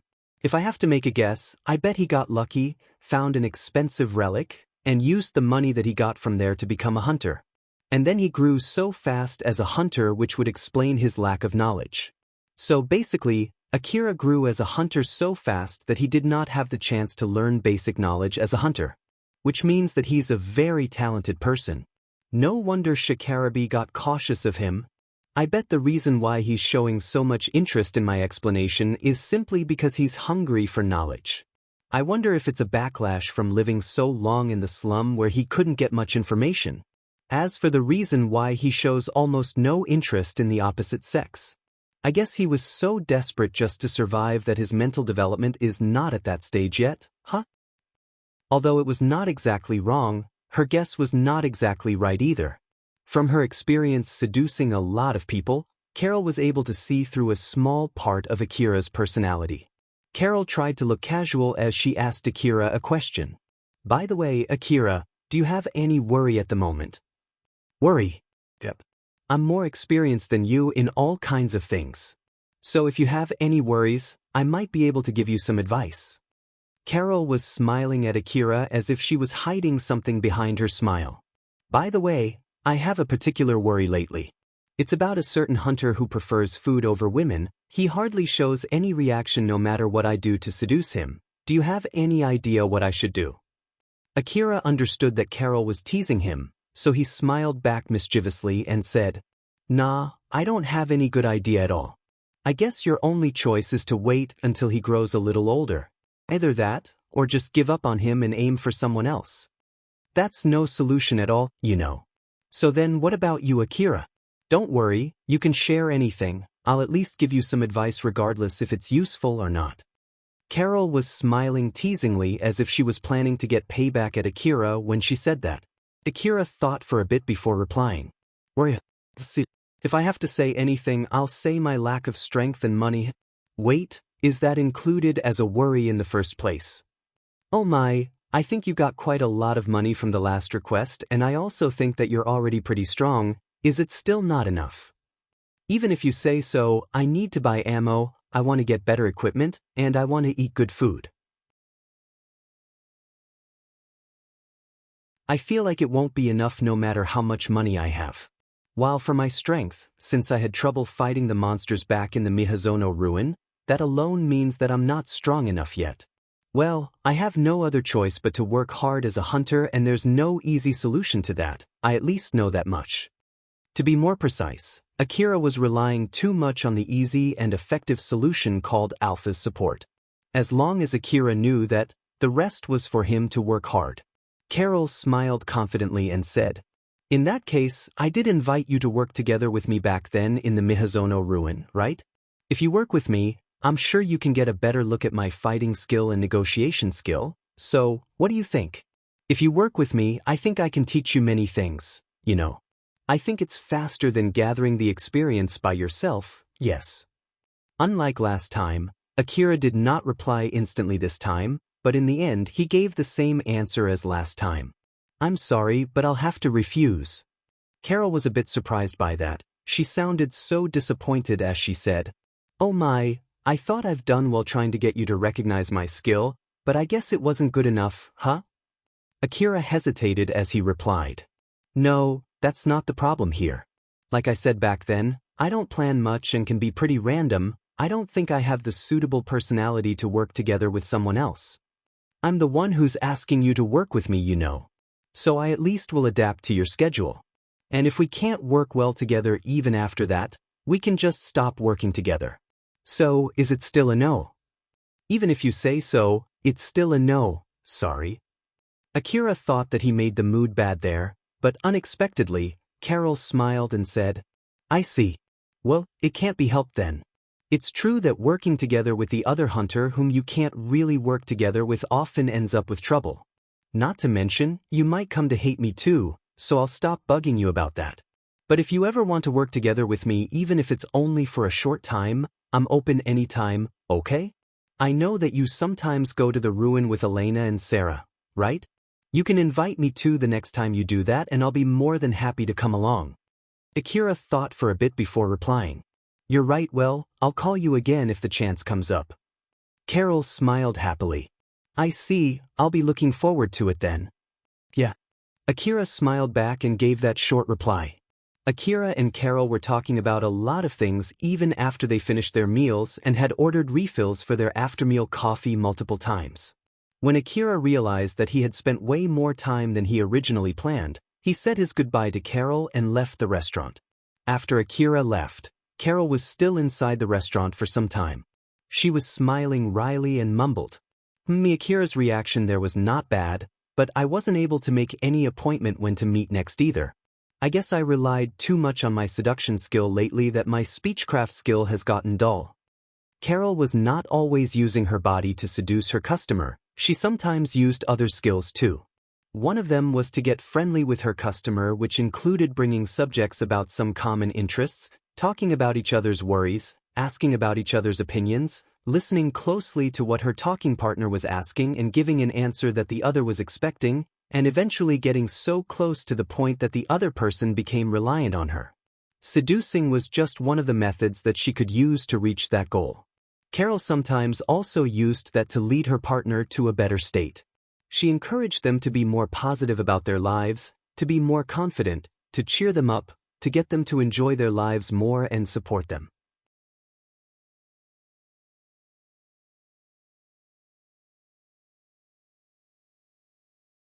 Chapter 141, Reignition. After he left Carol, Akira headed to Cheryl's base. Akira seemed to be in a good mood, noticing which, Alpha asked him a question. "You seem to be pretty happy, was it really that fun talking with Carol?" But Akira reacted in a surprised manner. It seemed that he did not notice it himself or he just simply did not feel that way. "Do I look really that happy right now?" "Yup, I always kept my eyes on you so I can easily tell." "I see, well, it's true that it was fun. After all, I got to hear a lot of things about being a hunter." Alpha smiled gently after hearing Akira's honest answer. "I see, that's good to hear. In that case, it might be a good idea for me to gather information around that subject to talk with you too," Alpha said gently. On the surface, it was as if she was saying it was for Akira's sake, but behind it, she was only doing that for the sake of keeping him away from Carol. Akira thought for a bit before replying. Well, to be honest, I learned more about common sense in the Eastern District instead of knowledge about being a hunter from you after all. I guess I want you to teach me about common sense first. After all, I don't even know where the Kagomayama city is located in the Eastern District, so you can teach me about being a hunter later after that." "Sure, got it." Suddenly Akira extended his hand and grabbed the man next to him. That man had Akira's wallet in his hand. In one fluid move, Akira drove a kick with his enhanced strength to that man who was not using an augmented suit nor an armor. Although Akira held himself back, his kick still hurt. Enough so as to force the man to roll on the ground and writhe in pain. Akira happily picked up his wallet and then walked toward that man. That man, who was still gasping in pain, noticed Akira walking toward him and desperately reached for his pistol in his pocket. He aimed it at Akira as fast as he could, but due to the pain, he was too slow. With a smirk, Akira kicked the pistol away from that man's hand. The pistol flew and slid on the ground. Meanwhile, it had that man's hand bent at a weird angle. It was obvious that the bone inside it was broken. That man screamed in pain. Akira was in a good mood. Unlike back then when Alna caught him off guard and took his wallet, this time, he was able to properly protect his life-staking money. Alpha did not even need to help him at all. Akira was able to identify that man entirely with his own ability. He felt the satisfaction as if he had redeemed himself. Thanks to that, even with all the sins the man had taken against Akira, the boy was in such a good mood. It could be said that he was being considerate to that man and only rendered him incapacitated. If Akira was in his usual mood, there was no mistaking it, that man would have died by now. This was the back alley. It was not a strange thing to find one or two corpses lying here and there. His mood was the only thing that saved the man. That man looked fearfully at Akira, who smiled at him in a good mood and said, "You got really unlucky today trying to prey on me." Akira still sounded like he was in a good mood when he said that, but he immediately delivered another kick after he said that. That man shrieked, slammed to the ground, and rolled over. For Akira, that was the end of the incident. It was done, it was finished. He got stronger, he was no longer careless anymore. After he could confirm that, he just turned around and walked back toward the main street. But the voice behind him told Akira that it was not the end of the incident. That man, who was writhing on the ground in pain, suddenly shouted a curse. "God damn it, I didn't hear anything about this." Akira stopped, his smiling face turned cold in a snap. Viola had an office hidden among the countless buildings in the Kageyama city's lower district. Colbert was there with Viola that day. She was sitting on a sofa and said to Colbert in a good mood, "Geez, you're so cold, how about you come over here?" Colbert was sitting not too far away from Viola and was able to clearly hear her invitation. "No thanks." "Geez, you're no fun." Colbert's swift reply was more out of wariness rather than coldness toward Viola, but that did not ruin Viola's mood at all. She was still smiling like usual. Colbert looked at Viola, who seemed to be in an excellent mood, and told himself to be careful not to get involved in any troublesome stuff that she had in mind as he said to her, "So then, why did you call me today? Is there anything you don't like in the report that I gave you? Just so you know, I'm not going to return the reward." "Nope, it's nothing about that at all. The report that you gave me was not bad. I just wanted to ask some stuff directly, like what's your impression of that shop?" "I'm sure I wrote it in my report already. You didn't read it." "I did. But even if it's about the same subject, people usually give a different opinion when they're asked directly compared to what they wrote in a simple report, you know. Even when you do negotiation, you would rather meet the other party directly even if it was something that you could have taken care of with text messages, right? That's just how important the information that you can get just by talking directly. Or at least, for me, it's that important. You do know that, right?" Whatever the case, Viola was the one who hired him. Colbert made that as an excuse to give up there. "All right, so then, what do you want me to tell you this time?" "A lot of things. For the starter, what kind of girl is this Cheryl?" Viola smiled bewitchingly at Colbert as they started going deeper into that subject. That day, Colbert did not go to Cheryl's shop out of pure coincidence. He was hired by Viola to investigate Cheryl's shop. Although he hesitated at first to accept that request, since the reward offer was pretty generous, he eventually decided to accept it. The only reason why Colbert tried to help out Levin was because he could do so while completing Viola's request, and in case if it got exposed that he got that request from Viola, he could use it as an excuse to evade. It might also help him to avoid getting roped into troublesome stuff later on. After all, either for better or for worse, Viola was famous for causing trouble. A lot of people would raise their guard when they noticed that Viola had made some moves, and there was nothing bad with being extra careful. Viola asked Colbert about a lot of things, and Colbert answered all of her questions. Most of them were about the same thing that he had already written in his report, while the rest were about some stuff that he thought to be unnecessary to be written in his report. Viola was listening closely to Colbert, who had known Viola for a long time. At this point, he knew for sure that she had something completely different in her mind behind her outer expression. She sometimes looked deeply interested when she actually did not care at all, sometimes she looked like she did not care at all when she was actually really interested, and sometimes it was neither. Viola only showed an expression that would help her get more information. Colbert knew that Viola had manipulated information in order to indirectly control other people multiple times in the past. So he took great care and was being very careful as he was speaking to her, but even after that, he was still doubting himself, wondering if he was already dancing to Viola's tune. That's basically the gist of it. The boss of that gang and the owner of that shop, that Cheryl girl, is basically a pretty impressive girl. After all, it seems that she has Akira on her palms too, so it's not like her beauty is everything. This is only my guess, but I think that shop is doing well. You have a pretty good review on that shop. It's just my opinion. If you're questioning it, you can meet her and decide for yourself. In the first place, why are you interested in that shop? There are a lot of other similar shops in the slum city, right? Is it because Akira is involved? Now that you mention it, did you see Akira there? I didn't get to see him when I went there. He might have been hiding somewhere. That room was surrounded with white sheets. He might have been hiding behind one of those sheets, though I can't really say for sure. I see. Well, I have a lot of interest in that shop. Let's just say that a lot of other shops are getting alerted by their new competitor. It's nothing strange at all, right? Well, if you say so. Colbert could see Viola was hiding all kinds of stuff behind that excuse which she just gave. He could not tell if that was just his imagination or not, since he might be mistaken, but he had no means to confirm it for sure. But if that's all, I'll head back home now. You can call me if you need anything else. One more thing though, I just want to make sure, it's up to me what to do about the relics that I bought yesterday, right? Yep. That's one of the rewards from me. You can do anything you want with them. I'll at least tell you this out of kindness, it might be a good idea to sell it, and don't bring that to the Hunter office's exchange center. If you get comfortable doing that, you'll never be able to return back to being a normal hunter. Colbert glared at Viola. Humph, it's none of your business. But of course, it's completely up to you. Viola smiled when she said that.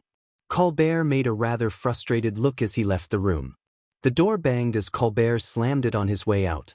Viola looked at it and mumbled. Looking at how he acts, I don't think he can return back to being a normal hunter at this point. But well, that's one way to live. Viola was the one who offered to pay Colbert with relics rather than with money in order to lure him to accept that request from her, taking advantage of his wish to never return back to being a regular hunter. A call reached Viola's information terminal. She reached for her information terminal and said in a good mood. It's me. Yep, I've spread the rumor. Nope, my job is only to spread the information around to incite the fire, and it is done when the fire has already started burning. Of course, I don't mind going further, but it'll cost you more, you know? If you don't want to pay me, then just wait. I did properly spread the rumor, so it's only a matter of time. Yes, well, later then. Viola ended the call.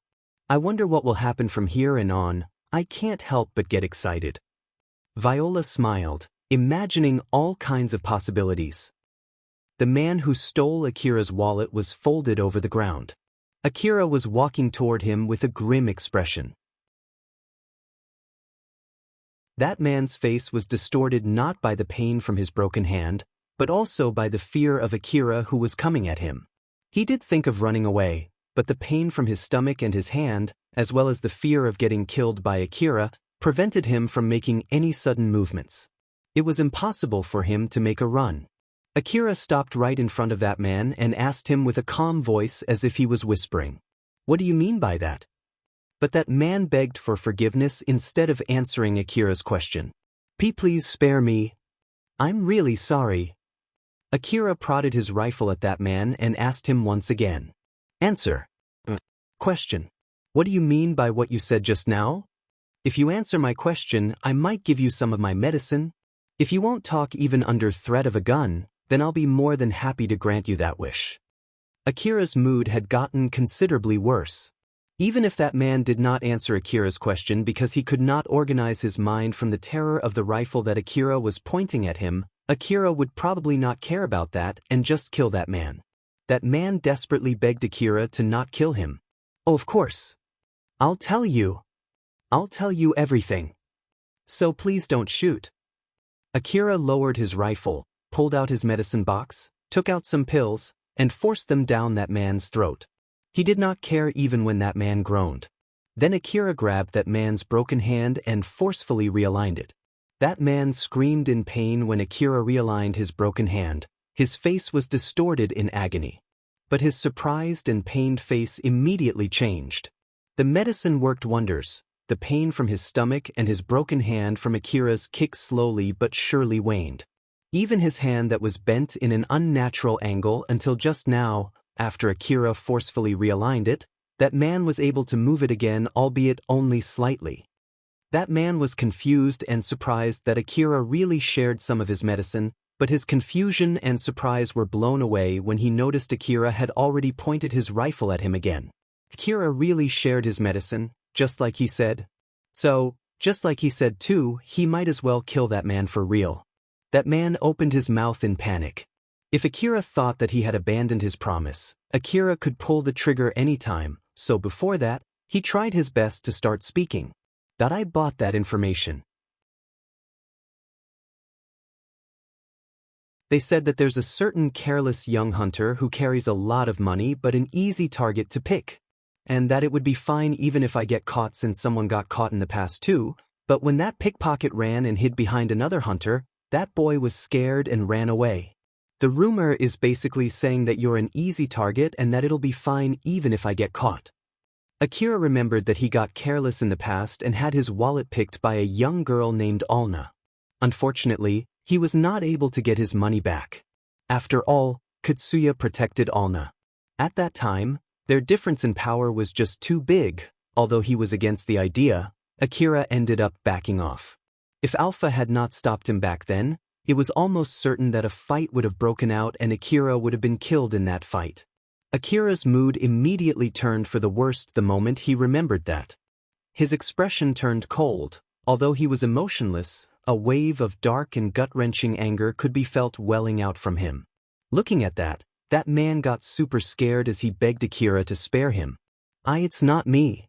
It's the information from the information broker. Akira replied with a calm voice. How did you find me? Did you see a photo of my face or something? They told me some descriptions like the hairstyle and body build. And also they showed me a blurry picture too. You were able to find me only with that. Like I said, I got the wrong person. I mistook you with that boy hunter. Didn't you say back there that you didn't hear anything about this? You didn't say that you mistook me for that easy prey, right? That man was lost for words. Akira fixed his gaze at that man without saying anything. That man could not bear the pressure and started to tremble as he begged Akira. I'm really sorry, I was tricked by that information broker. They gave me the wrong information. It's my fault, I'm so stupid for getting tricked by that information broker. So please, have mercy on me.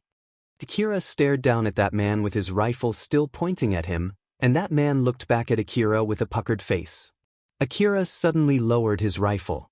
That man looked so relieved, but that was immediately proved to be premature. Akira grabbed that man by his neck and pulled him up. He then smashed that man on the wall of the back alley. That man groaned in pain, but Akira did not stop there. He then said to that man with a cold and heartless tone without even looking at him. First of all, let me get this straight, you were not tricked by that information broker. I am indeed the fool who got my wallet easily stolen by a brat. I was that weakling who ran away when the hunter who was protecting that brat confronted me. The info broker did not lie to you, that information is correct. Then Akira looked straight into that man's eyes as if he was peering deep inside that man's soul. That man's face was filled with terror. But I have no plans to just end that incident there. I'm not done with her yet. I don't care where you got that information from, but make sure to tell that information broker that it's not the end of the story yet, got it? Although Akira grabbed hard on his neck, that man managed to nod. Akira then released his hand. that man coughed and fell over to the ground. Akira swiftly turned around and started walking away again. That man was coughing while trying to calm his breath. When he was dropped from Akira's grasp, he saw his pistol, which Akira kicked from his hand, lying there on the ground near him. That man slowly stood back up and reached for his pistol. The moment his hand reached his pistol, a gunshot echoed and his pistol was blasted off from his hand. That man could not help but turn at the source of that gunshot and saw Akira there with his assault rifle aimed at him. Akira was the one who shot his pistol. That man screamed and ran as fast as he could into the depth of the back alley. Akira silently lowered his rifle. He was now in a terrible mood. He had the same grim expression that he had when he was about to fight Katsuya. Alpha flew and stood in front of Akira. She enlarged her image in Akira's vision. Akira, take a deep breath. Akira took a deep breath just like Alpha told him to. He did that multiple times. After a few repetitions, he slowly calmed down. Alpha smiled gently at Akira to calm him down and said, "Are you good now? Yeah? Sorry. Don't mention it." Alpha smiled as if it did not bother her at all. Akira seemed slightly dispirited as he let out a big sigh. To be honest, I thought I've already completely moved on from that, you know. For Akira, it was something that was already over. Or at least, that was what he thought. If nothing had happened, he would only have chuckled when he remembered about that. It was really something that was already over in his mind.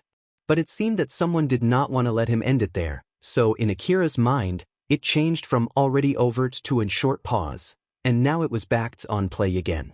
Alpha then worriedly said to Akira, "I think it's a good idea if you just head back home without visiting Cheryl's base today. It would be bad if something were to happen when you're in such a bad mood. You won't be able to try to defuse the situation, right?" "No, I'll at least visit her briefly. After all, I did promise her that I'll come even if it'll be rather late than usual. Moreover, there's something I want to ask Cheryl." Akira's face turned tense again as he thought of what to do to solve this situation. Cheryl was working in her private room when someone suddenly knocked on the door. "Come in." Alicia opened the door and said to Cheryl, "Boss, Akira-san is here." Cheryl glanced at Alicia, who was alone. She then tilted her head and asked, "Where is he?" "He's talking with Ario right now. He'll be here in a minute. And also, there's actually something that I need to tell you." Alicia hesitated and looked rather worried. "I'm not really sure what happened, but it seemed that Akira-san is in a very bad mood right now. So be careful." Alicia asked Ario to hold Akira back for a bit so she could warn Cheryl about Akira's mood. Cheryl noticed that as she frowned. As Alicia left the room, Akira came in. When Cheryl saw Akira's expression, she was barely able to maintain her expression from shrinking. Even Cheryl could see clearly that Akira was obviously in a terrible mood. Akira knew his expression was leaking his emotions, so he tried his best to mend that. He tried his best to act casual, but he completely failed in doing so. Cheryl was extremely nervous, but she still smiled at Akira, trying her best to hide her nervousness. She sat face to face with Akira on a table. She could clearly feel the heavy mood in that place. She was wringing all her brain power to think what was the right thing to do there. Both for the sake of her position in the gang and her own feelings, Cheryl did not want Akira to hate her. Akira was the main supporter of the gang as well as the reason why she could keep her position as the boss in the gang. If Akira came to hate her, her position would crumble. Akira was also Cheryl's psychological anchor. He was the place where she would lean to when she was mentally or spiritually exhausted. If Akira abandoned her, there was no doubt that she would break. If it was the normal Akira, even if Cheryl made some slip-ups and said something that she should not, Akira would just let that slide. If Cheryl said something that caused a misunderstanding, she could explain everything until the misunderstanding was cleared up. If she said something that offended Akira, she could apologize for it. That way, it would not deal a fatal blow on her relationship with Akira, or at least, that was what she thought. But the current Akira was not how he usually was. Cheryl could not afford to behave normally. She felt that if she made a slight mistake or if she said something that caused even a slight misunderstanding, it would deliver a fatal blow to her relationship with Akira. Cheryl proceeded extra carefully as not to trigger any landmines. Should I just keep my mouth shut like this? Is it a good idea to keep silent until Akira calms down a little? B. But what if that angers him instead? Should I take the initiative and put my bet on the chance of cheering him up? While of course, being extra careful as not to make his mood even worse. But I have no idea what made him angry in the first place at all, so... But no! As Cheryl put all of her focus on thinking about what to do there, she started to forget about other smaller things. Her face also slowly turned tense. Although Akira was normally a dense boy, he was able to easily notice that change in Cheryl's expression. It showed just how desperate she was. Looking at Cheryl, who was getting more and more desperate, it somehow calmed Akira a little. He then said to her, "Cheryl." "Why yes." Cheryl flusteredly replied back. She did not expect Akira to talk to her so suddenly like that. Akira tried his best to sound like his usual self. "Well, something happened today and I'm not in a good mood right now. I know that myself, but it's not like I'm angry at you at all. And also, I'm trying my best here, but I'm sure that I might vent my anger on you, so I'll apologize in advance. I'm sorry, if I really end up venting at you, please just forget about it and don't let it bother you too much." After he said that, Akira lightly lowered his head. Cheryl was a bit surprised by that, but she immediately regained her composure and smiled gently at Akira. She was somehow able to calm down and regain her clarity. She thought that it would be less likely for Akira to get angry at her if she was the one who was on the listening side, so she encouraged Akira to continue. "I understand. I won't force you, but if it helps you if you share it with someone, I can listen to you as much as you want. Sorry, thanks for the offer, but no." Cheryl looked at Akira and tried to make some guesses.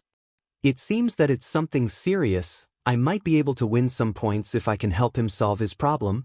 But looking at it, it's more likely that I'll be biting more than I can chew." Cheryl acted casually as if it did not bother her at all and said, "Please don't be, it's my fault for saying something that I should not. I know that it's not like I can help much, but if there's anything that I can do, please do tell me." When Cheryl said that, Akira looked at her as if he just remembered something. "Ah, that's right, there's something that I wanted to ask you."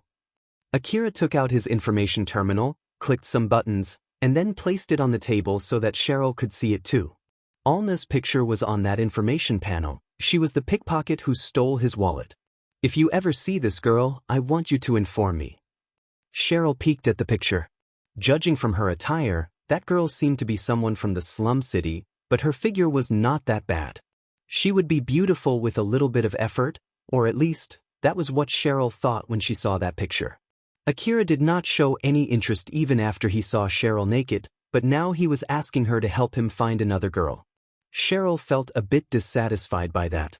But she decided to put that for later and asked Akira, "I just need to look for this girl, right? If you would tell us her name and her connection with you, we should be able to find her more easily."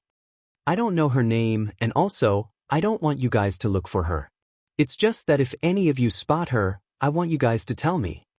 "But like, you're looking for this girl, right? What do you plan to do to her after you find her?"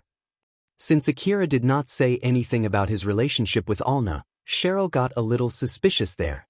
If it was nothing bad, then she needed to be careful not to do anything rude when she brought Alna to Akira. On the other hand, if it was the opposite, she could use force to capture that girl and that might help her win some points from Akira. But Cheryl needed to be extra careful on how she would deal with Alna. If Akira was looking for her since she helped Akira before, then it would only cause Akira's mood to get worse if they treated Alna badly. But Akira's answer to Cheryl's question was short and clear. "I'll kill her." Akira's voice was so cold and heartless that it even surprised Cheryl. Cheryl's smile froze in an instant. Akira sighed to calm himself. He then said, "That girl stole my wallet, you see. So, since she stole the money that I gathered by risking my life, I'm planning to kill her if I find her again." I see. And also, there's no need to kidnap her or use force. Although I'm not sure if they're just her friends or if they were just backing her up, she basically has some hunters protecting her. And those hunters are more or less as strong as me, or might be even stronger than me. I chased her when I noticed that she stole my wallet, But in the end, I couldn't get my money back because of those hunters, but they're stronger than you. Yeah, so there's no need to use force. Akira casually admitted that those hunters were stronger than him, and on top of it, Cheryl noticed that he had no plans to sacrifice the gang just to look for that girl. Although she felt happy about it, she also thought that they needed to get more useful to Akira. Showing that the gang was useful to Akira was an important milestone for the gang. The only reason why Akira was helping the gang was simply because he was Cheryl's lover. There was no other reason. So if they could give Akira more reason to back the gang, it would definitely make the gang feel safer. After all, everyone in the gang was actually worried that they might be abandoned by Akira. Cheryl replied with a serious face. I understand. I'll properly warn everyone. How should we inform you if we spot her? Even though you told us to inform you if we spot her, it's not like everyone in the gang has an information terminal. Of course, we want to help you as much as possible, but no, there's no rush. You can just tell me when and where you guys spotted her. After all, she might have moved to another area by the time that information reaches me. Cheryl was a bit surprised by that. When Akira said that he will kill that girl, it sounded like he had a deep dark grudge on her, but from what he said just now, it sounded as if Akira did not really care that much even if they could not find that girl. I don't really understand what's on Akira's mind, but it's better if we do what he told us to. It might break into a fight. After all, if that's the case, we can't afford to get reckless. After all, unfortunately enough, we're not ready for something like that. Cheryl was not that close to Akira yet. She made a forlorn expression when she realized it. Akira noticed that slight change, misunderstood its meaning, and apologized. Sorry, I did try my best to be careful, but I guess I still ended up venting it on you, huh? Sorry. Cheryl somehow managed to give her usual smile. Please don't worry about it, everyone has their bad day. If it helps you out, you can vent as much as you want on me, I don't mind it. But of course, as a reward, I'll have you spoil me a lot later. You can do whatever you want. Cheryl was smiling mischievously, which Akira replied with a wry smile.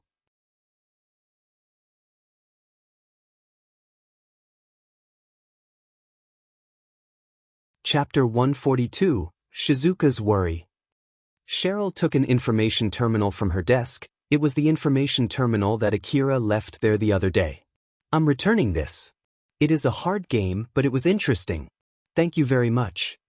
Cheryl gave her impression about the game and returned the information terminal back to Akira. It was indeed just a game, but it was also a relic hunting simulation based on Akira's real skill, a training tool using a top-down simulation. Akira lent that to Cheryl since it seemed she was interested in it yesterday. When he heard that Cheryl also thought that it was a difficult game, Akira made a troubled face and said, Yeah, you're right, it's really a difficult game. Saying that the game was hard was similar to saying that Akira's skill that was reflected onto the main character in the game was still way too underdeveloped. Although Akira himself understood that very well, it still hurt him a bit when he was reminded of it. It's true that I still have a long way to go. I guess I have no other choice but to get better equipment, train myself up, and gather more experience, huh? Cheryl thought that it was simply a game.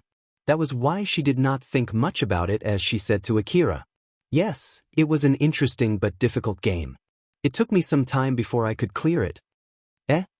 Akira was taken aback by what Cheryl said. Cheryl was also surprised by Akira's reaction. Akira was so dumbfounded that he could only react awkwardly. Cleared it? Why yes. Cheryl, who saw that, replied back awkwardly too. It was indeed a difficult game, but there was no reason for Akira to be that surprised. At least that was what she thought since she did not know anything more than that. Akira opened the menu to check the previous play sessions of the game. He was so surprised that he was not able to nimbly navigate through the menus, so instead Alpha took over and quickly brought up the history menu. Alpha scanned the history list and said, Yep, she did clear it, the score is turned to a plus. It was really surprising for Akira. That's so it was really possible to clear it with that difficulty, huh? Alpha smiled and faked a pout. Oh my, did you really think that I would set it to a difficulty that you can't clear? I didn't mean it like that. Akira flusteredly said that it was not true, but somewhere deep inside his heart, He really thought so. After all, it was really difficult. But now that he knew it was possible to clear it in that difficulty, it made him wonder how to do it, and the person who could answer that question was right in front of him now. Akira pushed the information terminal that he just received back to Cheryl. Cheryl, can you try to clear it again? Sure. Cheryl found Akira's sudden mood change to a more serious one rather weird, but then, she replied with a smile. Cheryl sat on the sofa and played the game to clear it one more time. Akira sat next to her. He had his eyes fixed on the information terminal on Cheryl's hand. Cheryl had once sat on Akira's lap while facing in his direction, so Akira thought that she would not mind him getting that close and prioritized more on a position where he could comfortably look at the information terminal. But Akira's guess was wrong. Cheryl actually was a bit bothered by that. She continued playing the game while holding back her embarrassment and delight. For Cheryl, who thought that she overdid it the other day, Akira was too close this time. And it was not Cheryl who took the initiative, it was Akira, and that fact alone made her face glow with happiness. Close, way too close. In order so that he could get a good look on the monitor, Akira tried to line up his vision with Cheryl's, so of course, Akira put his face close to Cheryl's. Since they did not cover anything from their neck up, they were close enough to feel each other's skin warmth. If Cheryl said that Akira was making it more difficult to play the game, or even if Cheryl showed any sign that she was bothered, Akira would normally get some distance. She tried her best not to show it while continuing to play the game in silence as her cheeks went slightly reddish. Fortunately, the game did not need Cheryl's continuous attention or any time-sensitive actions. So even if she was a bit in disarray, it did not affect her performance in the game. She just needed to be extra careful and take extra time before making any decisions. Following that, the Akira in the game started to slowly and carefully explore the old world ruin. The reason why the Akira in the game could make dangerous moves as if he could read the future was simply because Cheryl had cleared that game a few times, so she knew what would come afterwards. Of course, it was not something that she could overcome only by knowing that it was coming, but if she knew what she would face, it would help her overcome that danger. Akira closely observed the movements of the Akira inside that game and asked Alpha a question. As I thought, even if you know that it's coming, it's still not easy. Alpha mischievously smiled and replied. So in short, it means that even if you have the ability to read the future, it's still a difficult thing to return back alive from the dangerous old world ruin. Akira got dejected. He understood and completely agreed with what Alpha said. He also knew well that he should not feel prideful about his skill nor belittle whatever he faced. But still, it was discouraging to get reminded of that. Now then, putting aside the real Akira, the Akira in the game did not find much trouble exploring the ruin. Eventually, he got some relics and left the ruin. The ammo and medicines that he used during the exploration, his wounds, the time that he took to explore the ruin, and the number of relics that he brought back, all of them were translated into his score. The black-colored score points showed that he ended up with a positive score, and with that, Cheryl cleared the game. Akira, who saw that Cheryl cleared the game, casually complimented her. That's impressive. Cheryl blushed. Thank you very much. Cheryl glanced at Akira. It seemed that his mood had considerably turned for the better. It seems that Akira has been completely cheered up. Is he really that interested in this game? I guess I'll put in some effort to investigate about this game later. Cheryl thought that she should look about that game in the network later. But sadly enough, that game was made by Alpha, so there was no information about that game that she could find in the network. Cheryl was about to return back the information terminal to Akira, but Akira stopped her. I'm lending that to you, so you can use it for the time being. Are you sure? It looks like an expensive information terminal though. Yeah, you can use it as your usual information terminal. I've also changed its provider from the free provider, so you should be able to reach me even when the line is busy. Well, what can I say? You can just think of it as a reward for clearing that game. And also, if you have the time, you can play that game and aim for a higher score. I understand, I'll hold on to it dearly. If I can get a better score, can I get a better reward next time? It depends on the score. Cheryl was joking when she said that, and Akira replied while giving Cheryl a smile. Akira then left Cheryl's base. The sun was about to set, the slum city slowly but surely blanketed in darkness. But it was not like the slum city would be covered in total darkness once the sun was out. As people had created lights to help their lives, there would be some places that would radiate light.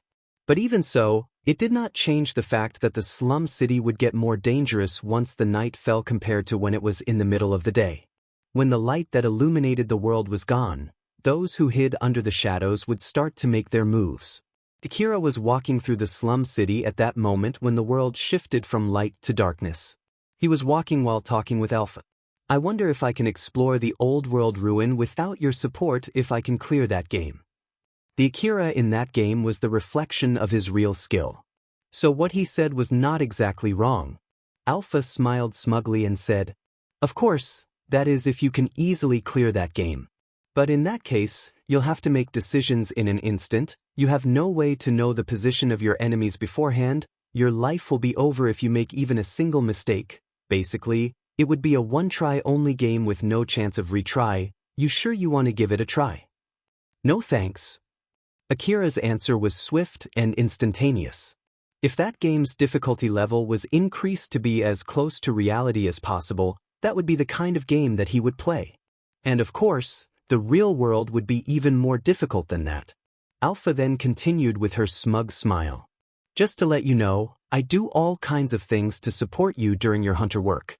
And that's including giving you instructions to make sure that you won't get killed, refining your movements by controlling your augmented suit, and many other things too." Alpha was still smiling mischievously at Akira, and he returned with a wry smile. "Thank you for all your help." "You're very welcome." Alpha smiled satisfied after hearing the words that she was waiting for. Akira suddenly grabbed the hand of the man next to him, and that man had Akira's wallet in his hand. Akira's face twitched out of anger as he mumbled, "Again, Hus." Akira took back his wallet and kicked that man. He made sure to hold back so as not to kill that man. That man was also aiming for Akira after he got the information from the information broker. But the information that man gave to Akira was different compared to the last one. This time the rumor said that Akira was a kind hunter who let go of the girl who stole his wallet since she was just a little girl. So even if that man got caught, Akira would just forgive him if he apologized. That man trusted that information and went for Akira. The reason why Akira backed off when that young girl stole his wallet was just because he had no other choice when the hunters backing that girl confronted him. He lightly threatened that man and told him to tell the information broker what he just said there. Akira kicked that man 3 times before he let that man go, so that man dragged himself in pain and somehow managed to leave that place. This time, Akira did not share his medicine. When he kicked that man, he had no plans to kill that man, but he did not care if that man died. If that man was unlucky, he would die before he could convey Akira's message to the information broker. The reason why Akira let him go was because he did not try to shoot Akira when Akira caught him. Had he aimed his gun at Akira, Akira would have killed that man. He was livid, but he was still able to think calmly. Akira did not lose his cool like last time. The fact that he was able to prevent his wallet from getting stolen twice with his own skill helped him to calm down. Akira suddenly asked Alpha a question. "Alpha, do I look like an easy target to them?" "No idea, but at least you don't seem like a veteran hunter." "Well, I know that too, but still." Akira seemed to be slightly dejected. Alpha then made some remarks about another thing unrelated to his outlook. "Rather than your outlook, I think the main reason is the fact that an information broker is selling info about what happened back there. You're just a boy, the pickpocket was just a girl, 100,000 orum is a rather big sum of money for those in the slums. You were able to catch her, but, leaving the reason aside, you couldn't get your money back. If you look from that point of view, it's understandable that people easily misunderstand your real skill. Since you are seen as just a mere child, the information about you would be quite cheap. Especially if the ones spreading it believe that you are incapable of retaliating. So, those that are seeking a target would most likely end up buying information about you. What a pain in the neck. Not only the people who bought it from the information brokers, but the fact was that this info must have spread across Slum City as rumor by now. A lot of people would be preying on Akira from here and on out. At least, until the rumor died down naturally or something happened that overrode it. Akira exasperatedly sighed. Shizuka closed her shop at a prefixed time every day. The private security company that she was in contract with also recommended her to do so. Although her shop was located in the lower district where it was relatively safe, once the night fell, the area would still become dangerous. Both for the sake of her own safety, as well as to lessen the work needed to be done by the private security company responsible for the area, it was important to close the shop during the night. When Shizuka was about to close the door, Akira suddenly appeared. "Is the shop already closed for today?" Shizuka noticed Akira and threw him a smile. "HM? Don't worry, come in. Is it really okay?" Akira looked a bit apologetic. Shizuka smiled teasingly at Akira and said to him, "Of course, it's important to hold dearly the candidate with the potential to become regulars of my shop. Thank you very much." Akira said his thanks and entered the shop. Shizuka then closed the door after he went in. There was no one else inside the shop, only Akira and Shizuka. Putting Akira aside, it was a situation where it could be said that Shizuka was a bit too careless, but she decided to trust her intuition and thought that it should be all right. It was not like she would allow just anyone to enter her shop after she closed it. Shizuka returned to the counter and started talking to Akira. "Are you here for ammo again? Or are you planning to buy rifles today? Is it okay if I get my hopes up? I actually have something I want to ask." "Shizuka-san." Akira noticed that Shizuka was staring at him. Shizuka fixed her gaze at Akira. She looked straight into his eyes as if she was trying to see through him. Akira was not that bothered by it, but he still found that a bit weird. He could not understand why she was doing that, so he awkwardly tried to say something. "Akira, did something happen?" Before Akira could say anything, Shizuka suddenly asked Akira a question while still staring at him. With that question, it felt like Shizuka was able to see through him. Akira seemed to feel a bit troubled as if his bad side just got discovered by Shizuka. He then proceeded to try to avoid that subject for some reason that he himself did not understand. "Well, it's not really something bad. It's just that someone tried to steal my wallet, but I was able to prevent it. But yes, it still leaves a bad aftertaste, did I see?" Shizuka approached Akira and gently hugged him. Akira's head was pressed against Shizuka's chest and was buried in her bosom. "Shizuka-san. Just let me do this." Akira was troubled by it, but once Shizuka told him so, he stopped fighting back and just let her hug him. Shizuka seemed to be thinking about what to say to Akira while still hugging him. Her expression was saying that she found some words to say to Akira, then decided they were not the right words, and tried to look for something else to say. After she gathered all of her experience until now and combined it with her intuition, she then proceeded to convey those words to Akira, who was still hugged tightly. "I'm sorry if I get this wrong. You've grown to be pretty strong as a hunter, you now can do things that you couldn't before, so I'm sure that you have things you're worried about related to that, and I'm sure that you have a lot in your mind too about that matter. I'm sure you don't need to worry about it if you decide to stop caring about it, but before you do that, you should at least share it with someone. You can share your worry with me, it might lighten your burden if you do so, you know?" Shizuka then put her hand on Akira's head and lightly patted him. Akira did not say anything as he let Shizuka hug him. When she said those words to Akira gently, his arms moved slightly to hug her back, but he stopped his arms midway. Right after that, Shizuka released Akira from her hug. Akira took a step back, lightly bowed with a smile, and thanked Shizuka. "Thank you very much, I think that helped me." Shizuka smiled at Akira. She seemed relieved. "I'm glad to hear that. If you have anything you want to talk about, you can always talk to me. After all, although I look like this, I have more living experience than you, so I think I can give you some advice, and even if I can't give you any advice, I can at least listen to your complaints." In reality, Akira did feel much better. Now that he had regained his calmness, Akira smiled and thought of something that was not really that important. It was true that Shizuka was a beautiful young girl, but of course, there was no way she was in the same age group as him, so Akira thought that, although I look like this line was not necessary there. Shizuka noticed that thanks to her sharp intuition, and that made her smile even more. You just thought that there is no need for me to say, although I look like this, right? Akira did not say anything back, he just replied with a smile, which was a bit awkward. Shizuka could somehow sense that the dark emotion that was welling deep from inside Akira had mostly vanished. Shizuka felt relieved after confirming that. But she did not show that in her face when she said to Akira, "So then, you want to ask me something, right? What is it?" Akira hesitated and sounded rather unsure. Yes, right, I actually want to ask some questions about equipment, so I just thought if I can get your opinions. It would be a great help if you can give me an estimation of what is the best equipment that I can get with my current budget. Like an augmented suit, or rifle, or information terminal. It would be great if you can give me some recommendations. But this time, I'm not thinking of getting new vehicles. Sure, I don't mind, so then, how much is your budget this time? Shizuka smiled at Akira as she asked him that question. Akira hesitated before answering back. It's about 400 million orum. Shizuka continued smiling at Akira without saying anything.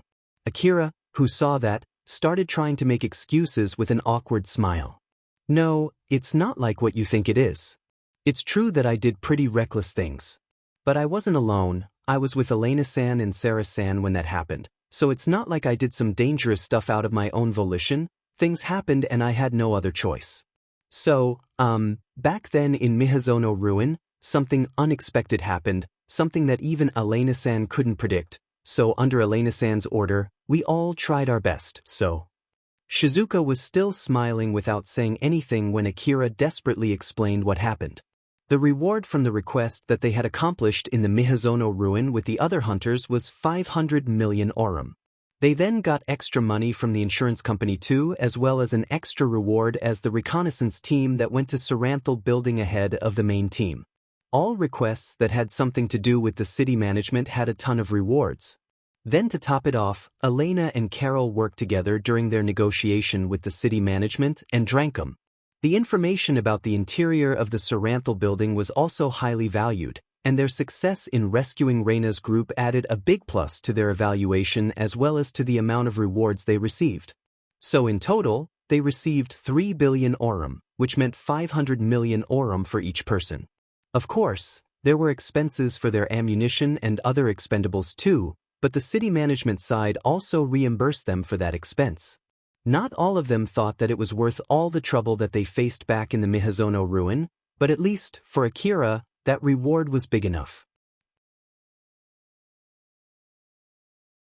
Shizuka was still smiling at Akira, who was desperately making excuses, but she then suddenly sighed and said to Akira with a smile, "Don't worry. I heard from Elena and Sarah too. So I more or less know what happened and I'm not angry at you." I see. Akira sighed in relief.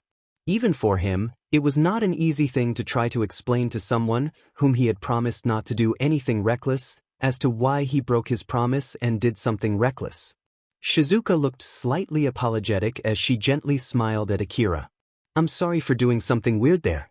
But if you've done something that you actually don't want me to know, then at least keep in mind that it was something substantial that you did. It's good to be proud of some extraordinary feat that you've done, you know. But that doesn't mean that it would be okay for you to do that again, okay? There's a small line that divides between getting used to dangers and belittling dangers, all right?" Akira gave a firm nod. "I understand."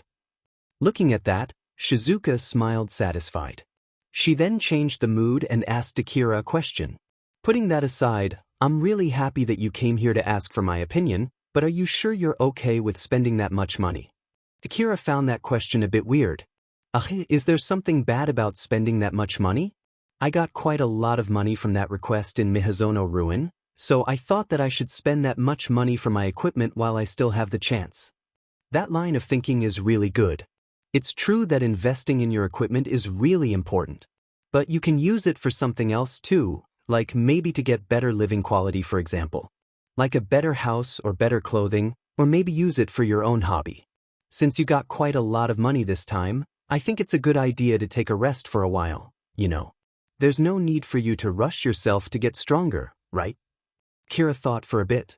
Getting better living quality? To be honest, at the moment, I have no wish to spend my money on something like that though. Since I've been sleeping in the back alley of the slum city until recently, compared to that, my current daily life is like heaven though.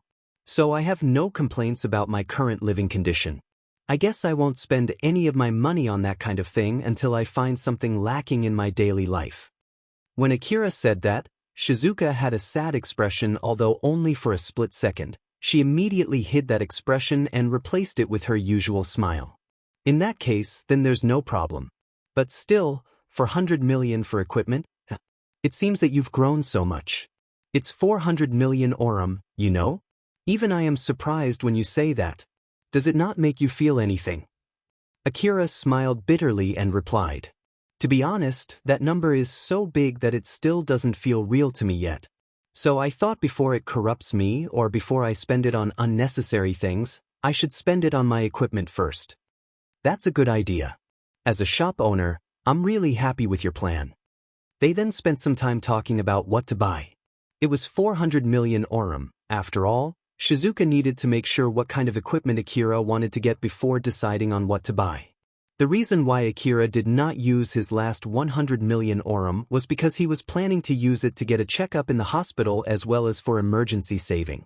He did a lot of dangerous things this time, so it was just to be safe in case his medical bill cost him 60 million again. After Akira finished his consultation with Shizuka, she asked him a question. As I thought, it's important to carefully think about it when you're about to spend 400 million orum. Not to mention that it'll take some time before the ordered articles arrive.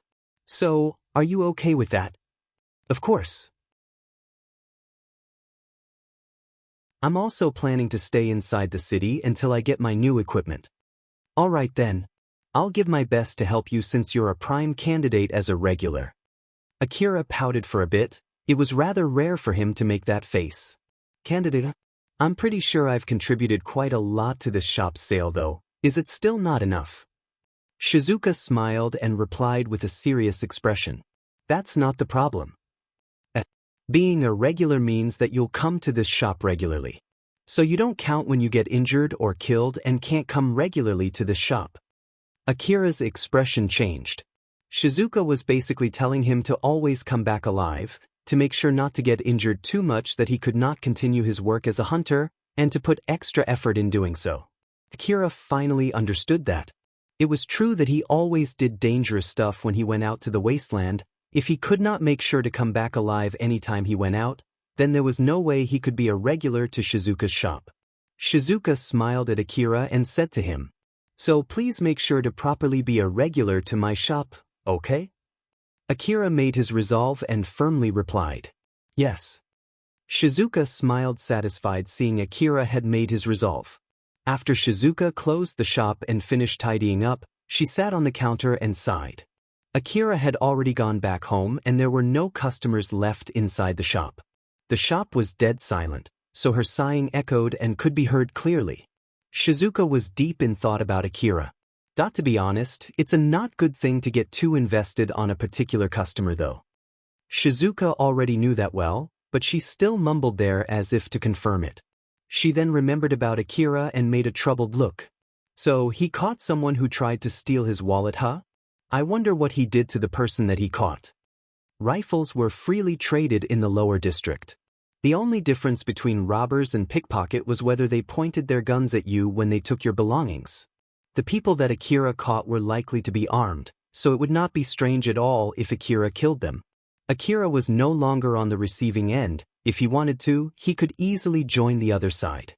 The question was once he got enough power to get back on those people who robbed him, could he fight back the temptation of getting his revenge on those people? It was a difficult question. After all, the fastest way to make sure that he was no longer on the receiving end and to attain the sense of safety and superiority that came with it was to join the other side. Simply put, it was to be one of those people that he hated so much. For those people who decided to join the other side, their end was mostly the same. They get used to abusing their power and it corrupts them. They then have to fight those who have the same level of power and try to replace their positions. They would need to fight those who were in front as well as those from behind, trying to stab them in the back. The one who survived after all the chaos would stand on the peak, on top of those people who looked at them in awe and fear, on top of the countless corpses. When Akira said to Shizuka he planned to splurge his money for equipment, Shizuka thought that he was aiming for more power. But she was really glad that it was nothing but unnecessary worry.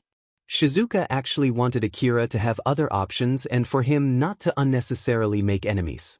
After all, in this world where there were already plenty of enemies, it was the secret to long survival. But the one to decide was Akira, not her. She can hope but she cannot force Akira. After all, she has no right to do so. But even so, it should be fine for her to have hope. As Shizuka thought so, she then mumbled, "That if it's possible, I wish Akira can properly be a regular at my shop. As the owner of a shop and a hunter who is properly earning money, I really wish we can get along for a long time, even if he's not earning that much." Shizuka once again noticed that she was too invested in Akira as she sighed.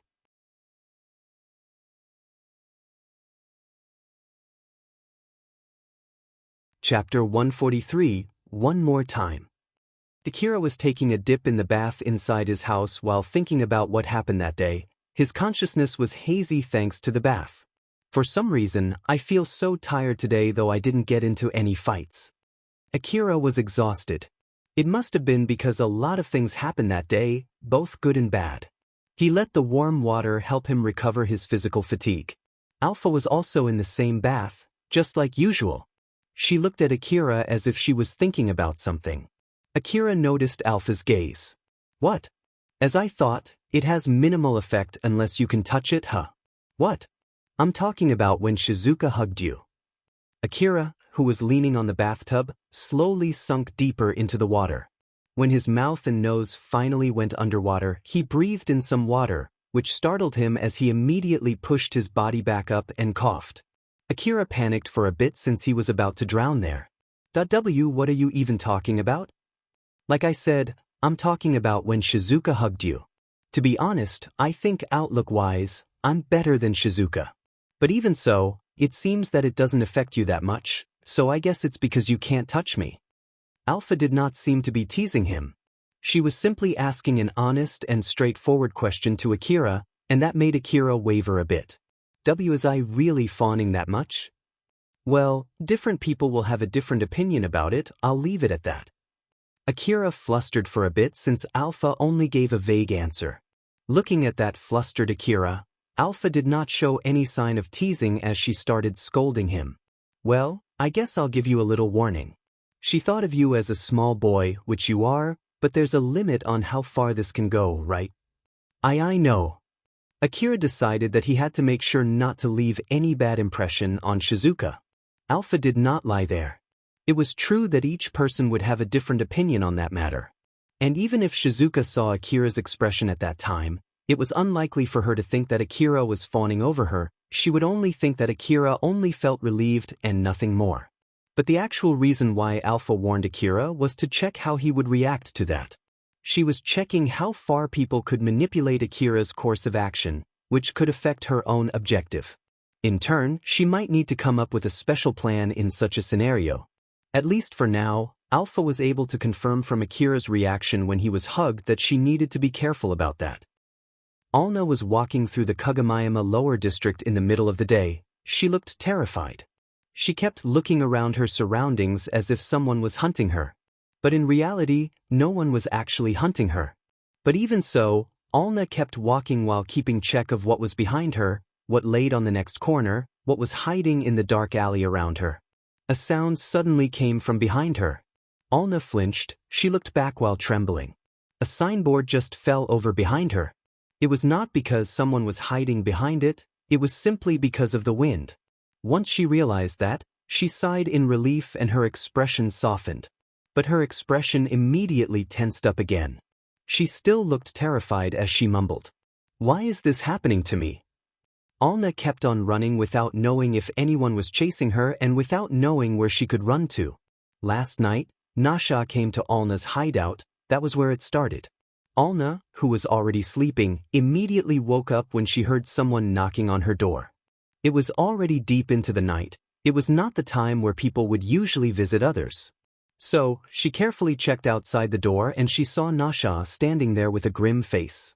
Alna let Nasha come into her hideout. Nasha scanned her surroundings first before she stepped in. She looked around the room with a grim expression. She felt slightly relieved after she confirmed that there was no one else there, but the grim expression on her face did not change. It was obvious that there was something big going on. Alna tried to calm Nasha down as she asked Nasha what was wrong. Nasha, what happened? Alna, are you alone? Wait. Is there anyone else other than me and you who knows about this hideout? I don't think so. I didn't tell anyone about this place except you. Nasha looked at Alna with a serious expression and said to her, calm down and listen closely. Once we're done here, get away from this place as soon as possible. This time, hide somewhere where even I don't know about, okay? W.O. there, what's going on? Alna started to feel scared. Nasha placed both of her hands on Alna's shoulders. Her voice was trembling as she was about to tell a painful truth to her best friend. Akira is going to kill you, he told the gang to look for you. Alna froze. Alna had heard from Nasha that Akira was the hunter supporting Cheryl's gang. But it did not seem like Akira was looking for her, at least until now. Akira would eventually forget about her with time. So after talking with Nasha, Alna was planning to join Cheryl's gang later once it grew bigger and got more members. And just to be safe, she was planning to fake her name too. That way, she might be able to sneak into the gang without getting noticed by Akira. Akira was not someone who would leech off from the gang, while the boss of the gang, Cheryl, even put some effort to teach the members of the gang how to write and read. Compared to the other gangs in the slum city, Cheryl's gang was a significantly better place for children from the slums. A lot of small children wished to join that gang, and if it grew so big to the point that it had a branch, it would be even safer for Alna to sneak in. Alna had her hopes up when she heard that plan from Nasha. But now, here, her hope was crushed. Alna asked Nasha while trembling. What? Since when? Everything was calm until now, right? I have no idea. They suddenly told us to keep our eyes for you. They gave us a picture of you and told us to report back if we spot the person in that picture. And it seems that they distributed that photo to everyone in the gang. Nasha showed the picture that she received from the gang to Alna. Alna's face turned pale as if she just saw something that she could not believe. The person in that picture was really her. He even has my photo. But how? How did he get that? When did he take this photo? In reality, no one took a picture of her. That photo was produced straight from Akira's memory when he saw Alna. Its quality was not bad. As a matter of fact, the person in that picture could easily be identified as Alna. Nasha tried to calm Alna down since it seemed that Alna was about to scream. Alna, calm down, alright? Just calm down. Alna looked at Nasha with teary eyes. She was about to break. Nasha then slowly and calmly said to Alna in order to calm her further.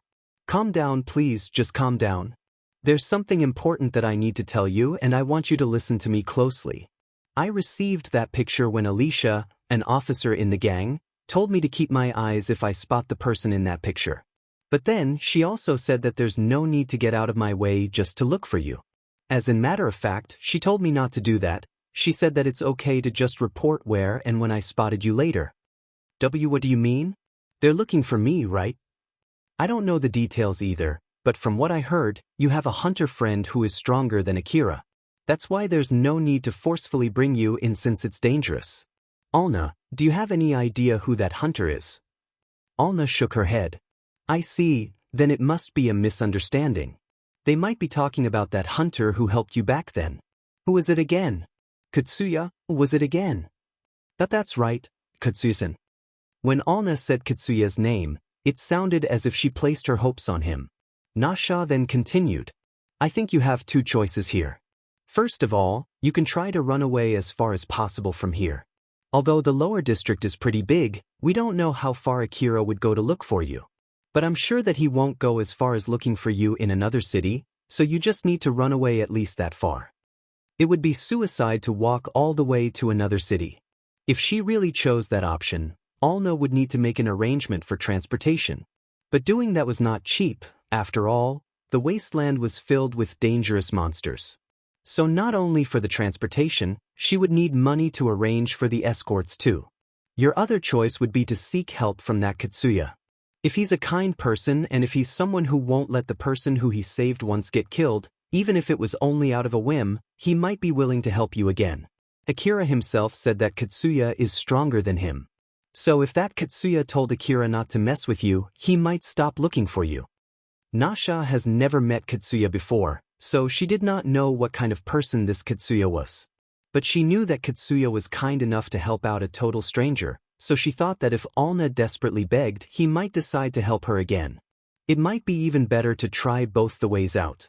Try and ask for that Katsuya's help, and if it doesn't seem like he'll help you, then make a plan to escape to another city. Nasha gave Alna some hope. Thanks to that, Alna was able to calm down for a bit. But it did not fix her situation at all.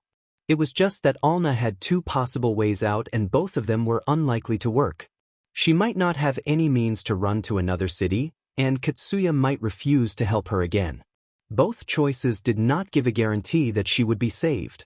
Nasha pulled out a pistol and some money. She then handed them both to Alna. Use this, it might be not much, but it's better than nothing. Alna was so surprised and flusteredly said, This pistol, isn't it the gang's property? If you get caught? Nasha smiled at Alna as not to make her worry. Don't worry, just use it. I'll be fine, I can just tell them some lie. But? It'll be fine. Nasha hugged Alna and stopped her words midway. She then looked lonely at Alna and said, That I'm sorry. Although I call myself your best friend, this is all I can do for you. I did think of telling Cheryl about it and ask for her help, but it seems that won't work too. She is scared of getting on Akira's bad side, so I don't think she'll help out someone who Akira is planning to kill. As a matter of fact, I'm sure that if she knows I'm your close friend, she would do anything to make me leak your location. Then, you should come with me too. Nasha was still hugging Alna when she shook her head. No, I'm sure it won't be much trouble if the gang lose one person worth of money and Katsuya might help you if you're alone. So both the choices you have might not work if I'm with you, that's why I can't come with you. Moreover, things might change later and you might not need to run away, like Akira might get killed somewhere soon. He's a hunter after all, so it won't be strange if he's suddenly dead. Although, when that happens, it might be the end of the gang too.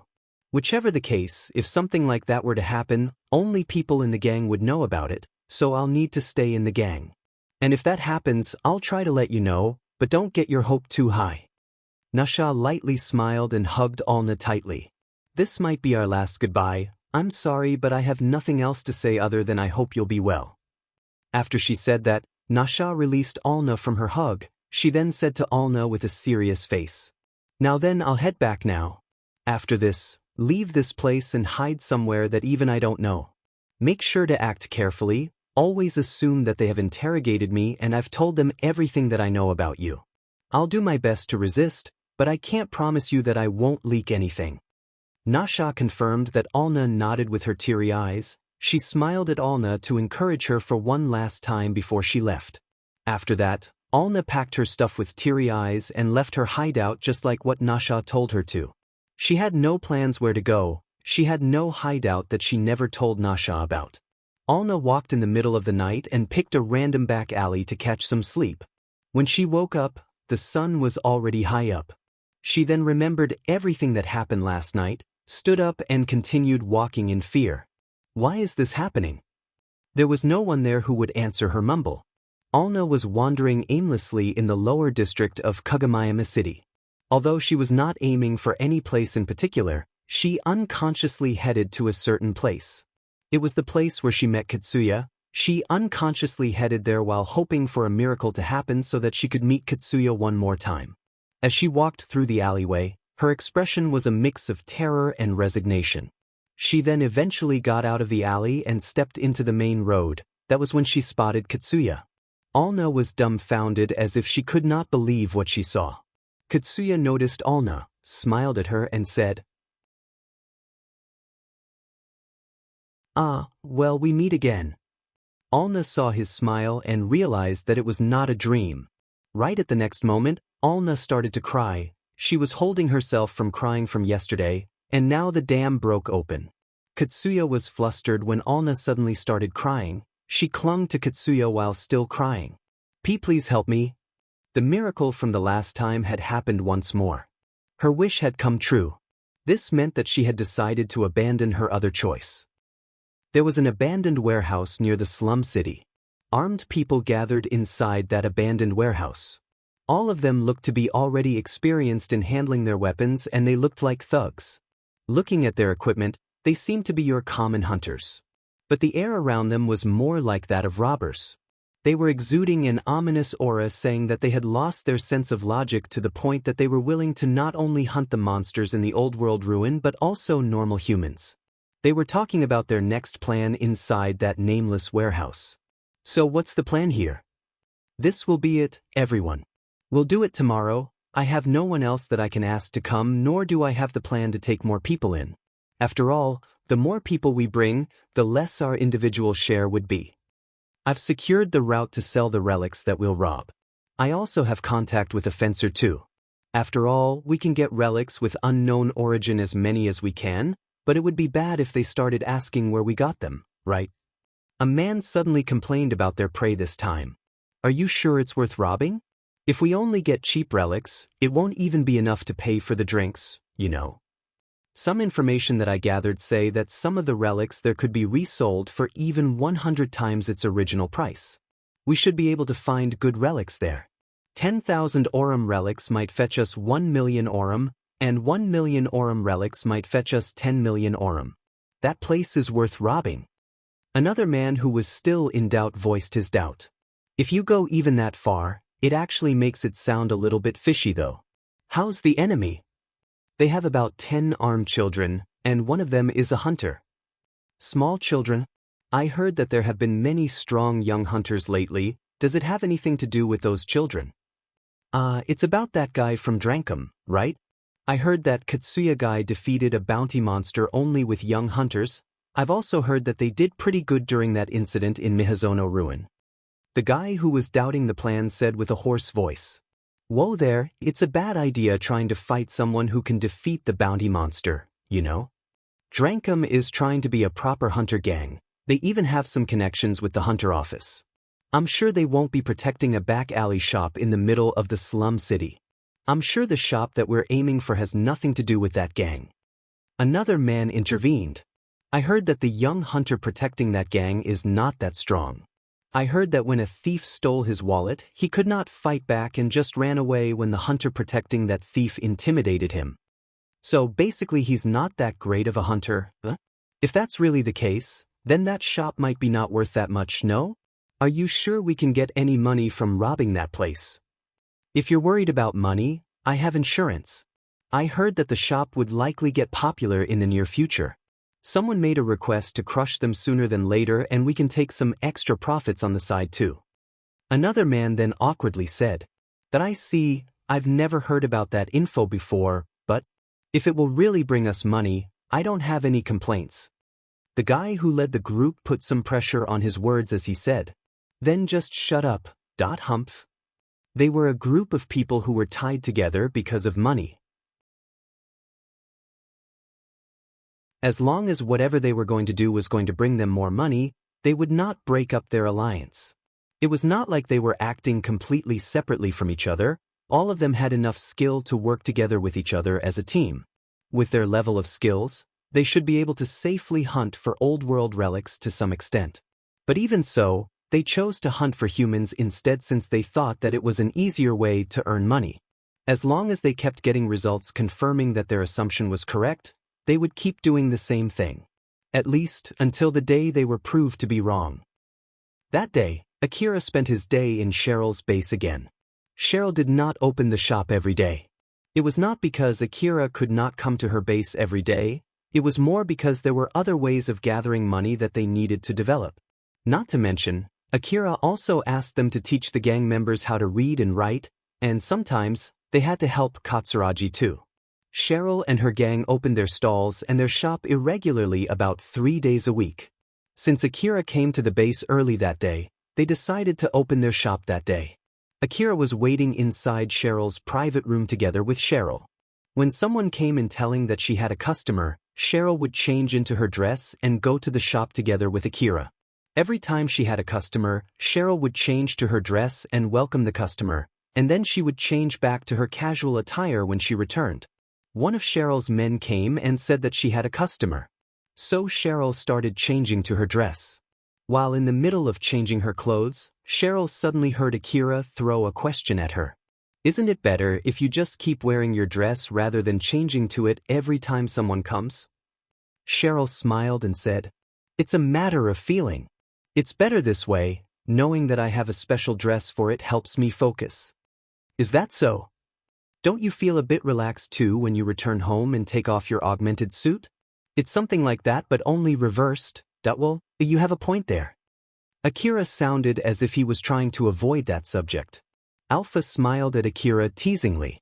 To be honest, you often think that it's too much of a trouble to take it off, so you often don't take off your augmented suit even when you're home though. I know, I'll be more careful. It's important to have this kind of switch, you know. It might be a good idea if you learn that from Cheryl. Yeah.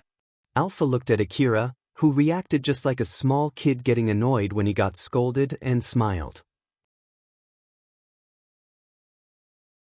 Akira could feel that gentle smile from Alpha and felt a bit embarrassed. But he made sure to stiffen his expression so that would not leak out.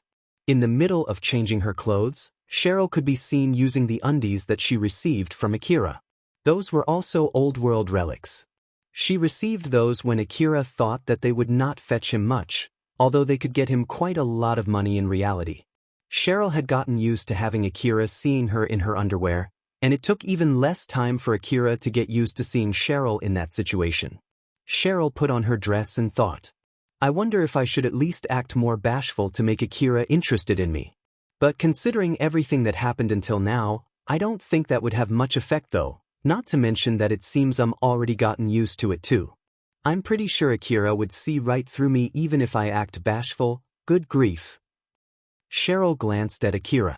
Although someone as beautiful as Cheryl was changing cloth next to him, Akira did not show any interest at all, and it was highly unlikely that he was acting indifferent. So basically, there's no need to fake anything, right? But I wonder what kind of situation he would show his embarrassed side. Now that I think about it, even back then when I straddled him, even though I think he's happy with that, I don't think he's embarrassed at all. Was it because I was the one who took the initiative?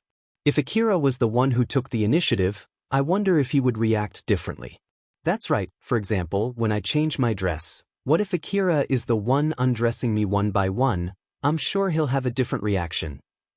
Cheryl imagined all kinds of scenes in her mind. She imagined Akira undressing her layer by layer while slightly blushing. Akira's hand was trembling as he gently took off her dress. As her dress fell to the ground one by one, she blushed and sent an embarrassed gaze to Akira, who was undressing her while trying to hold back her smile. Cheryl unconsciously added more spice to her imagination. As her movements in the real world slowed down, her imagination grew wilder and wilder. As Cheryl started to drown in her imagination, Akira suddenly called her.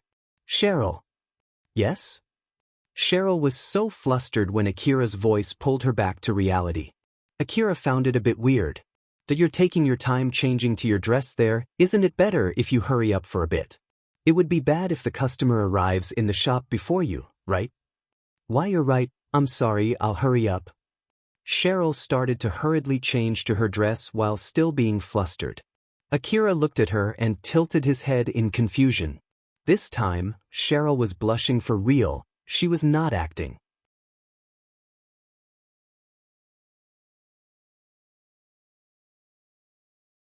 Chapter 144, Uninvited Visitors. Cheryl stood in the middle of the main room where she was selling relics with a puzzled face. Akira had already positioned himself by hiding behind the white sheet hanging from the ceiling. They were ready for the customer, and it did not take long for those customers to arrive there. The problem was the report that Tayal, who brought the customers there, gave. Cheryl frowned and said to Tayal, 8 people? Wasn't it supposed to be only 4? Tayal flinched from Cheryl's gaze alone, but he managed to give her an explanation. There were only 4 people when they visited the stand. But when I was guiding them here, they met up with another 4 people. They said that those people were their friends. They then seemed to get rather excited and the other 4 asked to come along too. It was hard to refuse them and they seemed to carry quite a lot of money, so I ended up bringing them all the way to the back alley. If you want to send them home, please ask Akira to do so. All of them are armed, so I'm sure they won't listen to me. Cheryl made a grim face while thinking of her available choices. Tyal was bedazzled by Cheryl. The dress that Cheryl was wearing to welcome the customer was beautiful enough to bedazzle him. There was not that many occasions where Cheryl put on that dress. So being able to see her in that form was one of the special perks that Tyal received from his duty. But Tyal killed his desire to strike a conversation with Cheryl. The reason she was able to have that wonderful high-class dress as well as the reason she maintained her beautiful hair and skin was none other than his love rival, Akira.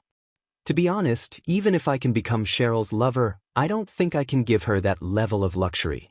After all, she got that dress from Akira, and even if she breaks up with him, I'm pretty sure the whole gang will be disbanded.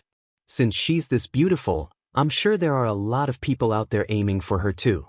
I bet one day, a leader from a big gang would get his eyes on her and force her to be his lover or something.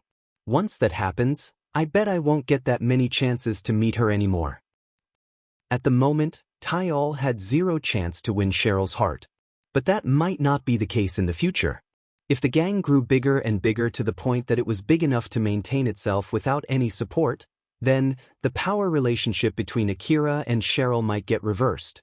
Then, if something happened at that point, for example, let's say Akira fell in love with another girl which caused his relationship with Cheryl to sour, they might break up and Tyal thought Cheryl might start getting interested in another man.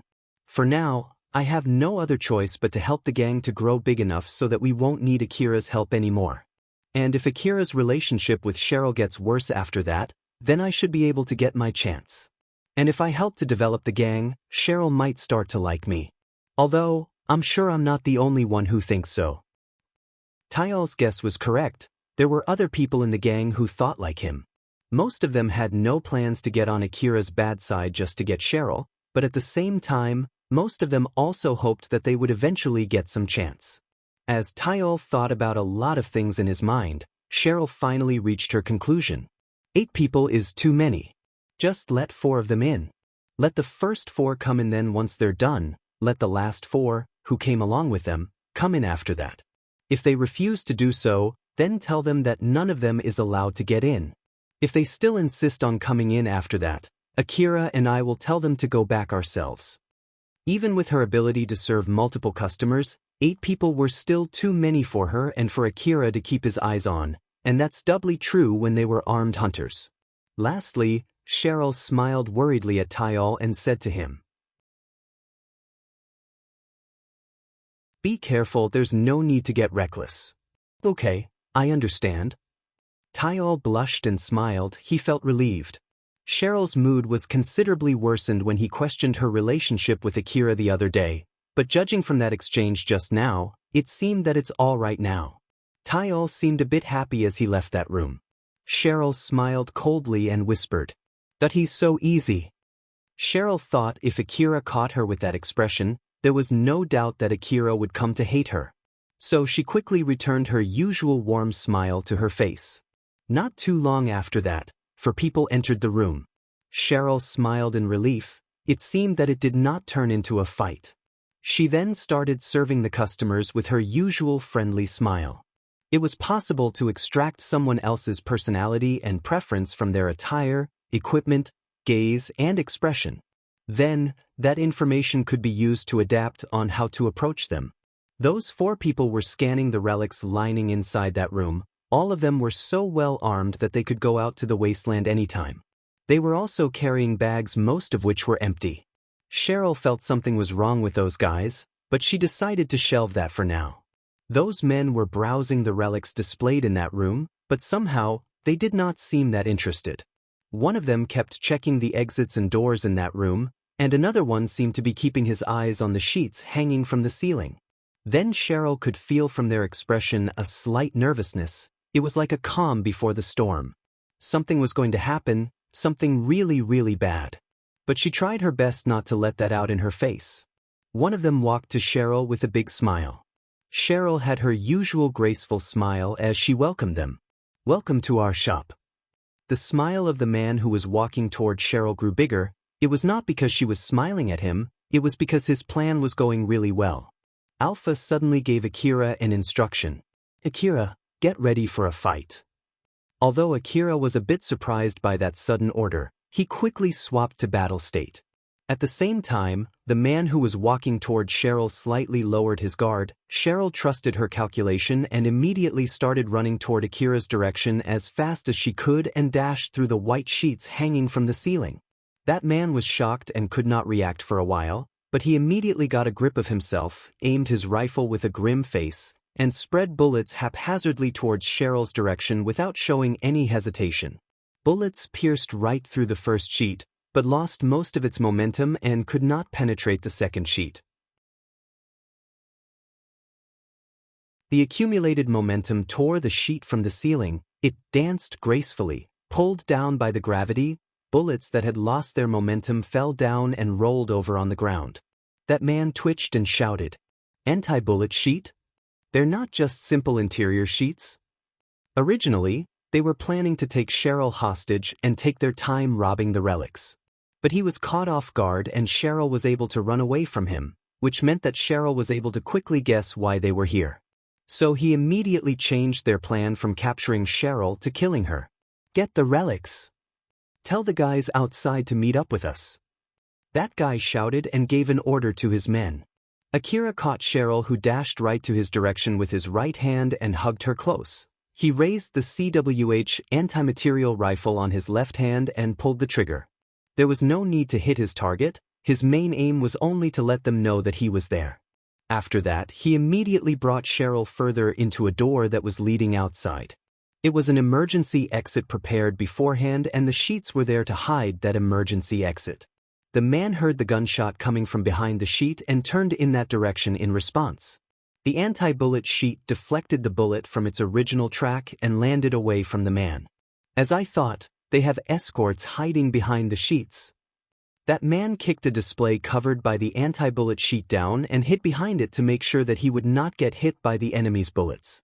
"The escort is behind the sheets. Make sure to equip your defensive suits." While he said that, that man pulled out a full-face helmet from his bag and put it on. They did not put that helmet at first so that Cheryl and his men lowered their guard, but now their situation had changed and they had to put them on. Akira ran quickly while still carrying Cheryl. He was able to do that thanks to the augmented strength from his augmented suit. He made sure to run as fast as possible while not injuring Cheryl. Once he arrived in front of the door, he quickly opened it, pushed Cheryl out, and immediately shut the door. Cheryl was dumbfounded when the door in front of her was closed with such force. She thought that Akira would run away together with her. Although she stood frozen for a few seconds, she immediately returned back to herself and started to move. The rest of the gang still did not know what just happened. A gunshot echoed through the base. Most of the gang members stopped what they were doing the moment they heard that gunshot. Cheryl shouted as hard as she could, "It's a shootout!" With Akira protecting the gang, they thought that no one would dare to attack the base, but that day, their assumption was proven wrong. At first, Akira evacuated Cheryl to a safe place, out from that room and away from the 4 men shooting from inside the room. With this, Cheryl's safety was pretty much guaranteed, so he quickly moved to his next order of business, shooting back at those 4 men. Akira lightly frowned. "But still, I always thought that I'll eventually open up a shop in the slum city big enough to warrant some robbers, but this is way faster than I thought." Alpha smiled and replied, "You're just unlucky." "I can't agree more, as I thought I already ran out of luck, huh? But since they attacked when you're here, I guess it means that Cheryl is really lucky. Thanks to that, she didn't get killed this time." Akira smiled wryly. "That might be true, Cheryl has good luck after all." "Yup, then let's try to take advantage of that luck and clean up this mess as soon as possible." "You're right, let's do that." Akira had no idea if it was him being unlucky, or it was Cheryl being lucky, or maybe it was even both. In order to make sure that the people who attacked the base that day were unlucky, to push his bad luck to those people, Akira fired himself up to shoot back.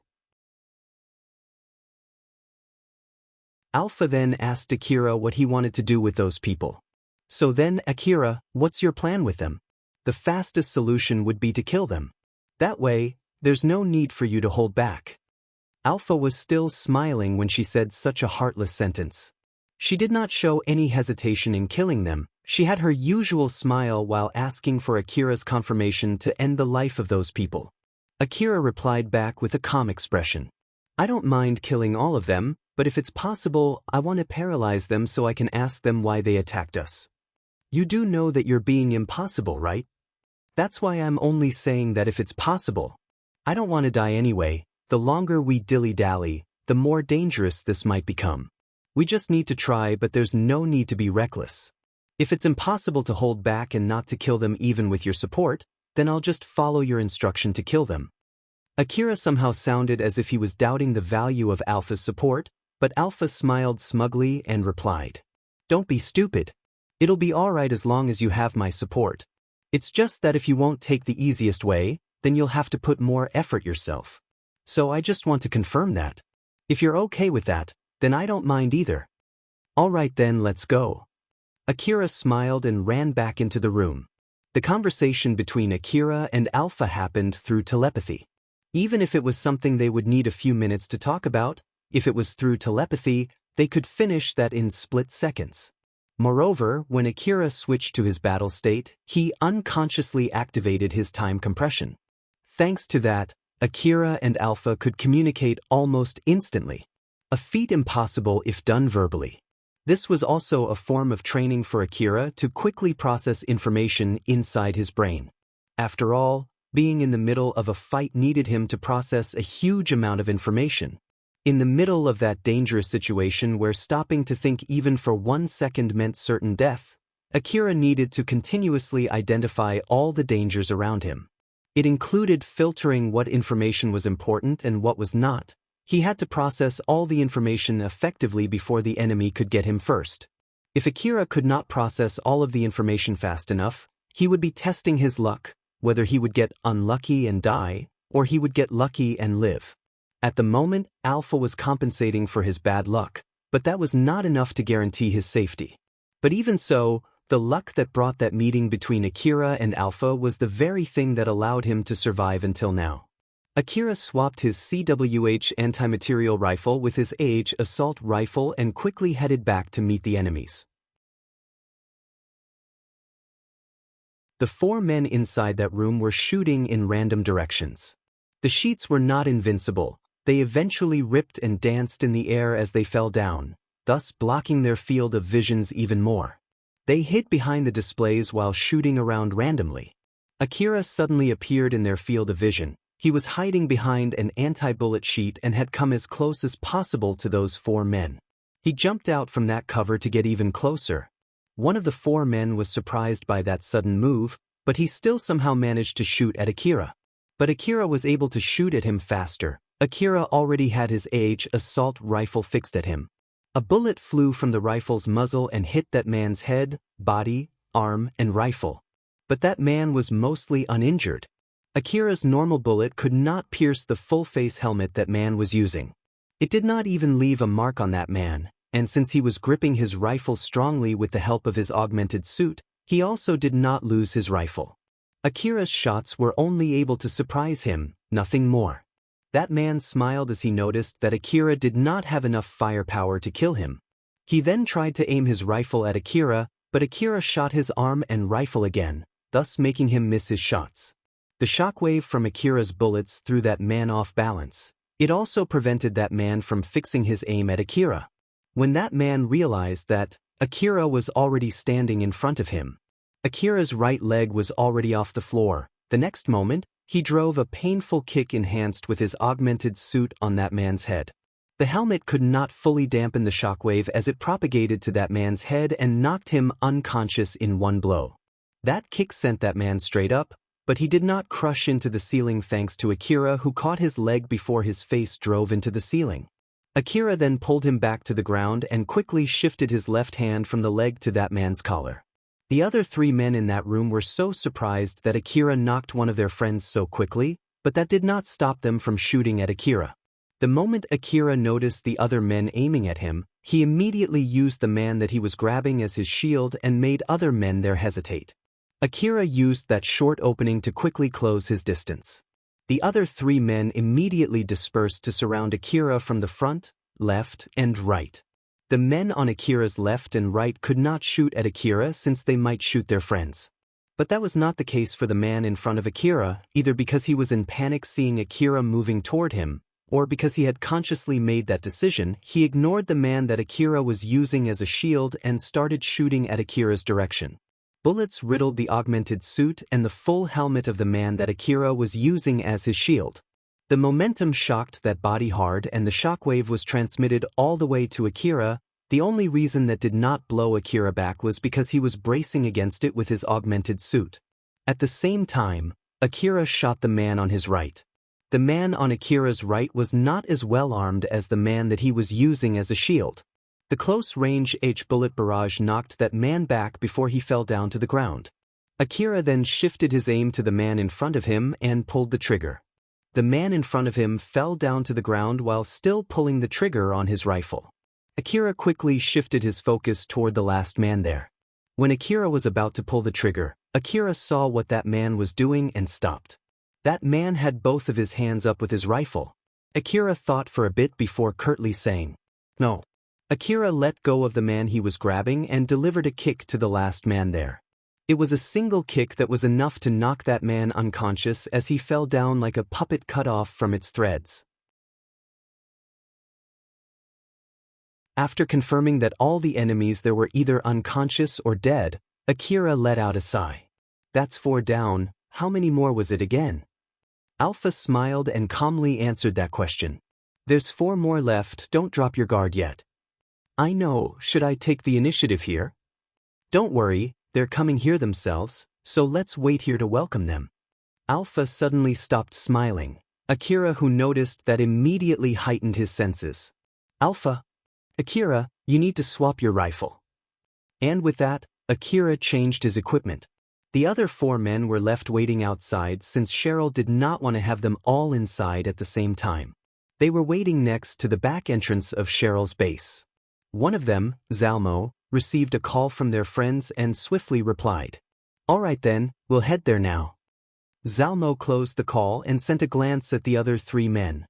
The other 3 men only replied with a nod and put on their helmet that they did not use from the beginning in order to lower Cheryl's men's guard. Of course, Cheryl could not afford to let her guest wait outside without anyone to accompany them. The young boy, whom Cheryl stationed there to accompany them as well as to stand guard there, noticed that change and was about to ask those men a question. Wadash. That young boy was about to ask what was wrong, but before he could finish it, Zalmo pulled out his rifle in one fluid move, aimed it at that young boy, and pulled the trigger. The bullet ripped through that boy's torso. The armor that boy was using was nothing more but fake armor. It had no defensive power against a real bullet. The bullet also destroyed the boy's important communication device. He then fell down and died. Zalmo did not show any feeling even after he killed someone. His expression did not change at all as he gave an order to the other 3 men. "Let's go." Zalmo kicked the door open and stormed into the base. Since they already knew beforehand the room that they were aiming for, they went through the base straight for that room. Just to be safe, they released some shots to the places where someone might be hiding on their way there. Bullets flew around inside the base, destroying walls and furniture. Bullets flew right at Zalmo and his men from deep inside the base. Although those bullets hit them, they did not have any effect on Zalmo and his men. The people who shot those bullets noticed that. Those men then aimed their rifles in the direction where those bullets came and released a barrage of shots. With that, the resistance from Cheryl's men stopped. The scream of Cheryl's men could be heard echoing inside the base. But for Zalmo and his men, it was nothing but meaningless noise. Zalmo and his men arrived in front of the door of the room that they were aiming for without much trouble. Zalmo sent a glance to his men, telling them to break in, but right before they did that, a barrage of bullets pierced the wall and the door and rained on them. On the other side of that door, Akira had A2D-inch assault rifles on both of his hands aimed at the door.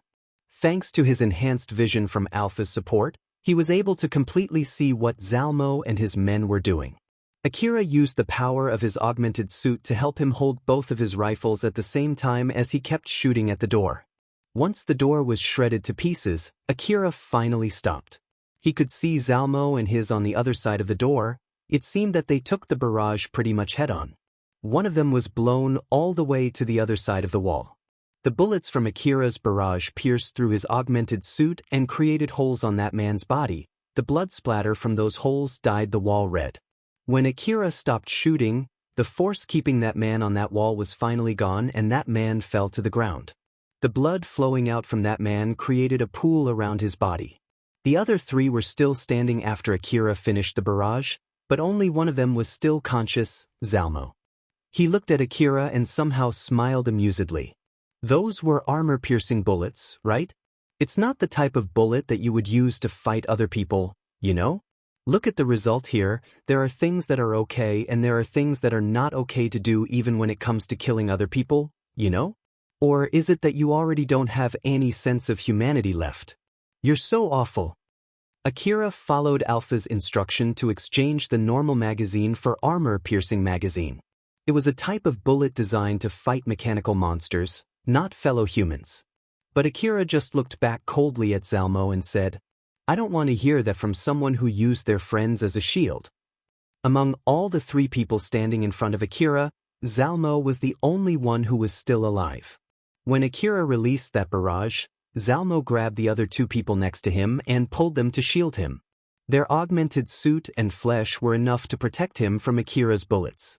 The bullets shred the other two men beyond recognition, but in exchange for that, Zalmo was uninjured. Zalmo replied with a smirk. No, this is one of those important sacrifices thingy. If both of them did not shield me, all of us would have died by now. So it was an unavoidable sacrifice to escape the worst possibility. It's better to have one person alive rather than having 0 people alive, right? Do you get that now? The other two that Zalmo used as his shields were riddled with bullets. Their augmented suits, helmets, and bodies were shredded beyond recognition. Their limbs that were somehow still dangling by a few strands of muscles swayed left and right before eventually falling to the ground. Zalmo who noticed that just threw both of them to the ground. Their shredded bodies fell over and splashed the pool of blood below them. Zalmo spotted the other 4 men that went in ahead already lying on the ground. So you defeated the other 4 alone, huh? That's pretty amazing, not to mention that all of them seem to be still alive. That's pretty merciful of you. I really hope you would have been that merciful to us too, you know. So why wouldn't you be that kind to us? Akira replied with a grim face. It's because even what happened just now was not enough to kill all of you. I don't have any leeway to hold back against someone that's strong. Oh, so it's basically my fault for being too strong and I got them roped in my situation? That's really regrettable. I feel really bad for them. It was obvious that Zalmo was lying. He was trying to act unperturbed by what just happened as he assessed his situation. All the men that went in first are alive. They're not bleeding. There are some spots in their augmented suit indicating that they got shot. Some of them have their helmets bent. There's a good chance that they're knocked unconscious with gunshots too. So why did he use armor-piercing ammo instead of normal ammo against us? Is it because he noticed that normal bullet has almost no effect on the men that we sent in ahead, so he changed to ammo with better firepower? Zalmo tried to remember what Akira said to him and tried to match them with Akira's expression when he said that. No, that's not right. He noticed that he could defeat the men that we sent in ahead only with CQC and normal bullets. That's why he spared them. But our hard armor is too durable for his normal ammo. That's why he decided to change ammo. But why did he make that decision? Did he interrogate one of them before we came here? No, there was not much time gap between when they went in first until we arrived here, so that's just impossible. Did the info about our surprise attack somehow get leaked out?